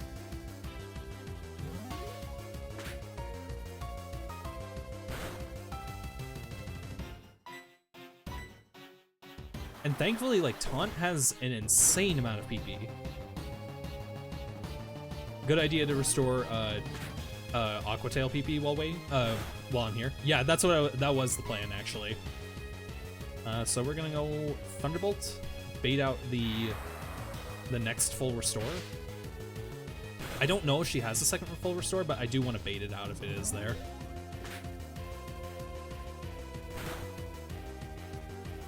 Taunt more off. Let's reapply. This turn we'll probably go for a quick heal, because I think we are starting to get into crit range. Yeah.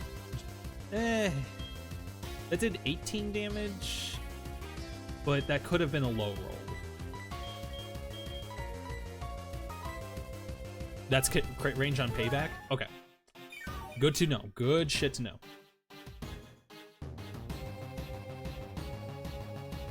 She doesn't seem to be using another heal item, so I think she may only have the one, but let's just confirm that to be 100% safe. I've debuffed their attack by 1. Okay. Okay.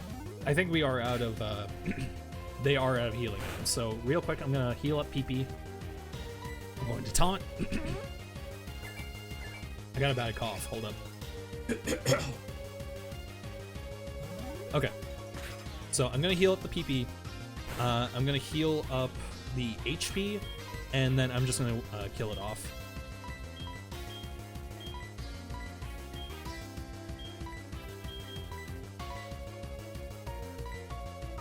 Very safe. Very nice and safe. Being able to get Jelly and Manny to Lance is all I care about. Everything else is second. Like, I just need to be sure these two get it there, and we're basically secured the win. If we can keep everybody else alive, that's a massive bonus. I think Noodle will survive, but I definitely do have my fears. Okay. Ice Fang for accuracy. Wonder who she sends out next. Maybe it's Gengar? I'm thinking it's gonna be Vileplume because she's just gonna read like the water type here and try to go for some grass type effective, even though it's flying type too. I think she has an equal chance for just about everything. Murkrow, okay. You actually have decent physical attack, my friend. So this is the dude I was thinking of using Noodle again. Oh wait, but it's male, isn't it? Okay, so that doesn't matter. Super Luck. What is that ability? Raises moves critical hit rate 1 stage. That's a little scary. Everyone is female now. Oh, okay. Damn, Attract actually could have been pretty good on that. Ah, whatever. Okay.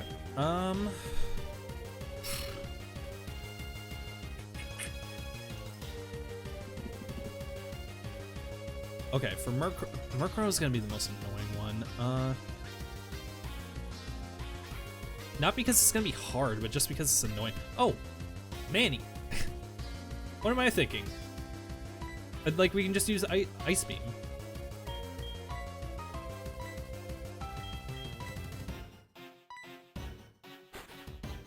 I don't know why that was such a fucking thinker. I think I've had a little bit too much, too many magical potions tonight.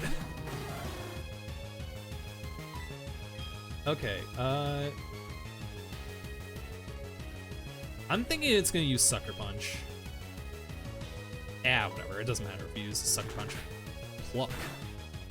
Probably one of your weaker moves there, bud. What an interesting choice.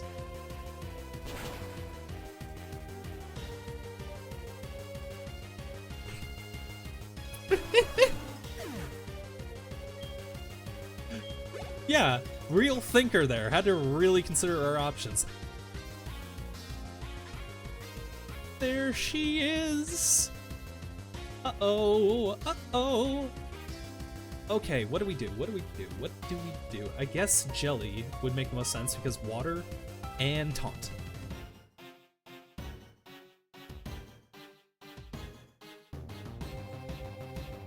Dark Pulse has a chance for flinching. Okay. Okay, so we want to get Taunt. I was tempted to do Manny because it's low physical defense and it's weak against Earthquake, but honest to God, I think we should just use Manny as a last resort. Dark Pulse alone is still going to do a fair amount of damage, but Nasty Plot not going off is just so scary. It is very scary if it does go off. Because Nasty Plot is just going to keep making Dark Pulse worse and worse.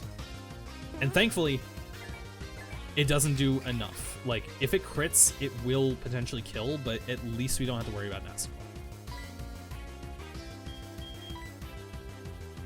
Not crit range at full health. Perfect.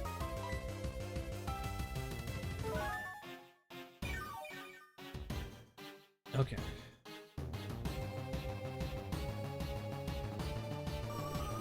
How much PP does Dark Pulse have? Is it, like, is it a lot? Am I better off just item spamming? Too much to stall, okay. Yeah, it has 15 PP. I could stall it theoretically with Manny, but that's not worth swapping over and over for. Let's just go for an Aqua Tail.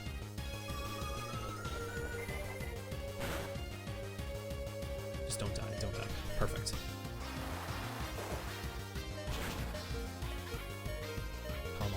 Come on, you magnificent, beautiful. Oh my god. One shot. Perfect. Oh, that is the scariest part done. Okay. We still got Vileplume, and we still got Gengar. But I think this is basically safe. Okay, so I think Noodle makes the most sense. Resist Scrap moves? Okay, perfect. So this is very good. Being able to get rid of Moonlight would be nice, but honestly, I'm happy because I think this basically means the team lives. Okay. Should I go for Thunder Wave? Double speed during strong sunlight. Okay, well, nobody is able to make make sunlight, so is there any reason not to use Thunder Wave? It gives us a potential chance to just survive occasional moves, and we can potentially stall with healing. Yeah, and it's only got special attacks. Noodle is my highest special defense. So, yeah, this is actually perfect. You can hardly do anything to me, And this is a free moment for healing. This is a free refresh. Okay.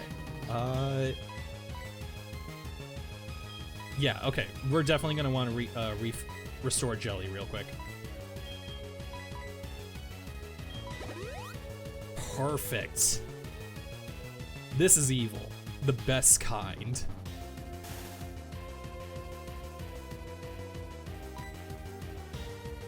Okay. We'll throw a Soda Pop on. A little overkill, but it's fine. Resists Focus Blast and Taunt for Destiny Bond. And Lick does, like, no damage. And we just got off 2 Thunder Waves, I would like to point out. Oh my god, this is so free. I didn't even need Attract. Wait, can I bait out a full heal? Please tell me I can bait out a full heal. It would be so cool if I could bait out a full heal. Damn. That could have been cool. No biggie. Okay, this is a free fight. This is so free. We just turned probably the hardest fight into a cakewalk. Oh, hell yeah. Maybe going for the Paralyzed would have been an okay pick, but honestly, getting rid of Focus Blast and Destiny Bond would be nice. And Spite, too. This is what happens when you sit down and plan the fight out slowly. True. But I hate that. I like speedrunning more. I like to plan out my runs, not my fights. Okay. You got low physical defense there, bud, don't you? Okay, just Aqua Tail. I cannot believe he got that. I mean, it's gonna resist, but like, I cannot believe he actually hit a Focus Blast. That never happens. You're no ordinary trainer to have gotten this far. Yeah, I'm carried by the power of friendship.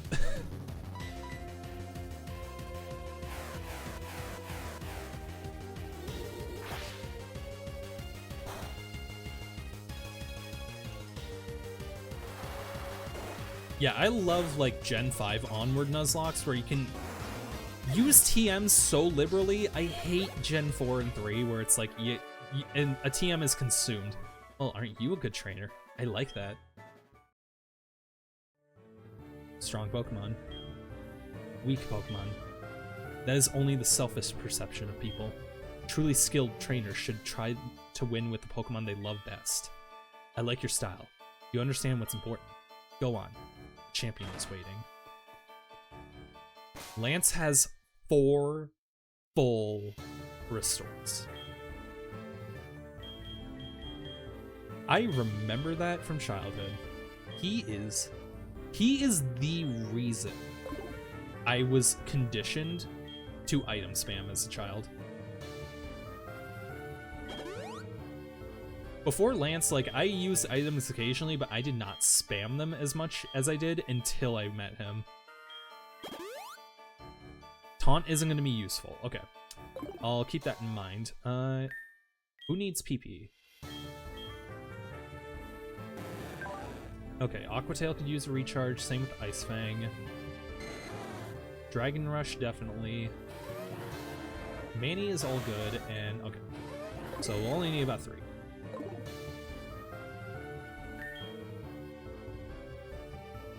Which isn't going to be priority at all. Wait. Only stops Thunder Wave on 2 Dragonites and Safeguard on Ace Dragonite. Okay.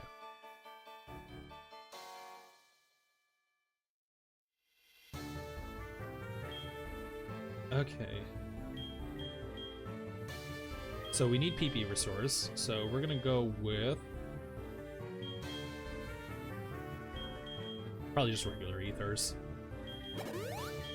I really wish you could see the PP of the move that you're restoring when you select these. Okay. Ice Fang.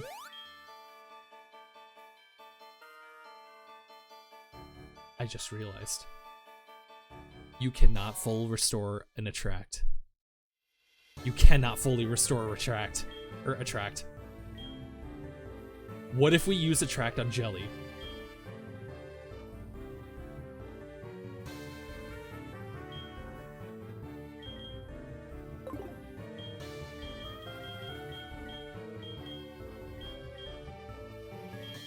Taco Berry. Okay. Need that noodle for Dragon Rush. So, hear me out, right? Hear me out. Taunt is not going to help in this fight, as Phoenix said. Yeah, because this is almost all entirely attacking moves. Except for Ace Dragonite, who has Safeguard. What if we use Attract? Okay. Seeing if you can replace Taunt is good. Okay. We can definitely replace Taunt. Everyone is a guy. And Jelly is female. Jelly is female. Okay. So we have... And we also have the option of Hail into Blizzard. Like, we have that as a potential option on Manny because... Motherfucker has Ice Fang and Ice Shard or whatever it is. So we could just get rid of those for basically a never miss powerhouse. When would it get a chance to set up?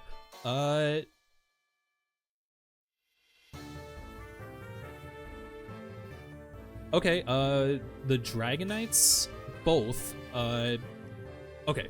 Neither of his Ace Dragonite has Fire Blast. However, the level 49 Dragonites both only can do Dragon Rush. That's the only one that can do damage, and it's not super effective.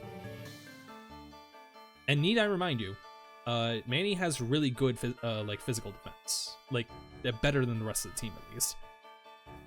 And I do have a shit ton of rare candies. Blizzard on the second Dragonite is neutral. It is neutral, because it also has Blizzard. Oh, wait. Why would it be neutral?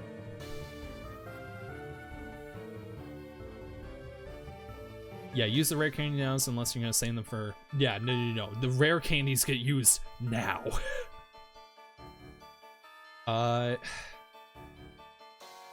See, I feel like Blizzard and Snowstorm, or Blizzard and Hail is like the best thing to really go for. Ice is super effective against ground, is not very effective against ice. Yeah? Wait, are you saying he's neutral against Manny, or are you saying Manny is neutral against one of his teammates? Because he doesn't have any ice types. And he doesn't have any ground types. He's neutral against Manny. Yeah, that's the expectation. Because he can't paralyze Manny because Thunder Wave, and one of his other Dragonites has Thunder, so two of his moves can't even affect Manny at all. The one thing that I would be worried about is Hyper Beam, though. Hyper Beam is something to worry about slightly, just because it can go off without warning, but it doesn't necessarily have great special attack. But Manny has decent tanking abilities, not great, but decent. Like, here, let's look at the stats again. Like, are we sure this is a bad idea? Like, Blizzard into... Or, like, Hail into Blizzard? I mean, that's pretty much what carried me, like, during the Cynthia fight. And plus, it would get rid of Ice Fang being inaccurate, and it would take care of the power issues of Ice Shard. You think Jelly would need to deal with Gyarados? Yeah, that makes the most sense. Without a doubt, because Jelly has Thunderbolt, specifically for this situation. Jelly is going to be able to take out that Gyarados like it was fucking nothing, man. It'll be easy. Hail would not fix Ice Fang's accuracy. No. You're not actually hearing what I'm saying. If we get both Hail and Blizzard, we don't need to worry about accuracy issues anymore because Ice Fang is 95% accurate, so it technically can miss, whereas Blizzard will never miss in the Hail. And we get rid of Ice Shard because we don't really need the priority in. And also we have Snow Cloak. We have Snow Cloak. We should get Hail and Blizzard. I think that's just like Yeah. Did we not see the giant text on screen that is screaming how good Hail would be right now? The only thing that sucks is that Blizzard would kind of suck because special attack is low on Manny. Blizzard would kill half of his team. Okay, yeah, we're gonna go with Blizzard and Hail. Yet another, like, a meeting of the minds where we're, like, not actually thinking at all. Okay, Hail. Thank you. Okay, so we've effectively solved, like, 4 of his teammates.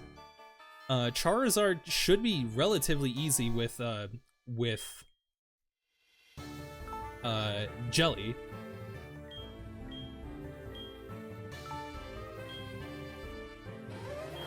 Get rid of Ice Shard because we don't need it anymore. Charizard with Jelly is good as long as you can be healthy for it. I think we should be healthy. Worst case scenario, we'll use a cheeky swap to Ryder and heal Jelly up to full. I don't think it's going to be an issue. The last Dragon Knight can be scary because it can't resist that Hyper Beam. Yeah. Really, Manny is going to be our best bet, and it's going to go for Fire Blast if it gets the chance. But we do have Snow Cloak. Okay, so Jelly with Attract. Get rid of Taunt. Jelly resists Fire Blast and would intimidate the Outrage. That is actually very true. So actually we could bait with Manny, swap to Jelly, and then get the Intimidate off, and then we could just, like, deal... We could deal with the Dragon Knight with Jelly for just a little bit, and then, like, swap back to Manny if needs be. Lead with Manny? But he's leading with Gyarados. Don't we want to lead with the... for Dragonite, Gotcha.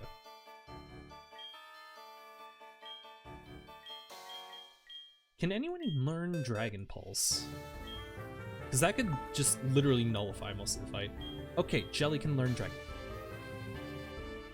Wait, lead with Manny for Gyarados? I guess. Yeah, that's not really a bad pick. If you lead Manny, then switch to Jelly so Jelly doesn't get intimidated. Oh. God, you are so smart. Have I ever told you that? Okay, so out of curiosity then, should I get rid of Ice Fang on special? Okay. Dragon Pulse or Ice Fang? What do we think, chat? Dragon Pulse or Ice Fang? Because we have our ice coverage. Like, this could be good as backup against the Ace Dragonite. Actually, that would probably carry us if we use it on the Ace Dragonite.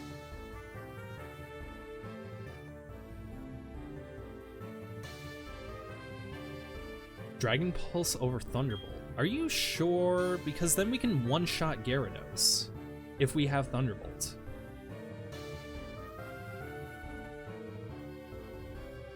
I mean, I guess Gyarados isn't that big of a threat. We could just Dragon Pulse and, like, whittle it down. But then Jelly risks, like, being lower HP than necessary. Am I right? Okay.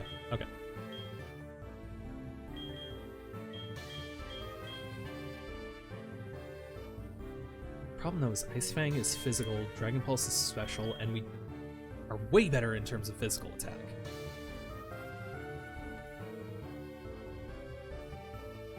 Dragon Pulse replaces Ice Fang just fine, but we do also lose the resistance to flying types, which isn't too big of a deal, especially since Manny exists. Dragon Pulse is also 100% accurate. It is. That is true. But also Ice Fang has the chance to flinch or freeze, which does have double utility. It's double utility, it's super effective against half of his team, and it's a good backup if Manny dies. It's not too bad for the lower special attack. That is definitely true. I'm just more so thinking, like, this is good as, like, a, like... Well, then again, if Manny dies and we use Dragon Pulse, that would be just as effective, right? Yeah, you are right. It's not as good as a backup for Manny, but it is a good backup. Lets you one-shot the Gyarados so you're healthier. Oh, well, but Thunderbolt is gonna let us one-shot it because that's quad effective. The Gyarados is pretty much a non-issue because, like, we're basically gonna be able to one-shot it. I know it has lower physical defense than special defense, but, like, quad effective, you cannot argue with that. Oh, I see what you mean. Gotcha. I'm just more, I'm just wondering, is Dragon Pulse worth getting at all? Because the only thing it's worth replacing is Ice Fang, because we need Aqua Tail for Charizard and potentially Aerodactyl. Most likely Aerodactyl. Actually, no, not Aerodactyl, because Aerodactyl has Thunder Fang. We're gonna want Manny for that part.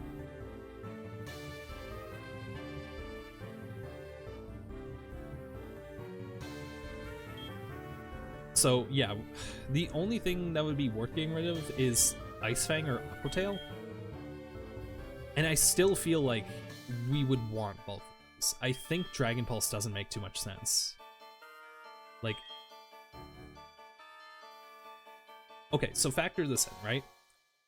The high attack stat, it's a physical attack, 65, plus Never Melt Ice, plus Flinch, plus Freeze. I feel like Ice Fang makes more sense than Dragon Pulse. And that's the only move I think is worth considering getting rid of for Dragon Pulse. And plus, we haven't even run through the option of putting Dragon Pulse on motherfucking Noodle, who probably would make more sense, actually. You think Ice Fang is better than Dragon Pulse? Yeah. Yeah, we're gonna stop learning that on them.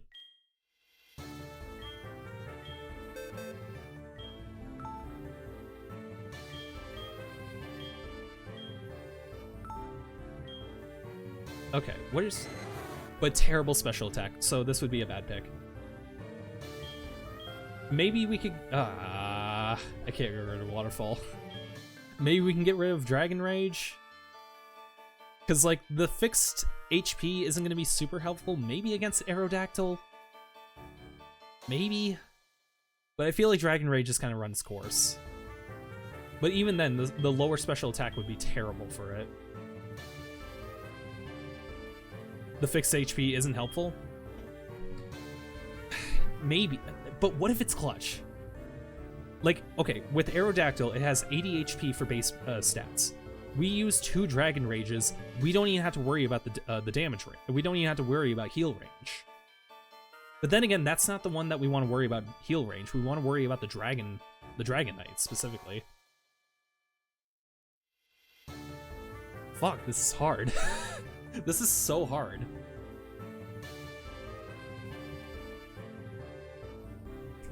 We don't need to worry about the healing items, because we can stall the hell out of the Gyarados.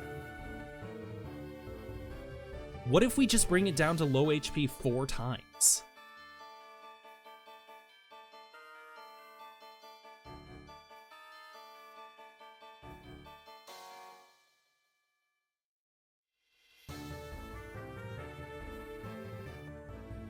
But then again, it could always crit. It could always crit. Dragon Pulse over Dragon Rage because accurate, guaranteed damage if you don't want to risk Dragon Rush. That's true. I'm just worried about the special attack stat because it is at an absolute minimum. You think Dragon Pulse does over 40? Okay, I'm gonna trust you on this, Phoenix.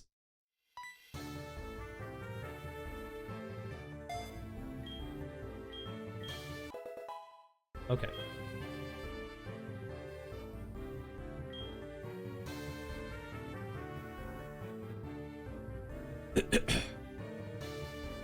Yes, I do in fact have 8 rare candies. And we are absolutely going to use these on somebody. The question is who? No. Dragonite doesn't evolve until level 55. So that would be above level cap anyway. I'm thinking either Jelly or Manny. And I'm kind of leaning towards Manny. Yeah, Basil died in a sacrifice play, but holy shit, he actually saved the run. He saved Manny's life. No, he saved Noodle's life. Okay. What's the learn set for Manny and Jelly? Anything worthwhile? Let me see. I'll check Gyarados, you check Mamoswine.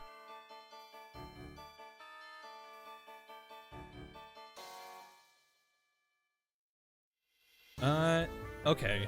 We have the potential chance for Dragon Dance and Hyper Beam. I don't think those are worth it though.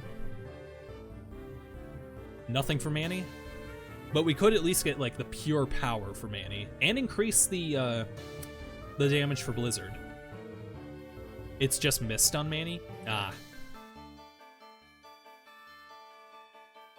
Dragon Dance raises users' attack and speed by 1 stage each.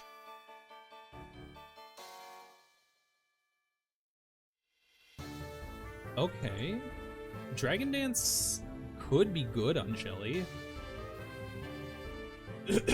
And Hyper Beam is an option at level 47. Dragon Dance set up on first Gyarados, then sweep. I like your words, Magic Man. I like your words.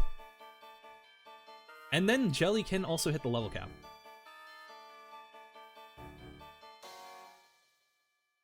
Fuck. This is going to be crazy. Dragon Dance is at level 44, so the next level.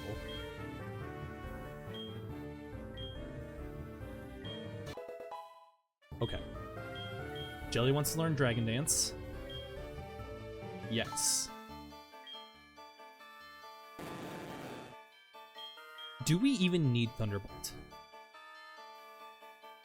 Because if we're just going to set up on the dragon, if we're going to set up against the Gyarados, what's the point of having special defense, special attack at all? We don't need that quad effect because we can just rip and tear. We can rip and tear. Because attract. No, okay, yeah. We can set up with, because Attract will make it, yeah. For Thunderbolt and Attract, I'm thinking we get rid of Thunderbolt.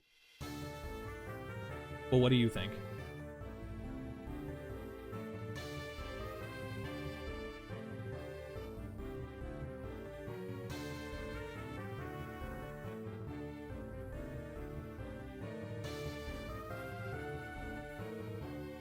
Thunderbolt is a good emergency. Oh shit, this isn't gonna work. Go, go, go.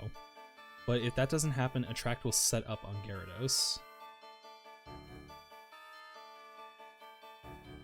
That is true. Because all it's gonna take... But no. Hear me out. We use rare candies to get Jelly all the way to level 50. So against his Gyarados, we're gonna be 4 levels above. Which I guess isn't that big of a difference. Get rid of Thunderbolt? I think you're right. So we're gonna level Jelly all the way to 50. And if Jelly gets too low, we can always swap to Ryder, do some healing, and then we're fine.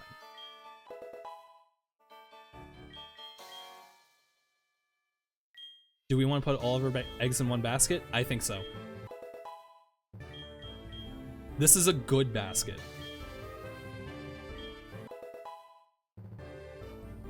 And not put any in Manny for backup? We can.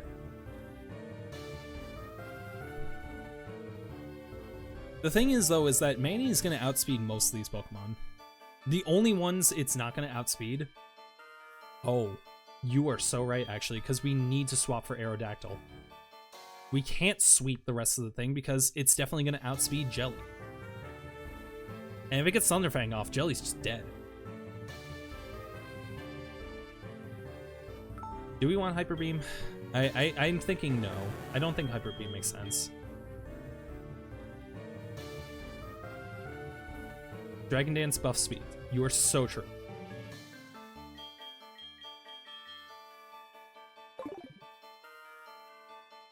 Plus speed, plus 6 speed and attack, so we one-shot Aerodactyl.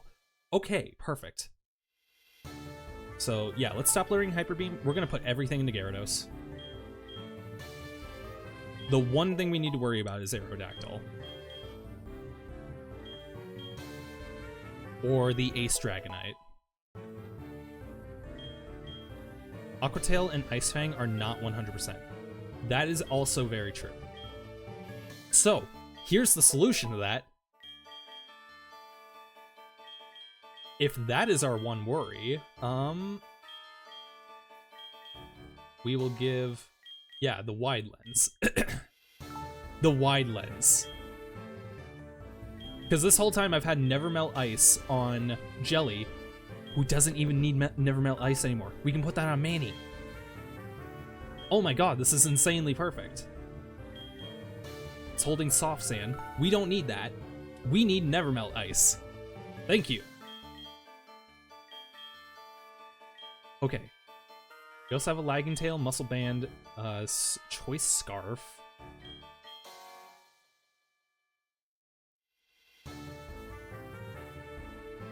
If only I had a, what you call it, frickin' Focus Band. A Focus Sash would be so good on, Ponyta, Ryder.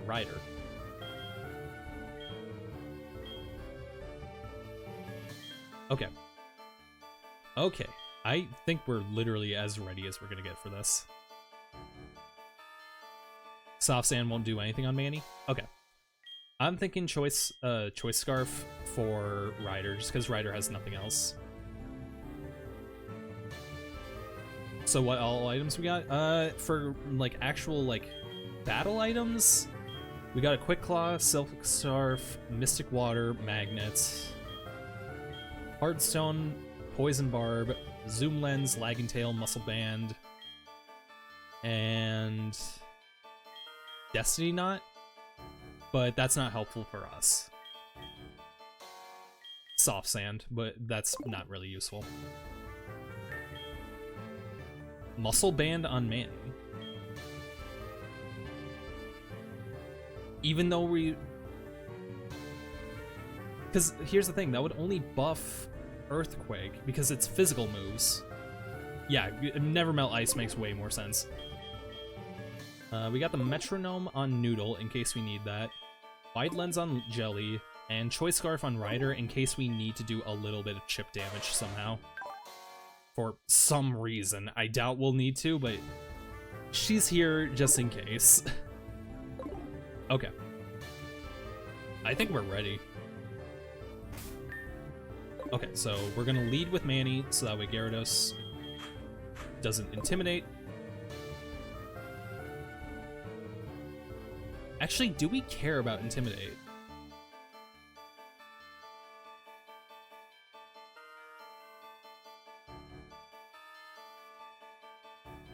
How much does intimidate actually matter if we're doing Dragon Dance? Like, yeah, it delays it by 1 turn, but the thing is that it's going to delay it by 1 turn when we swap from Manny to Jelly. So what's the point? What's the point of leading with Manny? That's just going to be free damage against Jelly.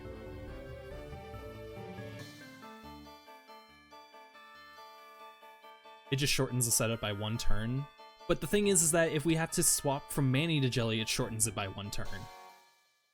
Yeah, Jelly makes sense. Alright. Let's do this.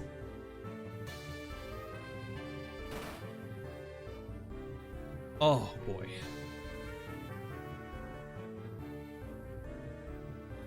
I've been waiting. Oh, no, wait. You're Chip, right? I've been waiting for you, Kyle. I knew that with your skills, you would eventually reach me here. Healing items are going to be king for the setup. They will be. There's no need for words now. We will battle to determine who is stronger of the two of us. As the most powerful trainer, as the Pokemon League champion, I, Lance the Dragon Master, accept your challenge.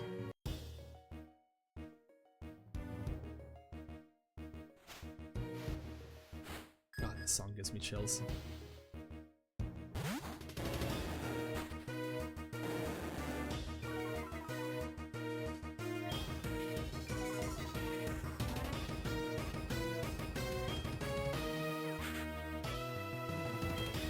Attract first. Facts.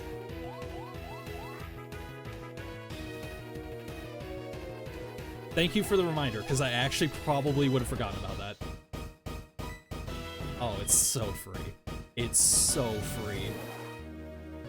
This is so free. Phoenix, I love you.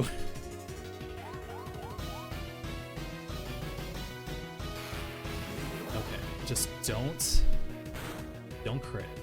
That did nothing. That did nothing. This is so free.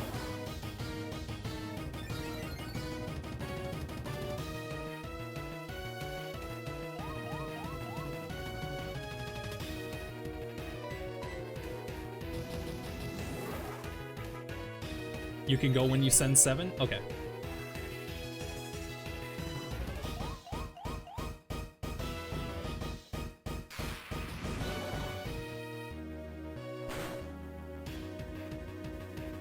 That was a critical hit. This is so free and so safe. The only thing that can fuck this up is if we get frozen. Did we already use a third one? Okay. Or a fourth one?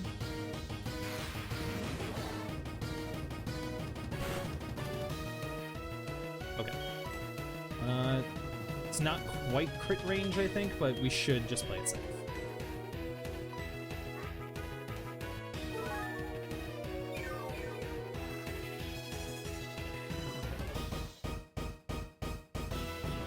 You can always look at Dragon Dance PP to check. That's what I was thinking.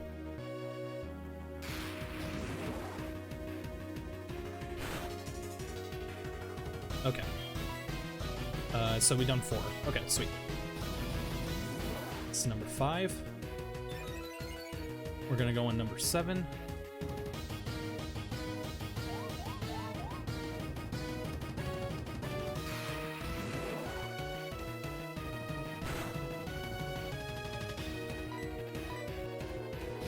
Six. You refresh stream, so go off PP. Okay. We're on 6 right now, so the next one should be the last. Immobilized. Damn. Okay. We're still not in crit range, so we're good. Last one.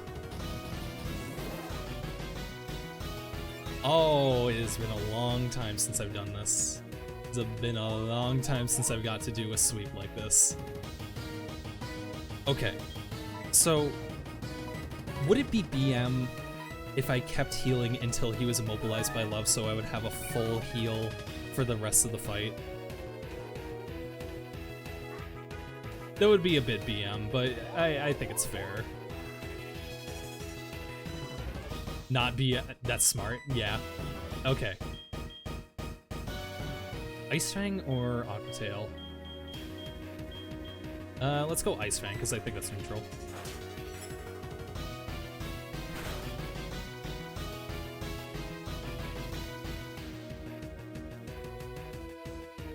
That didn't fully kill it. So now he's gonna have to waste a heal on this. Can we, like, kind of farm his healing off of this? I think we can, like, force him to use all of his healing items on the Gyarados.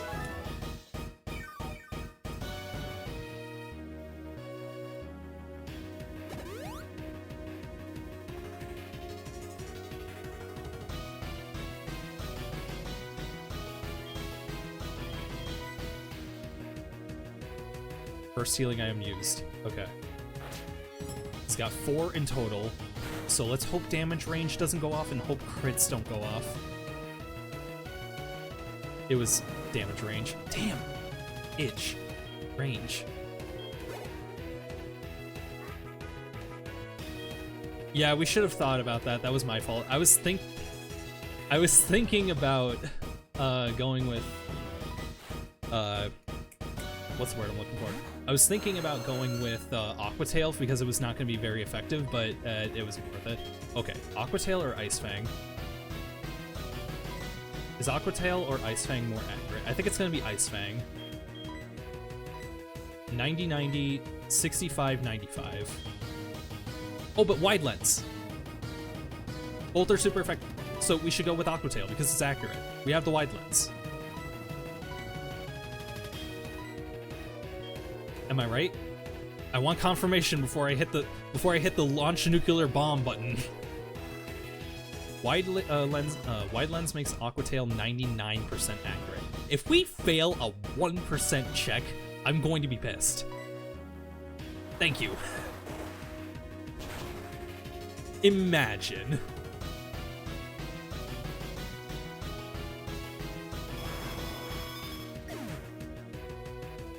Need Aqua Tail against Charizard. That's what I was thinking.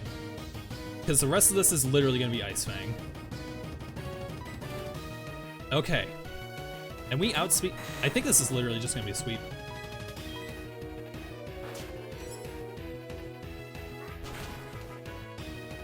It's one of his 49s. Quad effective. Easy. Okay, Charizard is the only threat.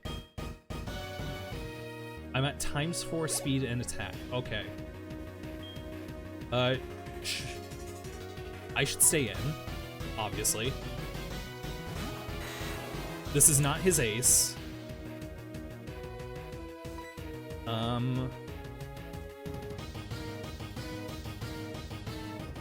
Okay, I should probably go for Ice Fang, right? Just not even worry about setting up another Dragon Dance.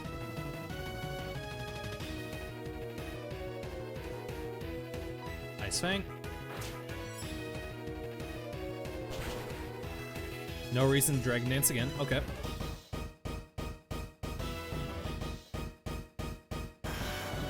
So this is just free, right? Like, we can't lose now. He's sending in his ace.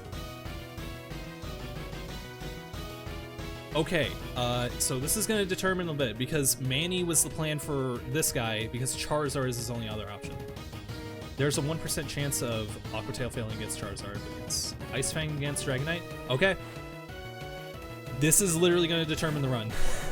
I mean, it's quad effective, so it's probably a safe bet.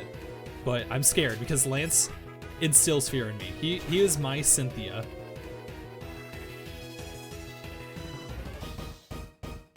Oh my god, I love you, Phoenix, so much.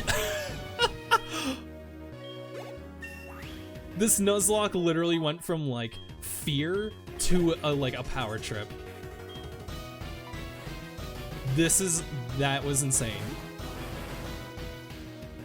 Glad I said to check learn sets from Rare Can. Very happy! Thank you for that. Just Aqua Tail. The only thing that can make this lose is if, like, Charizard lives and Manny dies. Okay. Easy. Easy. God, I was so overhyped and scared about that. It's over. But an odd feeling. I'm not angry that I lost. I'm happy that I witnessed the rise of a new champion.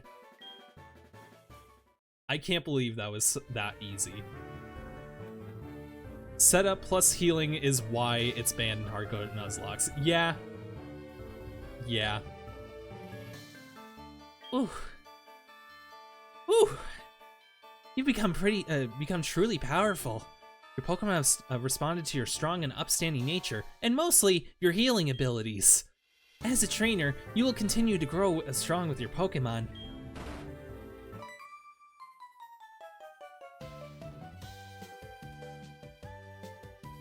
Oh no, it's all over! Professor Oak, if you weren't so slow. Ah, Kyle, you were close. It's been a long while. You certainly look more impressive. Your conquest of the league is just fantastic. Your dedication, trust, and love for your Pokemon made this happen. Your Pokemon were outstanding too. Because they believed in you as a trainer, they persevered. Congratulations, Kyle.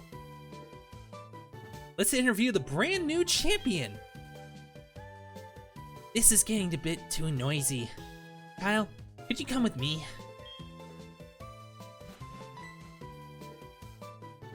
Oh, wait! We haven't done the interview! Dragon Dance made that fight so much easier. Yeah, that was single-handedly what made this fight, like, a cakewalk. We didn't even need to do the TM setup on Manny or on, Noodle. It's been a long time since I last came here. This is where we commemorate the League champions for all eternity. Their courageous Pokemon are also inducted.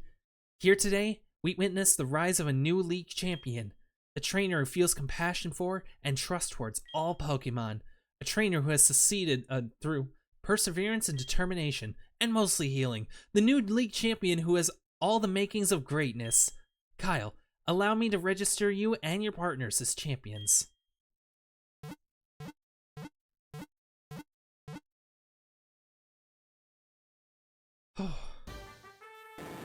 Welcome to the Hall of Fame. Jelly, you have earned this. Easily my hard carry for the whole run. Noodle, despite all the EV, just an incredible clutch moment right at the end there. Manny has been pretty helpful, like up to the Elite Four. Like, didn't get too much spotlight, but honestly, a great teammate. Hey there, Ryder. You were a fire type. Honestly, Putty was an OG. He was so helpful in the early game. And Basil. May their sacrifice never be forgotten. I will always love that little guy. Rest in peace, Basil. Oh, and also, look at my trainer ID, by the way. We are number 1!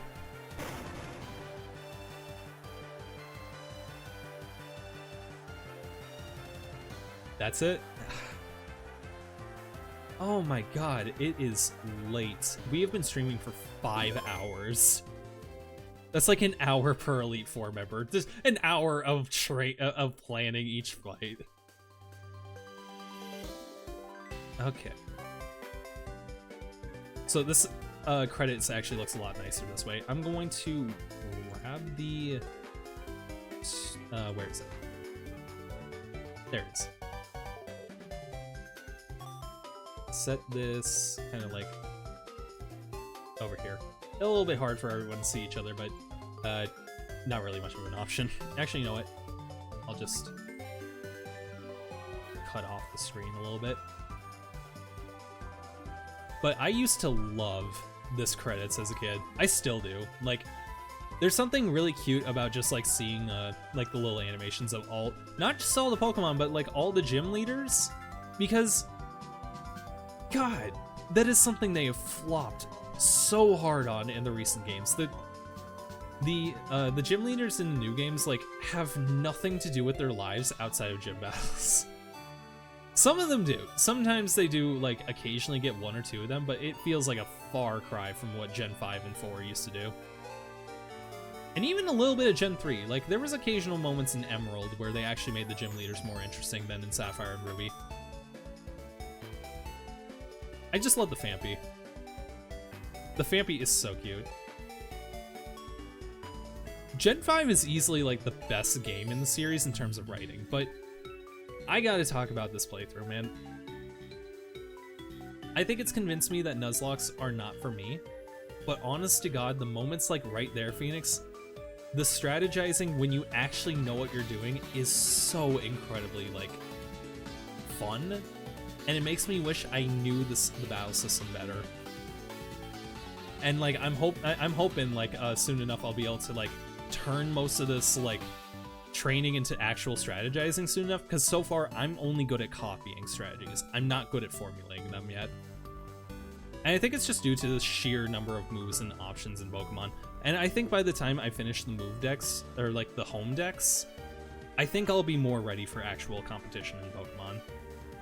Because I think the Ribbon Master Challenge is going to run me through the ropes in terms of like good strategies, so I can start like having a baseline for options.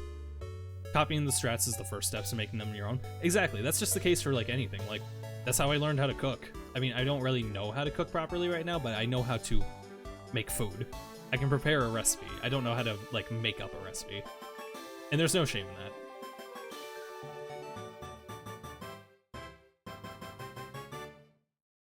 Surprisingly short credits.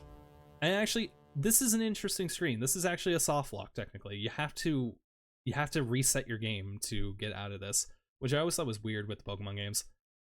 Or no, you just have to press A. Don't know why that gave me so much trouble as a kid. I sat there forever. I think maybe I was just basking in the glory of the victory as a kid. Which honestly, fair. Being a Chikorita player, making it to Lance, and then actually killing him felt insane. I actually, you know what, now I think about it, I think I did action replay. I think I used rare candies, and honestly, that sucks. That sucks to think about, but hey, I redeemed myself at least. But either way, like, God, I love this game. I love this game so much. I cannot wait to get started in the post game. The post game, easily the best post game in the series by far. And actually, you know what, I kind of want to get started on that like now, just because it's late. And I do at least want to show like the beginning, so that way I can get the cutscene out of the way, so nobody misses anything off stream, and also so I don't miss any footage that I could potentially use. Hi, Kyle. Professor Elm told me that he has something to give you. Alright, well, let's... Good morning to you too, Mom. I guess good evening. It is pretty late. How's it going, Elm? There you are. There you are. I called because I had something for you. See? It's an SSN ticket. Now you can catch Pokemon in Kanto. Thank you, Mother. No congrats or anything? Exactly, yeah. She's just treating it like an average Tuesday. The ticket will let you get to take the fast ship that departs to the Olivine City. But you knew that already, didn't you? After all, you adventured all over with your Pokemon. Give my regards to the Professor Oak in Kanto.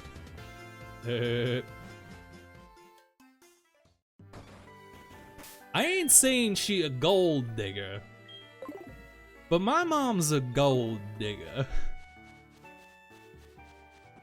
Okay, so I was hoping there would be enough time to show off a little bit of Cute Charm tonight, but I'm gonna like pass on that and show it off tomorrow. We're gonna have to like run to the Pokemon Center. I want to go over to Olivine real quick so that way we can see what's going on there, because hint hint, we got some bonus content. Hint hint. Okay. And I gotta say, I love the town designs in this game. Like, every town has some unique, like, little vista that, like, I feel like other Pokemon games, like, do have to a certain degree, but I feel like this one does really well. Like, so there's the there's the wind turbines in New Barktown. There is the little flowers here in Cherry Grove. The unique colors for actually there's like a unique tree in the lake for, shoot, what's the name of the town actually? It's the one north of here. Violet City. You know, there's a Slowpoke well and a bunch of like the little fire logs and charcoal all over Azalea. There's a hidden bell in the middle of the water of Goldenrod. Ecruteak just has the Burn Tower, which just looks awesome. Olivine has the lighthouse, obviously. Cinnawood actually is probably like the most boring out of all of them. But it does have like that cute little photographer stand, which is nice. Mahogany Town has that unique like radio tree, and Blackthorn, it's probably actually the real most boring one because it actually doesn't have anything. I'll need to look around more because I'm actually less familiar with Blackthorn. So let's head over to Olivine real quick. Hey, 5 pizzas? What happened to our pizzas that we were planning to have tonight? I hope you didn't burn it or anything. Because the house is getting hot. Just the move, people. Exactly. Oh, you were close. Hello. You're starting to have the attitude of a champion, Kyle. It's time for your Pokedex to match who you are. Let me see your Pokedex for a second. I'll upgrade your Pokedex with the National mode. And we finally have the National Pokedex. I'll need to update Pokefinder for that. It won't be easy to complete the National Pokedex. However, I'm sure you'll make an honest attempt on our behalf. Oh, time flies. I have a radio show to record at a Goldenrod radio tower. You must be heading for Kanto. If you come near Pallet-town, do drop by my Pokemon research lab. Welcome to the fast ship SS Aqua. May I see your SS ticket?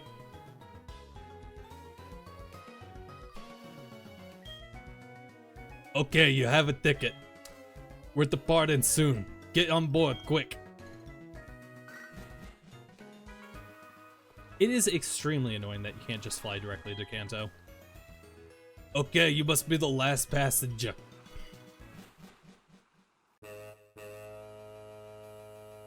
Can't believe these sailors are Nazis asking for SS tickets. It's just blatantly annoying how Pokemon is just like not even hiding their Elon Musk support. No. Whoa, excuse me, I was in a hurry. My granddaughter is missing. She's just a wee girl. If you see her, please let me know. Okay, shoot. I guess we're on a child hunt real quick. Don't clip that.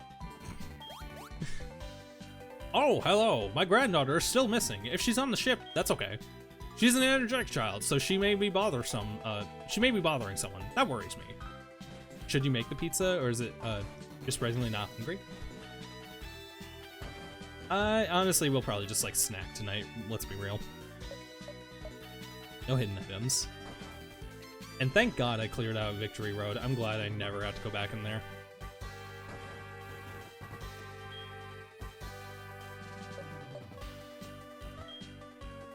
I want to watch that video about what you call it, the where they check every single trash can in the games. But God, I love the concept videos that Shroomy, I think his name, comes up with, but like I'm never like the biggest fan of his videos, unfortunately. Just Tail, why not?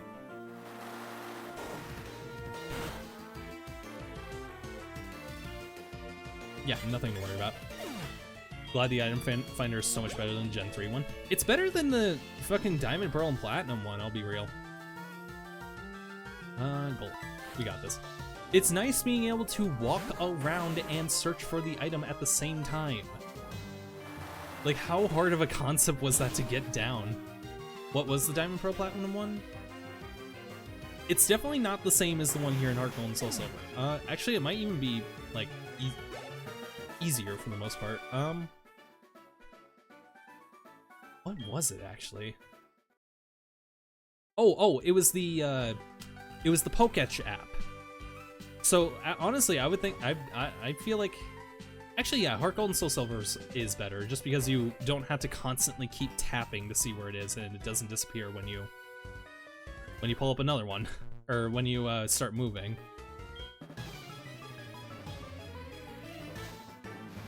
What was the Poketch Finder app? You don't remember? So it was like the grid that was like the plus sign with like the little divots on both of it. It looked like loss. No.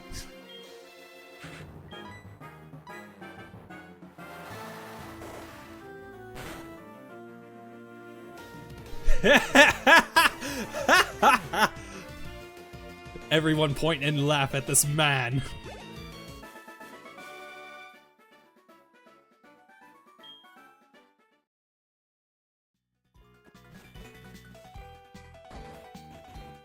I'm willing to bet she's probably in like the lower decks.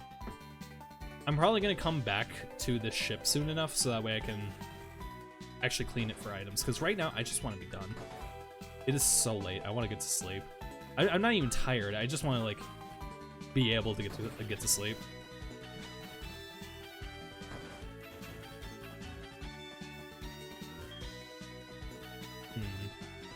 Oh, this must be the healing room because the PC's right there.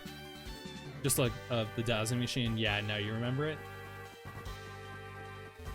It's wild it took them so long to the black and white one. Is black and white where they finally made it like... Ah, shoot. Actually, what was the black and white one? I completely forgot.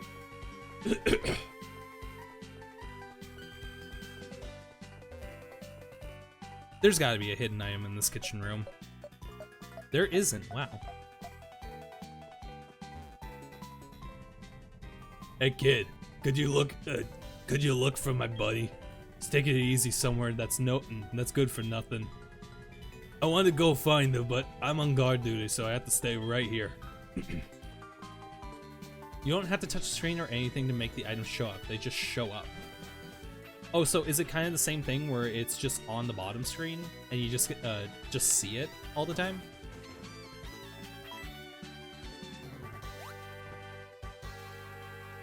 What?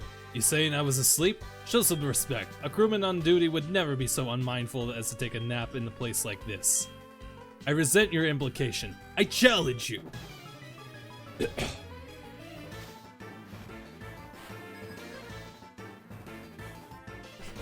Stanley sent out a matcha. But you don't have to touch. A little different, but pretty similar. Interesting. I'm sure it'll hit me like a truck in terms of nostalgia once I start the black and white playthrough. That said, before I move on to Gen 5, I am going to take care of everything in Gen 4. And I mean everything. I'm gonna be doing shiny hunting. I'm gonna be doing radar chaining. I'm gonna be doing Ribbon Master. I'm gonna kill the fuck out of Red.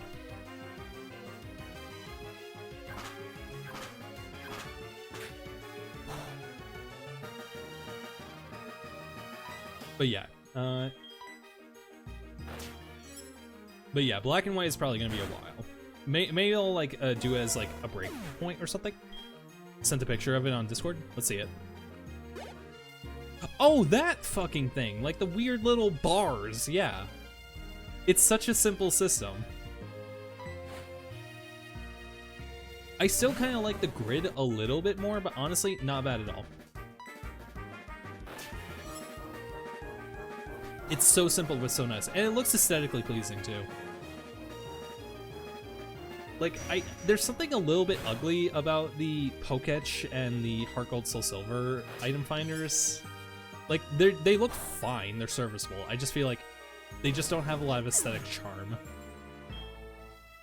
It's a significant upgrade over Gen 3's item finder and Gen 2 and 1's item finders, which was literally just point an arrow and stop every second. Keep it a secret that I was napping here. Please don't tell the captain. Mother. What do you want from me now? My money? You hate the pointing arrow dowsing machines? Yeah, they're so annoying. Like, okay, I know that it would have been difficult. Like, they just didn't have the idea back then. But how hard would it have been to find some option where you didn't have to stop in your place to see the hidden items? Like, literally the X and Y option of just like, you hold a laser beam that turns more from blue to red the closer you get to an item. How hard would that have been in Gen 3? Thanks, kid. I yelled at him good, so he'll quit slacking off. The X and Y ones are so much better than Gen 1 3. Facts. Are you the daughter? I think she is. And she's just kind of walking around randomly. I want to see what's up this ladder.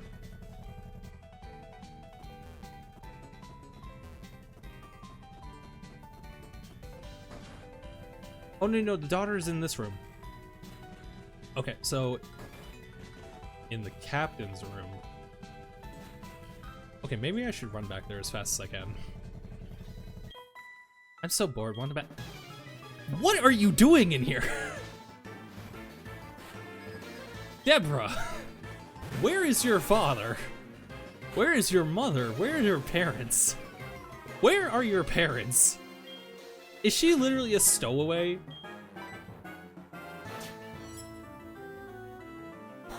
Naming a child Deborah is crit.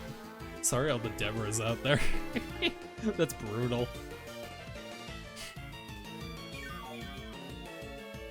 What even is the next level cap? Is it like 50, 53? Jesus. It's like nothing. Your stepma is Deborah? Tell your mom I'm sorry for her. No. Yeah, I need to stop stream soon so I can blow my nose. It's like stuffed to hell and it's actually getting hard to talk. Yow, you're too strong. Yow! There's like a weird subtle vibrating noise coming from the engine. I don't know how to feel about that. The 8 Kanto gyms are just the same level as Champion Elite 4. Yeah. I'm sure for like some people that's pretty annoying. Captain, play with me, please? I'm bored. I want to play more. Wow, are you gonna play with me? Let's play hide and seek. I'll hide, so close your eyes. Thank you for playing with her. You may think being a captain is a somewhat easy job, but it's actually quite demanding. A little passenger has gone out of the room. She can't have gotten off the ship, so she must be hiding somewhere around here.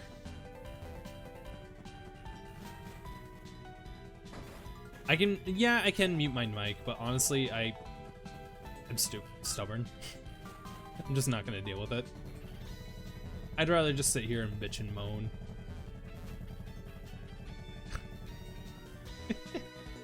Dude, am I like an upstanding citizen or what? People wish they were me. Oh, hi. Oh, you found me. I better go back to my grandpa. Grandpa, here I am. I was playing hide and seek with this guy. Kyle, was it? I heard you were entertaining my granddaughter. I wanted to thank you for that. Take this. The metal coat. Okay, that's actually pretty nice. So you're saying that Jazino wishes she was you?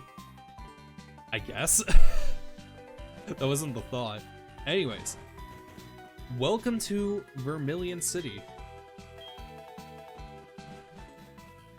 This is the biggest feature that Gen 2 and HeartGold and Soul Silver have. The main game is short, but the post game makes up for it significantly. Welcome to Kanto. Oh, That was so close. I thought I'd corner it by ambushing it here. But running on the water is beyond me. Still, I'm starting to see a pattern. Suicune prefers water. That means...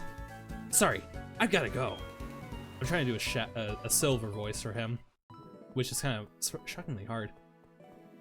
Was annoying to do blind.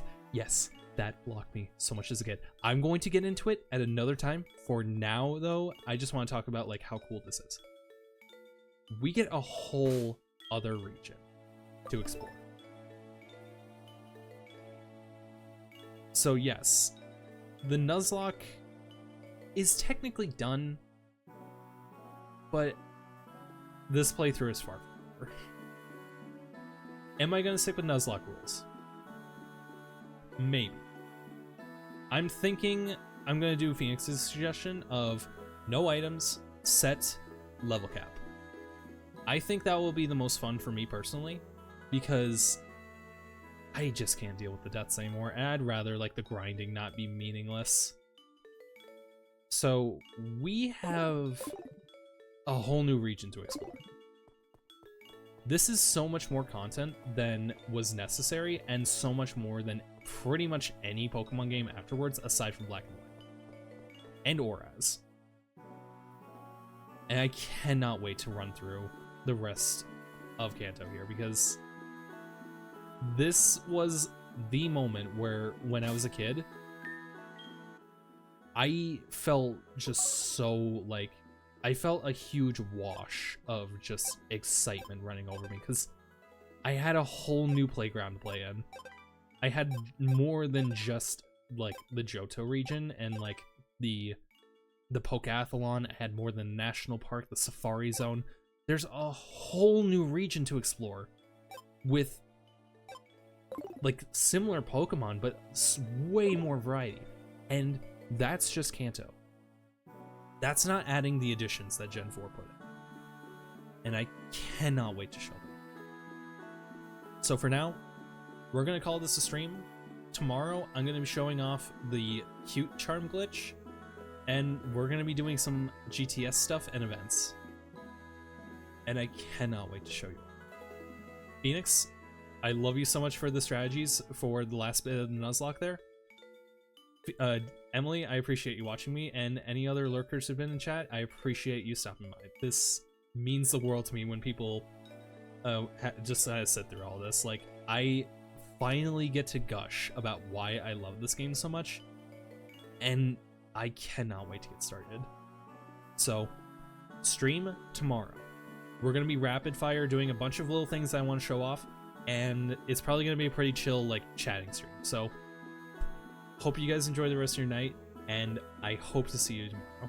Love you all. Take care.